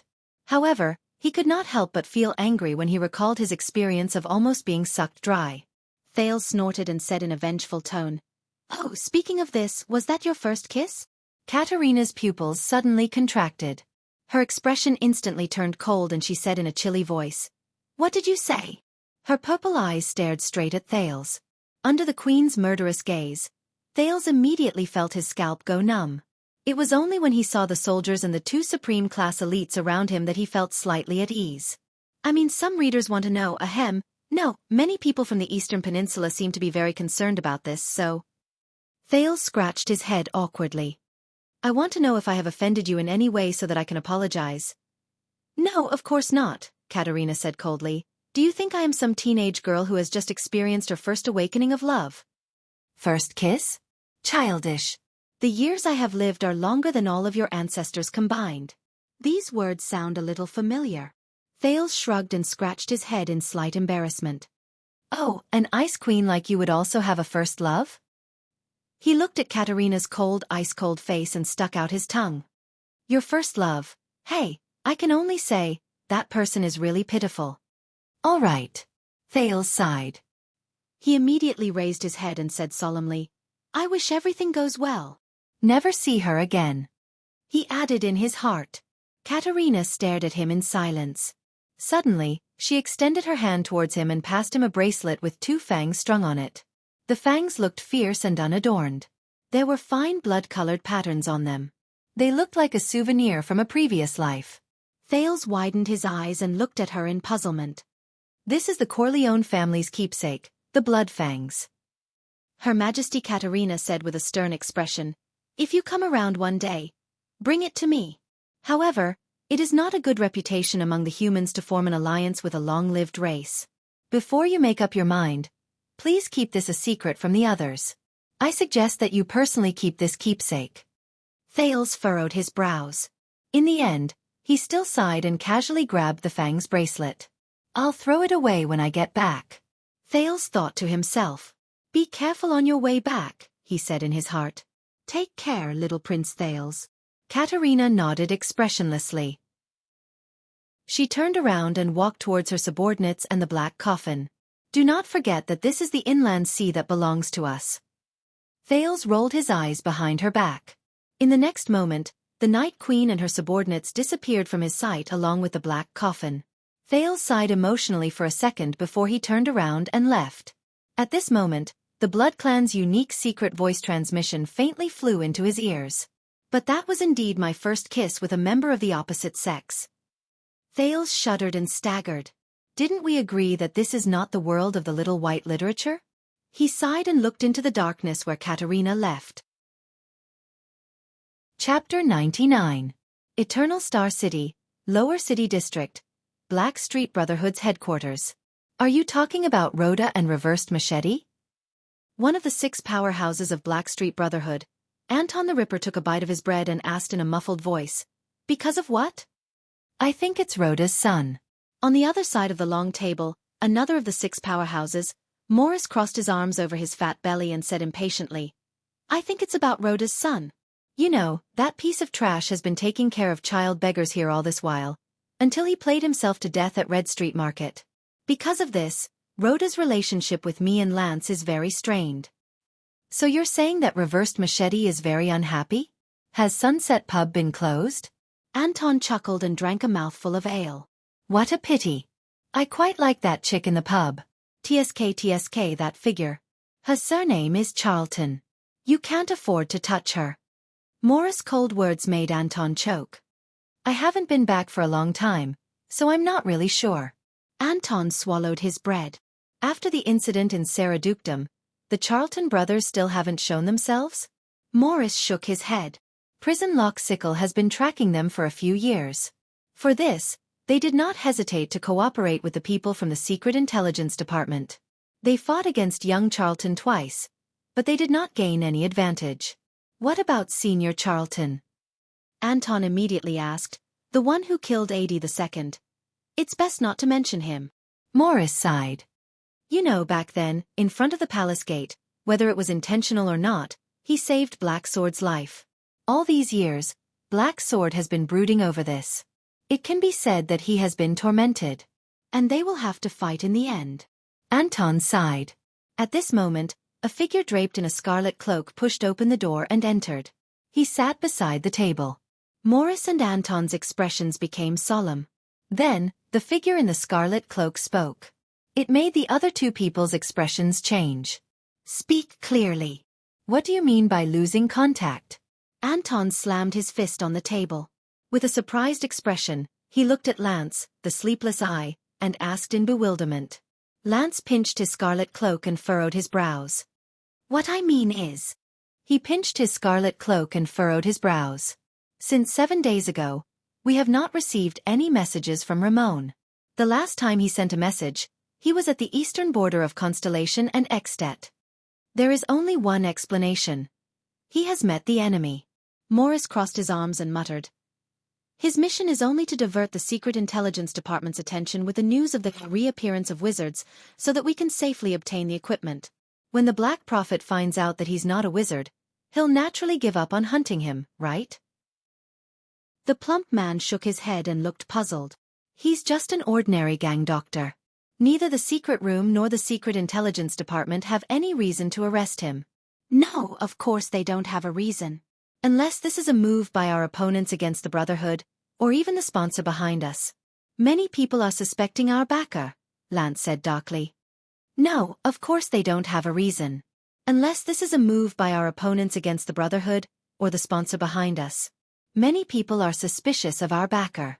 "Against us and the sponsor?" Anton was shocked. "If they are against us, are you talking about Blood Bottle Gang?" Although the air mystic does not usually appear. After the incident at Red Street Market, they have indeed become quieter than before. "Catherine and Nikolai are abroad." Lance shook his head.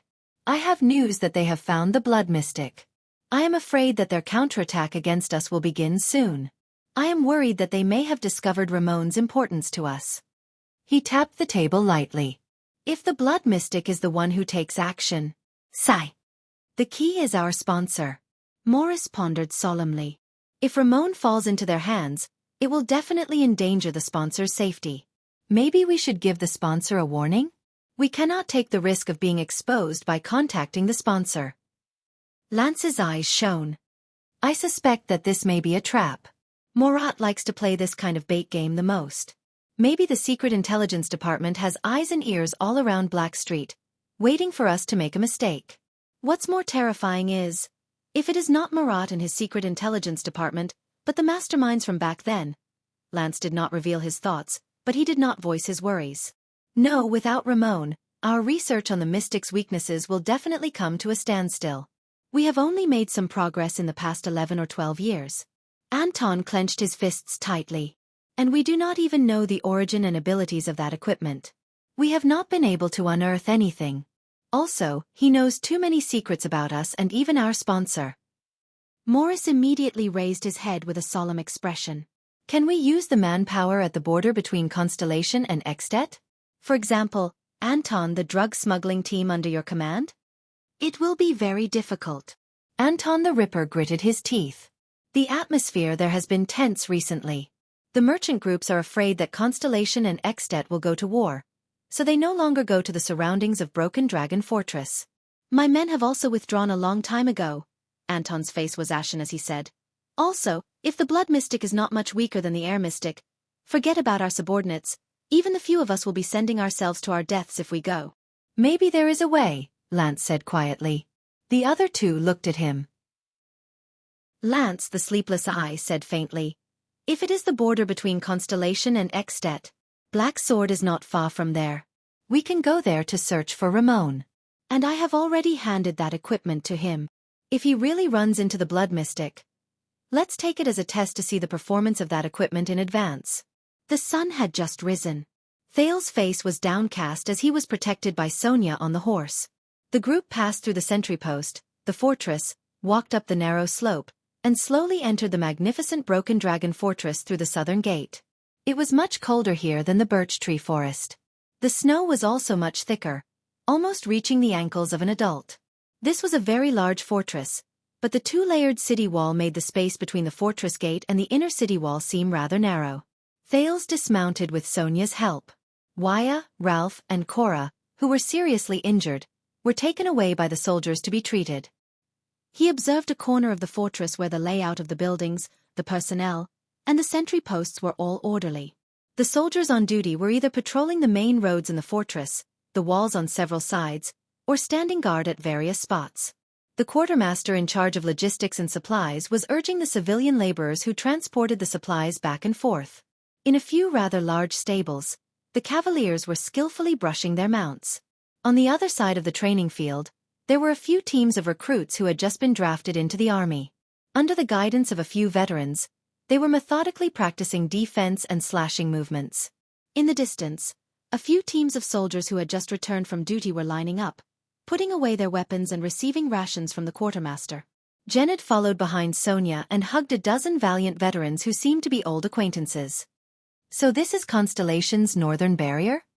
That's Baron Murcha's regular soldiers of the royal family. They've just been expanded. At this moment, Putray dragged his injured body behind him while leaning on a tree branch. He looked at the group of recruits who were training and said, "They haven't really fought in battles." Thales nodded. "I thought you would at least leave her, that important queen, in Broken Dragon Fortress. You know, our strength is already stronger than hers," Putray said quietly, and regardless of whether she was deceived or not, she still attacked the diplomat group's convoy and committed a heavy debt of blood. And then, capture her and spank her? Thales shook his head. She is an important political figure in the Eastern Peninsula. We would need a lot of legitimate reasons to keep her, and there would be a lot of trouble in terms of diplomacy. It also involves mystics. It involves my secret. The less trouble, the better. Putray raised his eyebrows. Thales sighed. Believe me, the real culprit is still out there at large. Letting Katerina go is also creating trouble for him. Zayn's face appeared before his eyes. No matter why you want to kill me, I will not sit still and wait for death. Also, Thales thought, I might have found the key. The key is in the conversation on the day of the journey. Something must have touched Zayn's nerves. Otherwise, he would not have done such an unwise act, deceiving his allies and endangering himself.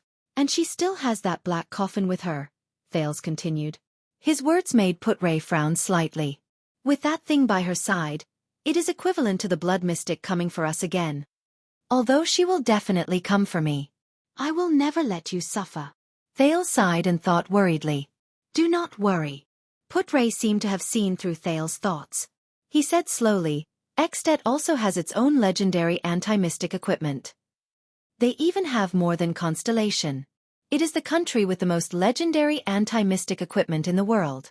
After all, in the Battle of Eradication, Northland spared no effort in fighting against the Calamities. Thales nodded reluctantly.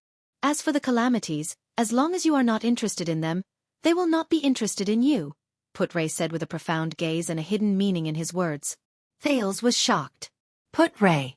What does he mean? At this moment, Sonia's dignified voice came from the front. What is going on? Thales and Put-Ray raised their heads curiously and looked in front of them. It seemed to be a scaffold. At that moment, it was crowded with soldiers who were not on duty. There was a person standing on the scaffold. He was being escorted by soldiers behind him. It looked like he was going to be executed. An officer who seemed to be in charge recognized Sonia and said awkwardly, "Don't worry." He said a little awkwardly, "Lady Cecile. This person is a deserter." Sonia frowned and looked at the person on the scaffold. It was a young man with black hair, brown eyes, and slightly dark skin. He struggled to raise his head in front of the scaffold and shouted, "I am not a deserter. I am not." He wore a tattered cotton shirt and his hands were tied behind his back. He still shouted at the onlookers indignantly, "They are alone. They're alone. I'm going back to save them. I did not escape. Just look at the blood on my blade and you will know." Thales looked at everything and whispered to Put-Ray, "Have we already engaged the enemy? Have we already engaged the enemy?" "I am afraid that it is a clash between small units," Put-Ray muttered. "It seems like Lampard is still unwilling to give up." Thales sighed in his heart. The officer in charge of the hanging looked at the struggling black-haired young man and said in disdain, "This man is lying. There is blood on his spear, but it has long been broken into two. You ran back with a broken weapon in your hand, and then tell me that you went back to save them?" "I did not." The young man whose hands were tied behind his back said anxiously, "That is not broken into two." "That is my spear. They have two, one in my left hand and one in my right hand. I can use both at the same time. Enough. Fisherman full of lies." The officer in charge waved his hand with an unpleasant expression. "Quibbling will not help you. Be like a Northlander, be more straightforward." "Wait." Sonia looked at the person in charge with an unpleasant expression. "He is a soldier I recruited from the local area. Before executing him, shouldn't he ask for my permission first?" The officer was stunned. But the evidence is conclusive." "We have asked Baron Murch," Sonia interrupted him impatiently. "Put him down." "Put him down." "I'll ask him myself. Then I'll punish him." The officer in charge frowned. "But this is Baron Murch's order," he said. "Murch? I am the commander of Broken Dragon Fortress," Sonia said in a deep voice. "Murch has only been here for a few days. You and him are just reinforcements who are stationed here as guests." The Fortress Flower's expression turned cold. "Or do you have an opinion on my right to command?" The officer's words came to a halt. He looked around in a troubled manner. But the Fortress Flower's dignity and prestige made him have no choice but to obey. The black-haired young man on the scaffold breathed a sigh of relief. He was immediately brought down and pressed down in front of Sonia. Sonia came before him and said coldly, "Soldier, report your name and where you belong." The young man shuddered. "Willow, my name is Willow, Your Excellency. Fortress Flower." The young man looked at Sonia gratefully and panted. He panted and said, "Willow Ken. I am a pikeman recruited from Zalaton County. And I am really not a deserter." At this moment, the crowd burst into an uproar. A bright but impatient man's deep voice traveled from afar. "Cecile." Sonia's brows furrowed deeply. She raised her head and looked in the direction of the voice. "I heard that you are openly looking for trouble with me again?" Thales looked curiously at the source of the uproar. He saw that the soldiers had parted to the sides. It was a man of medium height but muscular build. He wore a simple breastplate and a green wrist guard. He had short, chestnut-colored hair. His nose bridge was high, and his facial features were distinct. His light green eyes were full of fierceness. He carried a conspicuous silver and black metal bow on his back. He strode out of the crowd. Behind him were more than 10 expressionless sword and shield soldiers. Wah! It's him! Behind Thales, Ida, who had covered her head and face again, seemed to have found something fun. She whispered, "They're going to fight, they're going to fight." The soldiers on both sides whispered to each other. Many of them looked at the approaching man with excited and nervous expressions. Thales was stunned. Who is he? This man seemed to have an aggressive aura. Wherever his gaze landed, it sent chills down people's spines. It gave Thales a dangerous feeling, just like the silver and black bow on his back. It was in a critical state, as if it could be fired at any time. Sonia looked at the man with a solemn expression. She said slowly, "Araka Murch. Once again, you interfered with my troops when I was away." Araka Murch? It sounds a little familiar. Thales scratched his head. Behind him, Put-Ray sighed deeply and said in a low voice, "Your Highness, I wonder how good you are at mediating conflicts?" Thales glanced at Put-Ray, baffled. What does he mean? Your troops? The aggressive Araka did not show any weakness. He pointed at Willow Ken on the ground and replied to Sonia in a cold voice. Are you talking about these cowardly deserters recruited from the local villages? I am not a deserter. I am just. The young Willow spoke again nervously. However, before he could finish his sentence, Araka mercilessly interrupted him. Shut up, deserter. The man with the silver and black metal bow on his back was furious. Araka shot a fierce glare at Willow, forcing the latter to swallow his words. Cowards do not deserve to speak to me, he said coldly. Willow Ken, who was under the gallows, looked helpless. His mouth opened and closed, and in the end, he looked aggrieved. The atmosphere in the field was getting worse. Hey, Murch. Sonia's expression was gloomy. You are in my territory, and without confirmation, you accused my soldiers as deserters and cowards. Sonia, the fortress flower, seemed to be boiling with anger. She looked at Araka with a sharp gaze and enunciated each word clearly. Are you provoking me? Thales only felt that the atmosphere in front of him was getting more and more tense. The soldiers around him did not even dare to breathe loudly. Araka suddenly grinned and laughed out loud. If you say so, then so be it. Under Sonia's increasingly terrifying gaze, Araka stopped smiling. With an uncomfortable gaze, he swept a glance at Thales. So you brought the prince back? Araka smiled and shook his head. Thales flashed him a smile and nodded. However, Araka Murch only smiled contemptuously, as if he did not care about the prince's friendly gesture at all. Thales was stunned. The transmigrator remembered. This was the baron who led the army, Araka Murch, when King Kessel replied to the ex-dead envoy, saying that Baron Murch has brought 2,000 regular soldiers of the royal family to Broken Dragon Fortress. He did not expect that he would dare to confront Sonia Sasir, the fortress flower, without showing any signs of weakness. Baron Murch exhaled softly. He looked at Sonia and said plainly, Why? Do you think that you have the right to condone deserters just because you have flattered the king's little bastard? The king's little bastard? The surrounding soldiers burst into an uproar again. Many gazes swept towards Thales. Thales' expression also became unpleasant. He said that he is not a deserter. Sonia's expression was unpleasant. He should have a chance to defend himself. Starlight Brigade never treats lives lightly. Thales thought of something. Starlight Brigade. On the ground, Willow's expression became joyful. He nodded vigorously, but when he saw Murch's expression, he still chose not to speak. Never treats lives lightly? As expected of the personal guard captain of the Starlight Brigade, Araka said with a smile, you carry out your duke's beliefs meticulously. Thales remembered that Sonia was once 82nd's younger brother, a member of the Starlight Brigade under John Jadestar. It seemed that her status was not low. She was the personal guard captain. Ah, right, how did the duke die? Araka twisted his head and stared at Sonia. The fortress flower's expression changed abruptly. He, who was kind and cherished life, was betrayed by those he never treated lightly. As Sonia's face trembled, Araka spoke in a mocking tone. He died in the hands of his most trusted personal guard. What was that traitor's name again? Norfolk. Sonia clenched her fists tightly. The expression on her face was unreadable. Yes, it was the Duke's personal guards of the Starlight Brigade who were personally trained by Sonia Sasir. Thales opened his mouth wide in shock. Araka's words had obviously stirred up a lot of people's nerves. Because Thales could feel that the temperature around Sonia instantly dropped the moment she finished speaking.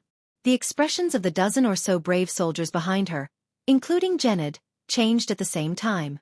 The dozen or so burly men with fierce expressions walked forward together and stood behind Sonia. Behind Araka, the expressionless sword and shield soldiers also had unpleasant expressions. They surrounded Baron Murch in unison, pressed their hands on the hilts of their swords, and stared coldly at the people opposite them. The people from both sides were at each other's throats. Sonia's pupils shrank slightly. She slowly walked forward with a cold and stern expression. She stared straight at Araka, who was the same height as her. Araka also stared back at her coldly. Bah! Sonia spat at Araka's feet in an unceremonious manner. One could even say that she was very rude. You are a wild dog barking furiously, Araka. Araka only chuckled and did not speak. Of course I remember now. The bloody year. The fortress flower looked up at the chestnut-haired man and said coldly, Prince Horus died on the battlefield, but you came back alive. Thales thought of something. Prince Horus? The sword of reversing light. This time, it was Araka's expression that changed drastically. His eyes were filled with hatred and anger. Who knows? Was it you? Sonia's tone was filled with ridicule. She chuckled and said, stabbed him in the back? Thales no longer had to doubt what the word, contradiction, meant by Putre's words just now. Because in the next moment, Araka's fist and Sonia's palm collided violently. Filled with anger, they collided violently in the air. At the eastern border of Constellation and Extet, around the lonely old tower. No, I can't smell the scent of the Brotherhood's doctor. I can't go any deeper. In front of us is the road to Broken Dragon Fortress. I heard that the two countries are in a standoff. I don't want to get involved in the war. The leader of the 8 psionic warriors of Blood Bottle Gang, Red Viper, Nikolai clenched his fists in anger. He waved his subordinates away and looked at the blonde woman beside him. Also, can't you ask Lady Giza for help? Damn it. This woman. Why was she the first to find the blood mystic? One of the psionic warriors of Blood Bottle Gang, Illusory Blade Catherine, who was second only to Nikolai, turned around and showed a bright but inexplicably chilling smile. Oh, looks like we lost him again. As for Lady Giza, Catherine chuckled, which made Nikolai even angrier. I said that she suddenly had an urgent matter and went west temporarily. Catherine looked at Nikolai coldly. The blood mystic trusts me more. And she will only trust me. Even if the air mystic disappeared and chaotic divine soldier song died, Blood Bottle Gang cannot be taken over by an idiot like you. However, she was also extremely anxious in her heart. A day ago, they finally managed to persuade the blood mystic to come here with them to track down the Brotherhood's strange doctor. However, Giza seemed to have suddenly sensed something. She hurriedly said, I'm going to the west to take a look. Then, the mystic disappeared before their eyes. My God, the west is the road to Broken Dragon Fortress. Countless armies from both countries are there. The atmosphere is tense, and there's even an existence like the fortress flower. No matter how strong a mystic is, she can't fight against an entire army, can she? It's better for us to solve the problem here as soon as possible, Nikolai said in an unpleasant tone. Blood Bottle Gang has lost a lot of business. Many of our partners are. The women in Sarah Dukedom are very dissatisfied with our population shortage. The barren bone people in the desert have started to contact the Brotherhood. The Forerunners have even directly closed their trade with us. And that group of rude swordsmen even questioned us about Groudon's death. We are pressed for time. I know. Catherine shook her head. They are even more aggressive, asking us to provide more orphans. It's time for us to regain our prestige. So, that Dr. Ramon better be as important as you say. Nikolai looked at his colleague and competitor with a displeased expression. Of course, this was leaked to us by the Cullen family from the Kingdom's Secret Intelligence Department. Catherine chopped off a branch in front of her and continued to walk forward. The news said that if we capture Ramon, we will know many of the Brotherhood's secrets. The Cullen family? Nikolai frowned. And you should stop fantasizing about the Covendier family, Catherine said sarcastically. They don't treat us as humans at all. Will the Cullen family be any better? Nikolai retorted subconsciously. Maybe the news this time is just the kingdom's secret intelligence department wanting us to cause some trouble for the Black Street Brotherhood. That's right, Catherine said nonchalantly. Nikolai was stunned. He did not expect that this woman would actually agree with his words. The Brotherhood has expanded too quickly, especially after that night at Red Street Market. Almost all the underground forces in Eternal Star City have surrendered to Black Street. So, there are people who dislike them and want to cause trouble. Catherine stopped walking and frowned as she pondered. There are also people who want to catch the mastermind behind them. I'm afraid that the kingdom's secret intelligence department and the Cullen family have the same goal. Supporting us is the most direct way. Nikolai smiled disdainfully. So we lost the battle at Red Street Market, and it was actually a good thing? That was a heavy lesson. It reminded us that the mystics are not omnipotent. Catherine concealed the disgust in her eyes and tried her best to speak sincerely. In the past, we did things our own way and even fought against each other. But on that night, we lost our most capable subordinates and manpower. For the sake of the Blood Bottle Gang's survival, perhaps it is time for us to let go of our former enmity. Damn Viper. She cussed in her heart. Do you think I don't know that you were the one who killed Ralph? One day, Nikolai was silent for a while, as if he was carefully considering Catherine's words. In the end, the Red Viper said hesitantly. Although I still don't like you, but I have to admit that what you said makes sense. We are facing the biggest crisis since our establishment. We must cooperate sincerely to get through it. However, Nikolai was thinking fiercely in his heart. This damn Viper, do you think I can't see through your act? Catherine smiled. I am glad that you think so. Nikolai waved his hand and recalled the people from the Blood Bottle Gang. He shrugged indifferently. After all, we are in the same gang. Chapter 100. The fist and palm collided. Araka and Sonia trembled slightly. Asterisk thud.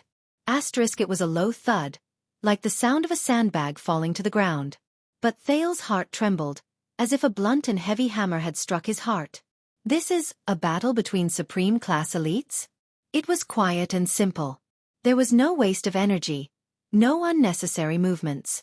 Thales saw the crowd whispering. Many soldiers pointed at the two of them. Oh no! How many times has it been? Must they tear each other apart before the attack from the north? The two commanders faced each other with equal harshness. They stood where they were and blocked each other's fists and palms without backing down. Sonia's eyes were cold, while Araka's face was fierce. The soldiers behind the two of them finally reacted. Asterisk clang. Asterisk the old soldiers behind Sonia drew their swords in unison and surrounded the commander in an orderly manner. Asterisk thud. Asterisk the sword and shield soldiers around Araka had solemn expressions. They took a step forward in unison and formed a wall with their swords and shields to protect Araka's flanks. The two groups of people were murderous as they glared at each other angrily with swords drawn. The chaos in the crowd deepened. My God, the Starlight Guards and the Fury Guards are here at the same time. Didn't the officers who arranged the shifts deliberately stagger their duty times? Are people going to die this time? I have a bad feeling. However, when almost everyone was watching the conflict between the two commanders with complicated emotions, the atmosphere became even more tense. Stop. Thales frowned and took a step forward. Everyone turned their heads in unison to look at the prince, who had an unpleasant expression on his face. Thales looked around him. What on earth is going on? Sonia and Araka, he sighed. This is what I wanted to say, Putre whispered behind him. You are the only one who can show up, young prince. Thales shook his head. Stand back, soldiers, he shouted at the two groups of people who were in a tense atmosphere. Put away your weapons, considering that we are all constellations. But no one paid attention to him. Sonia and Araka heard him, but the two of them, who had unpleasant expressions on their faces, seemed more interested in each other. The subordinates behind them, according to the crowd, they seemed to be the Starlight Guards and the Fury Guards, did not look sideways either. They only stood loyally and attentively behind their commanding officers. His Royal Highness was ignored in the middle of the field. Putre closed his eyes and shook his head helplessly. The whispers of the onlookers became louder, and they pointed at Thales. Many people's eyes were filled with mockery and contempt. This child was their new prince? Thales only felt very awkward. It was extremely awkward. What should I do? Rush up and pull them apart. However, Sonia was in a state of extreme annoyance, and that Araka did not seem to care about him at all. I have to find something that they care about. His brain worked quickly. The conversation between the two of them surfaced in his mind. Thales was struck by a thought. He took a deep breath. The prince heard his own childish voice rise. I am Thales Jadestar, the second prince of Constellation. Thales raised his right hand and pointed to the north. Perhaps some of you know, for the peace of Constellation, and for the lives of everyone in the fortress. I will soon head north to Extet to pay for their prince's death with my life. The onlookers burst into an uproar. Broken Dragon Fortress was not alone. The news of the national conference had long since spread here. Many people looked at Thales with different emotions in their eyes. There was pity, indignation, anger, and sighing. But Sonia and Araka's gazes were still locked on each other. Thales adjusted his breathing and tried to appear as casual as possible. He walked closer to their confrontation. As for the two commanding officers and your subordinates, before you dig out each other's hearts, towards a Jadestar prince who is about to die. Thales spread his hands and revealed a helpless smile. At least give him the respect he deserves, right? For example, starting the fight after I go to my death? The whispers of the onlookers became louder. Put-Ray nodded slightly. Sonia and Araka realized that they furrowed their eyebrows in a barely noticeable manner. But Thales immediately changed the topic and snorted softly as if he was mocking them. Oh, of course. Perhaps you are already used to it. Thales turned around and looked at the soldiers around him. He put his hand into his pocket in a relaxed manner. He was about to take out the Jadestar royal family's 9-pointed star pin and show it to everyone. Thales' next sentence relied on his family name. But he did not touch the 9-pointed star pin. There was only the fanged bracelet in his pocket. It was given to him by the Night Queen when they parted. It was the Corleone family's keepsake. Thales' smile froze for a fraction of a second. Damn Katerina. She didn't return the 9-pointed star pin to me. However, the prince immediately flashed a smile at the speed of lightning. He turned his empty pocket helplessness into a taking a picture with his hands in his pockets pose and turned around. Thales turned back to the two people who were confronting each other and laughed mockingly. After all, it is not the first time the two of you have seen a Jadestar die in front of you. The moment he finished speaking, the two people who were confronting each other breathed a lot faster. Sonia's entire body trembled. Araka looked like he was struggling. The past surged into their minds. The surrounding soldiers' voices grew louder. So, yes, you heard about it too, right? Both of them were. Hey, they had that kind of experience, why bother? 1, 2, 3. Thales counted the seconds in his heart. Please, give me some face. His awkwardness rose again. Finally, the two commanders snorted coldly and abruptly let go of each other. The guards on both sides sheathed their swords one after another, but their expressions were still unpleasant as they looked at each other. Thales breathed a sigh of relief. Put-Ray, who was standing beside him, flashed a hateful smile and winked at him. Gilbert had never been so disrespectful. Thales returned an angry glare. But he knew that the matter was not resolved. Very well, shall we settle the matter at hand first? Thales grinned and rubbed his hands, pointing at Willow Ken, who was stunned on the spot. Araka snorted impatiently. Do you want to judge him personally, young prince? Why, do you have a problem with that? Sonia snorted.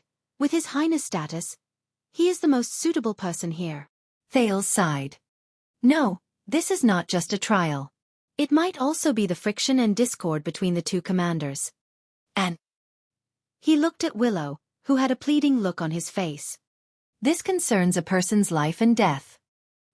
He raised his head and looked at the officer in charge of the hanging. Can anyone prove what he said? The person he saved? The officer in charge seemed to have never spoken to anyone from the royal family before. He took a step back in a flattered manner, then shook his head. None. So we all suspect that he is lying. Thales furrowed his brows. This is bad. If you want to confirm whether he is a deserter, please bring him his weapon. The officer nodded nervously. Soon, under everyone's gaze, a wooden stick that was much shorter than a long spear was brought up. This pair of damaged wooden sticks still had dried bloodstains on them. Only the iron-wrapped tip could barely be seen on one side. On the surface, it did indeed look like a broken long spear. However, Thales looked at the black-haired young man. You can use dual spears? Willow nodded vigorously. I can. Another lie. The officer shook his head and said, No soldier has ever received such training, much less a fisherman. Thales exhaled deeply. He looked at the soldiers around him with burning gazes. He looked at Sonia's hopeful gaze, Araka's aggressive gaze, and Putre's complicated expression. Thales pondered and said, If he can use dual spears proficiently. But Araka snorted softly at this moment and interrupted him. Whether he is a deserter or not, he disobeyed orders and ran back on the battlefield. There is no doubt about that, the valiant man said to the prince in a mocking tone. Why? If he can use dual spears, are you going to use your Jade Star privilege to declare him innocent? Honorable second prince? Thales was stunned. Disobeyed orders? T. Then are you going to execute him directly? Sonia spoke harshly. She said coldly, If he is innocent, no one cares if you are innocent on the battlefield. Araka cut her off stiffly. Regardless of whether it is to escape or to save someone, you disobeyed orders, so you have to pay the price. Sonia's words immediately froze. She could only turn her head and look at Thales hesitantly. I respect your decision, Your Highness. Continue. Araka looked at Thales and said in disdain, Pardon him, and see if he will still disobey orders next time. Perhaps by then, he will not only cause his own death. Willow's face immediately turned ashen. Drenched in sweat, his gaze kept moving back and forth between Araka and Thales. Thales furrowed his brows. This is troublesome. Araka, Sonia, Putre, and the soldiers around them, including Willow, all fixed their gazes on him. What should I do? Hang him. What will Sonia and the soldiers around them think? Forgive him. What about Araka, military orders, and military rules? Or should I just change to another punishment? No, it's not appropriate. Damn it. Gilbert never taught me this. Wait. Gilbert. Thales muttered to himself. He made a decision. Willow can. I cannot be sure if you are a deserter. The prince walked in front of Willow and said to him, Hence, I cannot convict you and hang you. Willow breathed a sigh of relief. See, this is where you start losing the war. As expected, Araka snorted softly. Unsurprisingly, he also received Sonia's angry glare. Some of the soldiers who agreed with Araka started to shake their heads. However, Thales' next sentence made Willow nervous again. Thales shook his head and said, But if you really disobeyed orders, then I cannot convict you. I cannot pass a sentence. Everyone was silent for a moment. Then there was an uproar. Sonia furrowed her brows tightly. What does this mean? Ha, guilty and not guilty? Araka sneered. So, what are you going to do, my prince? Why don't you shorten the rope by half? Thales was expressionless. He raised his hand gently and clenched his fist. Everyone fell silent. But you said it, Willow, Thales said softly. You retreated to save your comrades. Willow lifted his gaze and looked at the second prince with trembling eyes. Whether you really did it or not, this spirit is very noble. Thales' voice echoed in the narrow crowd. So I can't hang you. Willow shuddered and looked at the prince in disbelief. Thales continued to say, Yes. It's not because of whether your actions are innocent or not. It's because I cannot let others hesitate to save their comrades just because they are afraid of what will happen to you. This is not something that they should hesitate about. Thales said faintly. The way everyone looked at Thales changed. Sonia's face lit up, while Araka frowned deeply. Only Putre's gaze was complicated and profound. But Thales' expression turned solemn and he said sternly, This does not mean that you are not guilty, and you do not have to pay the price for disobeying orders. Willow can. Willow's breathing started to quicken. In the future battles, you must save the lives of more than 10 comrades, Thales said sternly. As the price for not being hanged today, this is the only way you can be absolved of your crime of disobeying orders and wash away the suspicion of you being a deserter. 10. Under everyone's gaze, Thales pulled out JC's dagger and walked behind Willow expressionlessly. He aimed the blade at the rope that bound Willow's hands. Thales took a deep breath and used force to cut. 1, 2, 3. Huh? Thales awkwardly realized that his strength was a little weak. Based on this speed, it might take more than 10 seconds to cut the rope. He felt the gazes of the people around him. This is ruining the atmosphere. At this moment, a familiar fluctuation surged into Thales' hands. It was as if his blood had instantly sped up. The muscles on his right hand trembled, and a force that was much stronger than usual erupted. Asterisk grip. Asterisk the rope on Willow's hands was instantly cut. Thales withdrew his dagger and forced himself not to look at the bloody wound on the back of Willow's hand that he had accidentally made. Ahem. So, I used your future actions in exchange for your life and freedom at this moment. Do you understand, Willow Ken? He looked solemnly at Willow, who had regained his freedom. Willow panted as he knelt on the ground and looked at Thales. He parted his trembling lips. Yes. Yes. Your Highness, he said excitedly. Save 10 people. I will remember this. I have another request, Thales said calmly. Willow was stunned. Thales suddenly flashed a smile that he had not shown for a long time and said, Go and change your dual pistols. They are so worn out that they can't even kill fish in the river. Willow Ken took 3 breaths. Then, he flashed a smile as if he had escaped a disaster. He nodded vigorously. Yes, I will obey your orders. Thales turned his head and looked around. Sonia laughed and looked at him with a gratified expression. Very appropriate, Your Highness. The fortress flower walked over unceremoniously and carried Thales while he had an unpleasant expression on his face. No one knew who started it, but the soldiers around them started applauding. Asterisk clap clap clap. Asterisk some even started cheering. There were even people shouting, Our prince! Sonia laughed and put the ashen-faced Thales on her shoulder. She rubbed his head hard. A qualified jade star. Cunning brat. Araka looked at Thales coldly. He mumbled and waved his hand. Amidst the applause from the crowd, he left with his subordinates. Only Ida asked Putray, who was deep in thought, with a puzzled expression, What did he do just now? When the already weak Thales was put down after Sonia swung him around twice and making him even more dizzy, he could only pull at Putray's robe weakly and retch. Under the guidance of a few soldiers, Putray followed him to the barracks that had been prepared for the prince. Behind him was Ida, whose face was once again pale from the cold weather. Thales sighed. I thought that the trouble would only come after we reach Ekstedt. But Putray did not reply to him. Your Highness, Putray said quietly, not noticing that he used honorifics. How did you think of that method? Thales was stunned. Ha! Not killing that soldier for now, but letting him contribute himself in the future?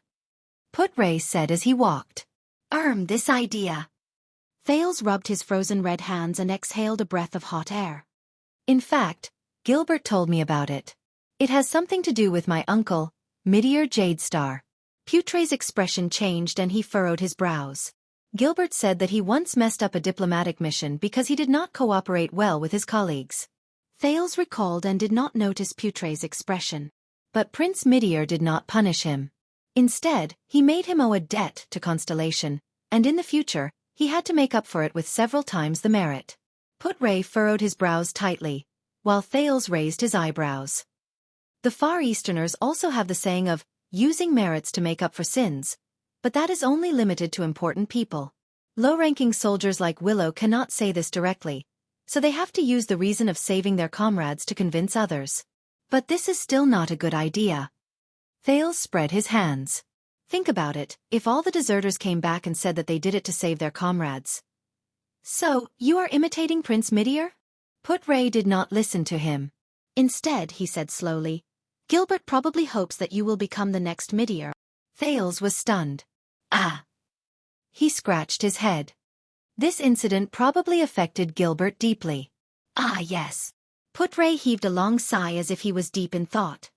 Gilbert did save all of Constellation during the negotiation of the Fortress Treaty, and made up for his sin of becoming enemies with Steel City. Otherwise, according to the law at that time, this incident would have been enough to land him in prison. Thales turned his head curiously. Oh, Putray, you know about this as well? Of course, Your Highness. Putray seemed to be used to addressing Thales as Your Highness. He said flatly, Gilbert did not mess up that incident because he did not cooperate well with his colleagues. Thales widened his eyes. At that time, Gilbert was just a descendant of a declining noble family. As the prince's attendant, he was ostracized and even deliberately framed by his colleagues when he first came to the Foreign Affairs Department. That was why he ended up in such a state. Put-Ray sighed. Ha! Thales said in surprise. Is that so? Put-Ray nodded slowly. That was why he worked so hard for Constellation. He thought that this was a debt he owed to Midier and Constellation.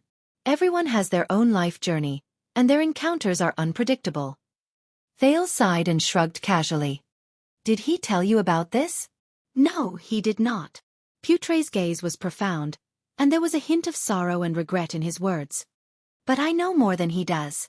Thales raised his head. Put-Ray took a deep breath and slowly enunciated his words. Because I was the person who ostracized and framed him in the Foreign Affairs Department back then.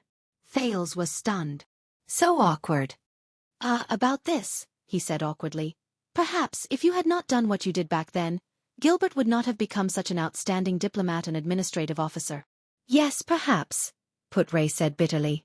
Constellation is very lucky to have such an outstanding and selfless. No. A familiar voice came from behind them. He seemed to be suppressing his anger. Thales and Put-Ray turned their heads in astonishment. They saw the second prince's attendant, Wuxia, looking at them with an unhappy expression. Wuxia, Thales said strangely. Is he angry? Your Highness. Wuxia seemed to be trying his best to control his emotions. He took 2 deep breaths before his expression returned to normal. He said slowly, Cora is dying. Thales' expression changed drastically. Cora, the leader of the Jade Star family's private army, was currently lying on the bed in the barracks with a pale face. I have a younger sister, Lucy. Cora's eyes were out of focus and he said in a daze, In the capital. Your Highness, Wuxia, who was wrapped in bandages, said with a regretful expression. The vampires injured him too badly. Thales let out a long sigh. Is there no other way?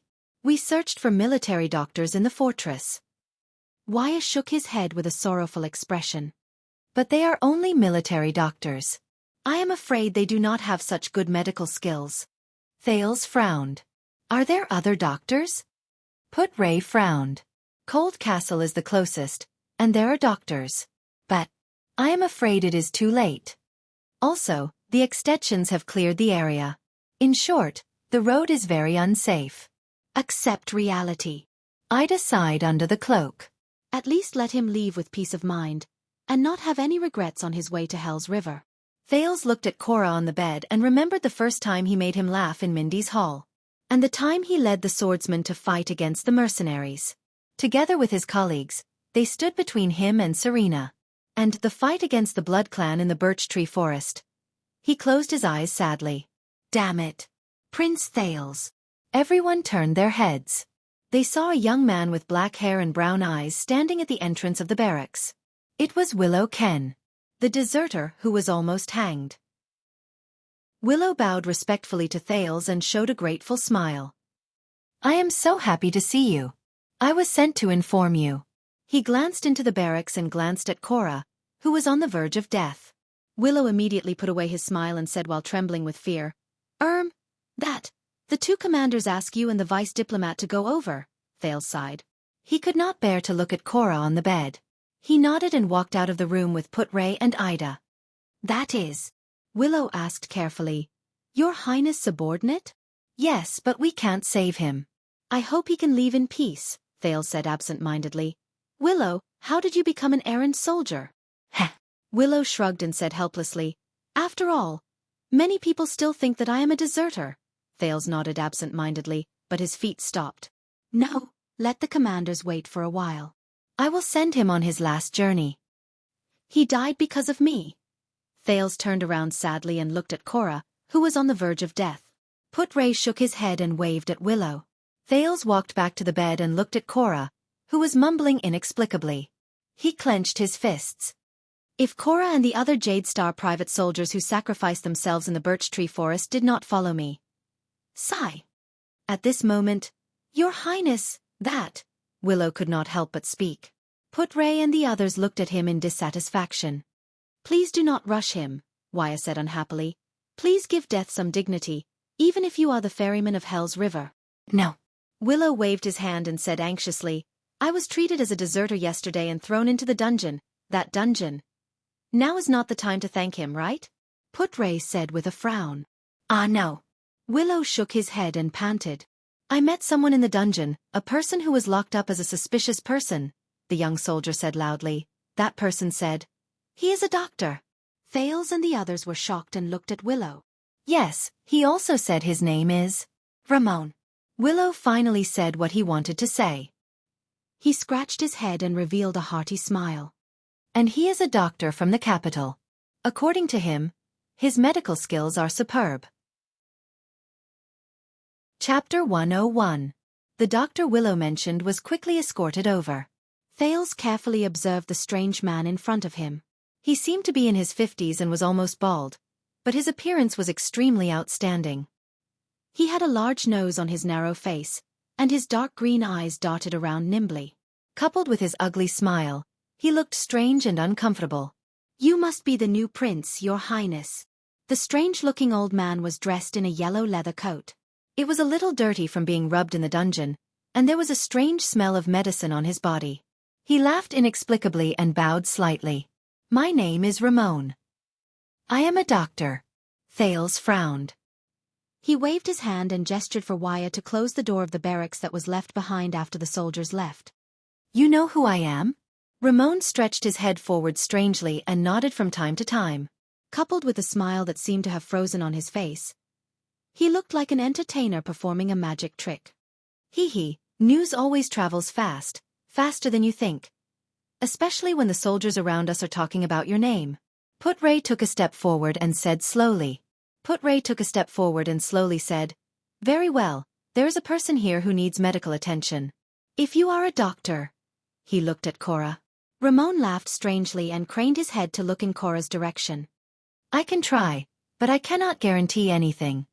He walked towards Cora, but suddenly turned his head around.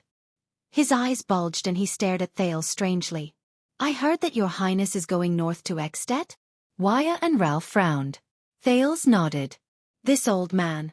A little strange. And a little strange. But he is a doctor after all. Ramon walked slowly to Cora's side, as if he was deep in thought. Not a bad journey. Ekstedt.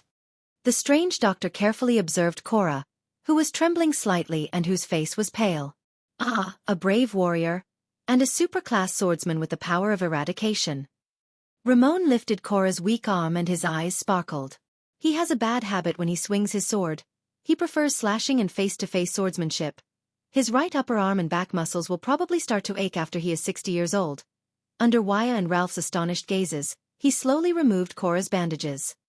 Cuts and lacerations on his chest and back. He didn't treat his injuries immediately. I wonder if it was because the situation was urgent or because he didn't realize it. To think that he endured for so long. With this kind of wound, I can recognize it as a vampire's claw even with my eyes closed. Thales' expression froze. This doctor. It seemed to have some tricks up its sleeve. Moderate blood loss, weak body. The key is that the 2 wounds were improperly treated. There's quite a lot of ulceration. If we don't deal with it immediately, I guess he can still hold on for another day? One night. Hee. Ramon turned his head and clicked his tongue. He looked at Thales and smiled without saying a word. What is it? Put-Ray asked slowly. Can you save him? Hee. Ramon stared at Thales with a contemplative gaze. Most doctors are probably at a loss right now. Thales' expression darkened. They can only wait for the swordsman to recover or die by himself. He let out a breath of hot air and said slowly. Everyone frowned slightly. Wait, Put-Ray said quietly. You said most of them? Ramon just chuckled. Thales raised his hand and gestured for Put-Ray to ask him the question. The second prince looked at Ramon seriously and asked, You mean you can save him? Ramon blinked his right eye and sniffed with his strange nose. I did not say that. But I can try. With some medicine, I can treat the wounds, cut off the rotten flesh. As for the chance of successfully saving him, Put-Ray frowned beside Thales. Ramon flashed a strange smile again. It depends on the reward. You know, the reward. Thales raised his eyebrows. You will get the reward you deserve. Without changing his expression, Thales added, sufficient reward. I guarantee it with the royal family's reputation. Anyway, it's not my money. Haha, you have misunderstood. Ramon put down the dying Cora. His eyes shone. I only ask for one thing. He narrowed his eyes and scrutinized Thales carefully. I've had enough of this dungeon. He tried his best to put on a friendly smile and said, when the prince heads north to Extet, please bring me along. The barracks was silent for a moment. Thales looked at the ashen-faced Cora on the bed and clenched his fists lightly. Bring him along? You know that I have no right to let you go. Thales suppressed the discomfort in his heart. I am not the commander here. Ramon revealed his upper teeth and sneered cunningly. But your father is the commander of the commander of the commander here, isn't he? And you are not letting me go, but placing me under your custody. Ridiculous. Wuxia snorted softly. Are you negotiating terms with His Highness? It's just a request. Ramon put his hands together and smiled. If I can get permission, I believe that I will do my best to treat this seriously injured and dying mister. No. Thales stared at him with an unpleasant expression. Not only do you want to negotiate terms, you are also threatening me. Also, not saving a dying man. Are you really a doctor? How dare I? Ramon spread his hands and revealed his mottled yellow teeth. What I mean is, even if I am a doctor, I can only try my best to save him. If I fail, His Highness can throw me back into the dungeon or even cause me some trouble. Of course, if he is lucky enough to be saved by me. I only need your kindness to bring me out of the dungeon, and the one on the bed looks like he is in pain. You only need to bring me along. You have a lot of conditions, Wuxia took a step forward and said coldly. I am only making a suggestion. Ramon smiled. Whether you accept it or not is entirely up to His Highness. What if I say no? Thales said quietly. If I do not agree to let you out of the dungeon and bring you along, will you refuse to treat him? Ramon chuckled. Of course not. But a cold glare flashed in the doctor's eyes.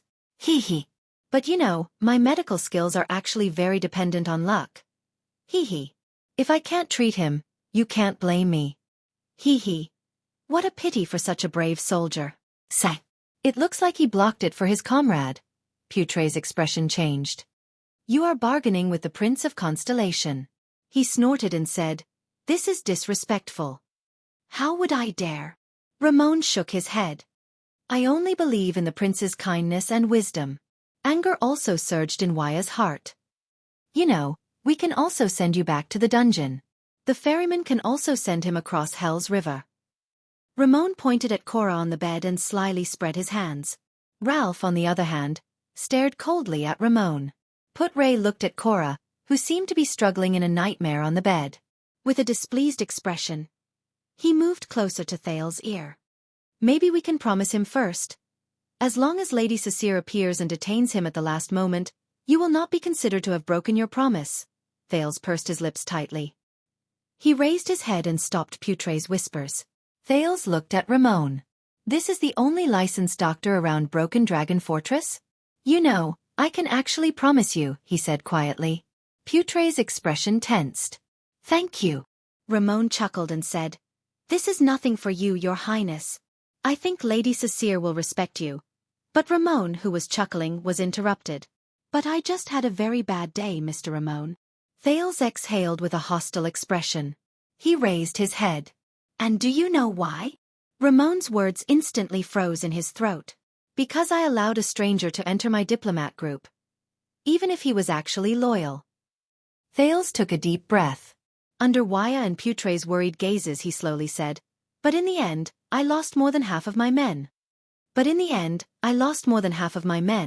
They all bled for me and sacrificed for me. They might even include Cora, who is lying on the bed. He said coldly, I don't like it when people use this to bargain with me. Ramon was slightly startled. Thales raised his head and heard himself say in a low voice, also, this lesson taught me to always be vigilant when it comes to things that you cannot understand.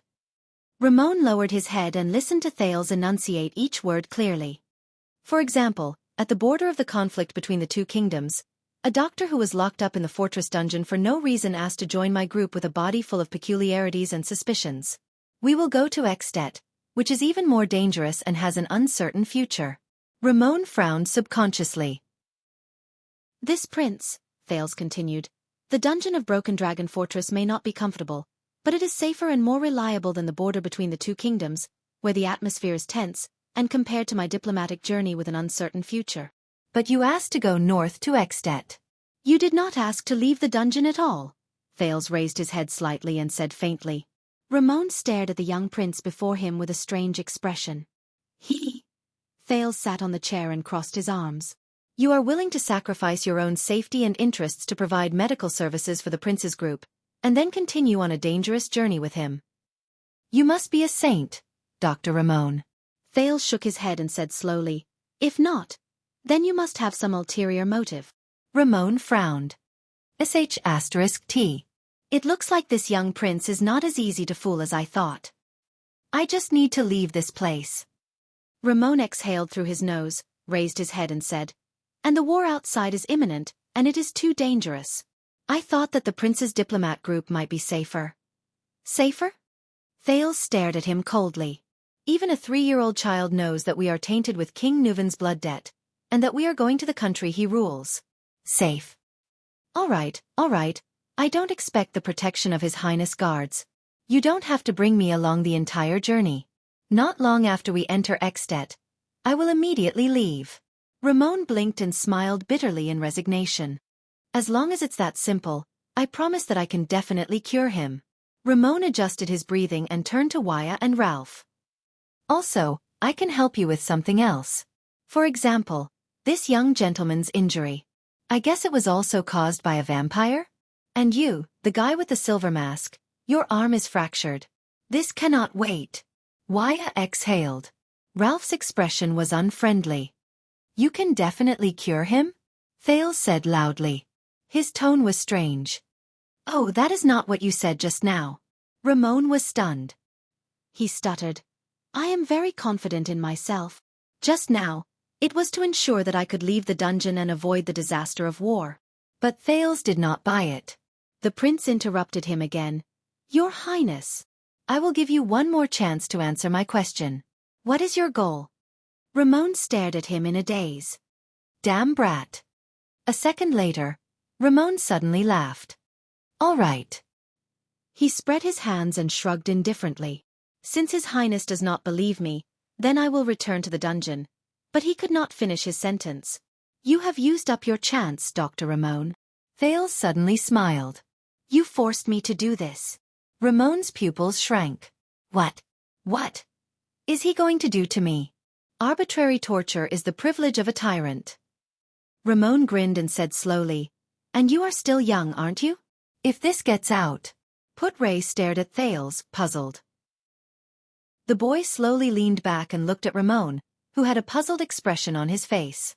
Thales raised his right hand and pressed it against the side of his forehead. Let me apologize first. Thales chuckled and said slowly, I also did not want to treat you like this. That forbidden ability. What? At the side, Put-Ray, Wuxia, Ralph, and even Ida, who had been absent-minded, were all stunned. Ability? But you're tuning in to the Xiaofan's Wuxia Tales YouTube channel.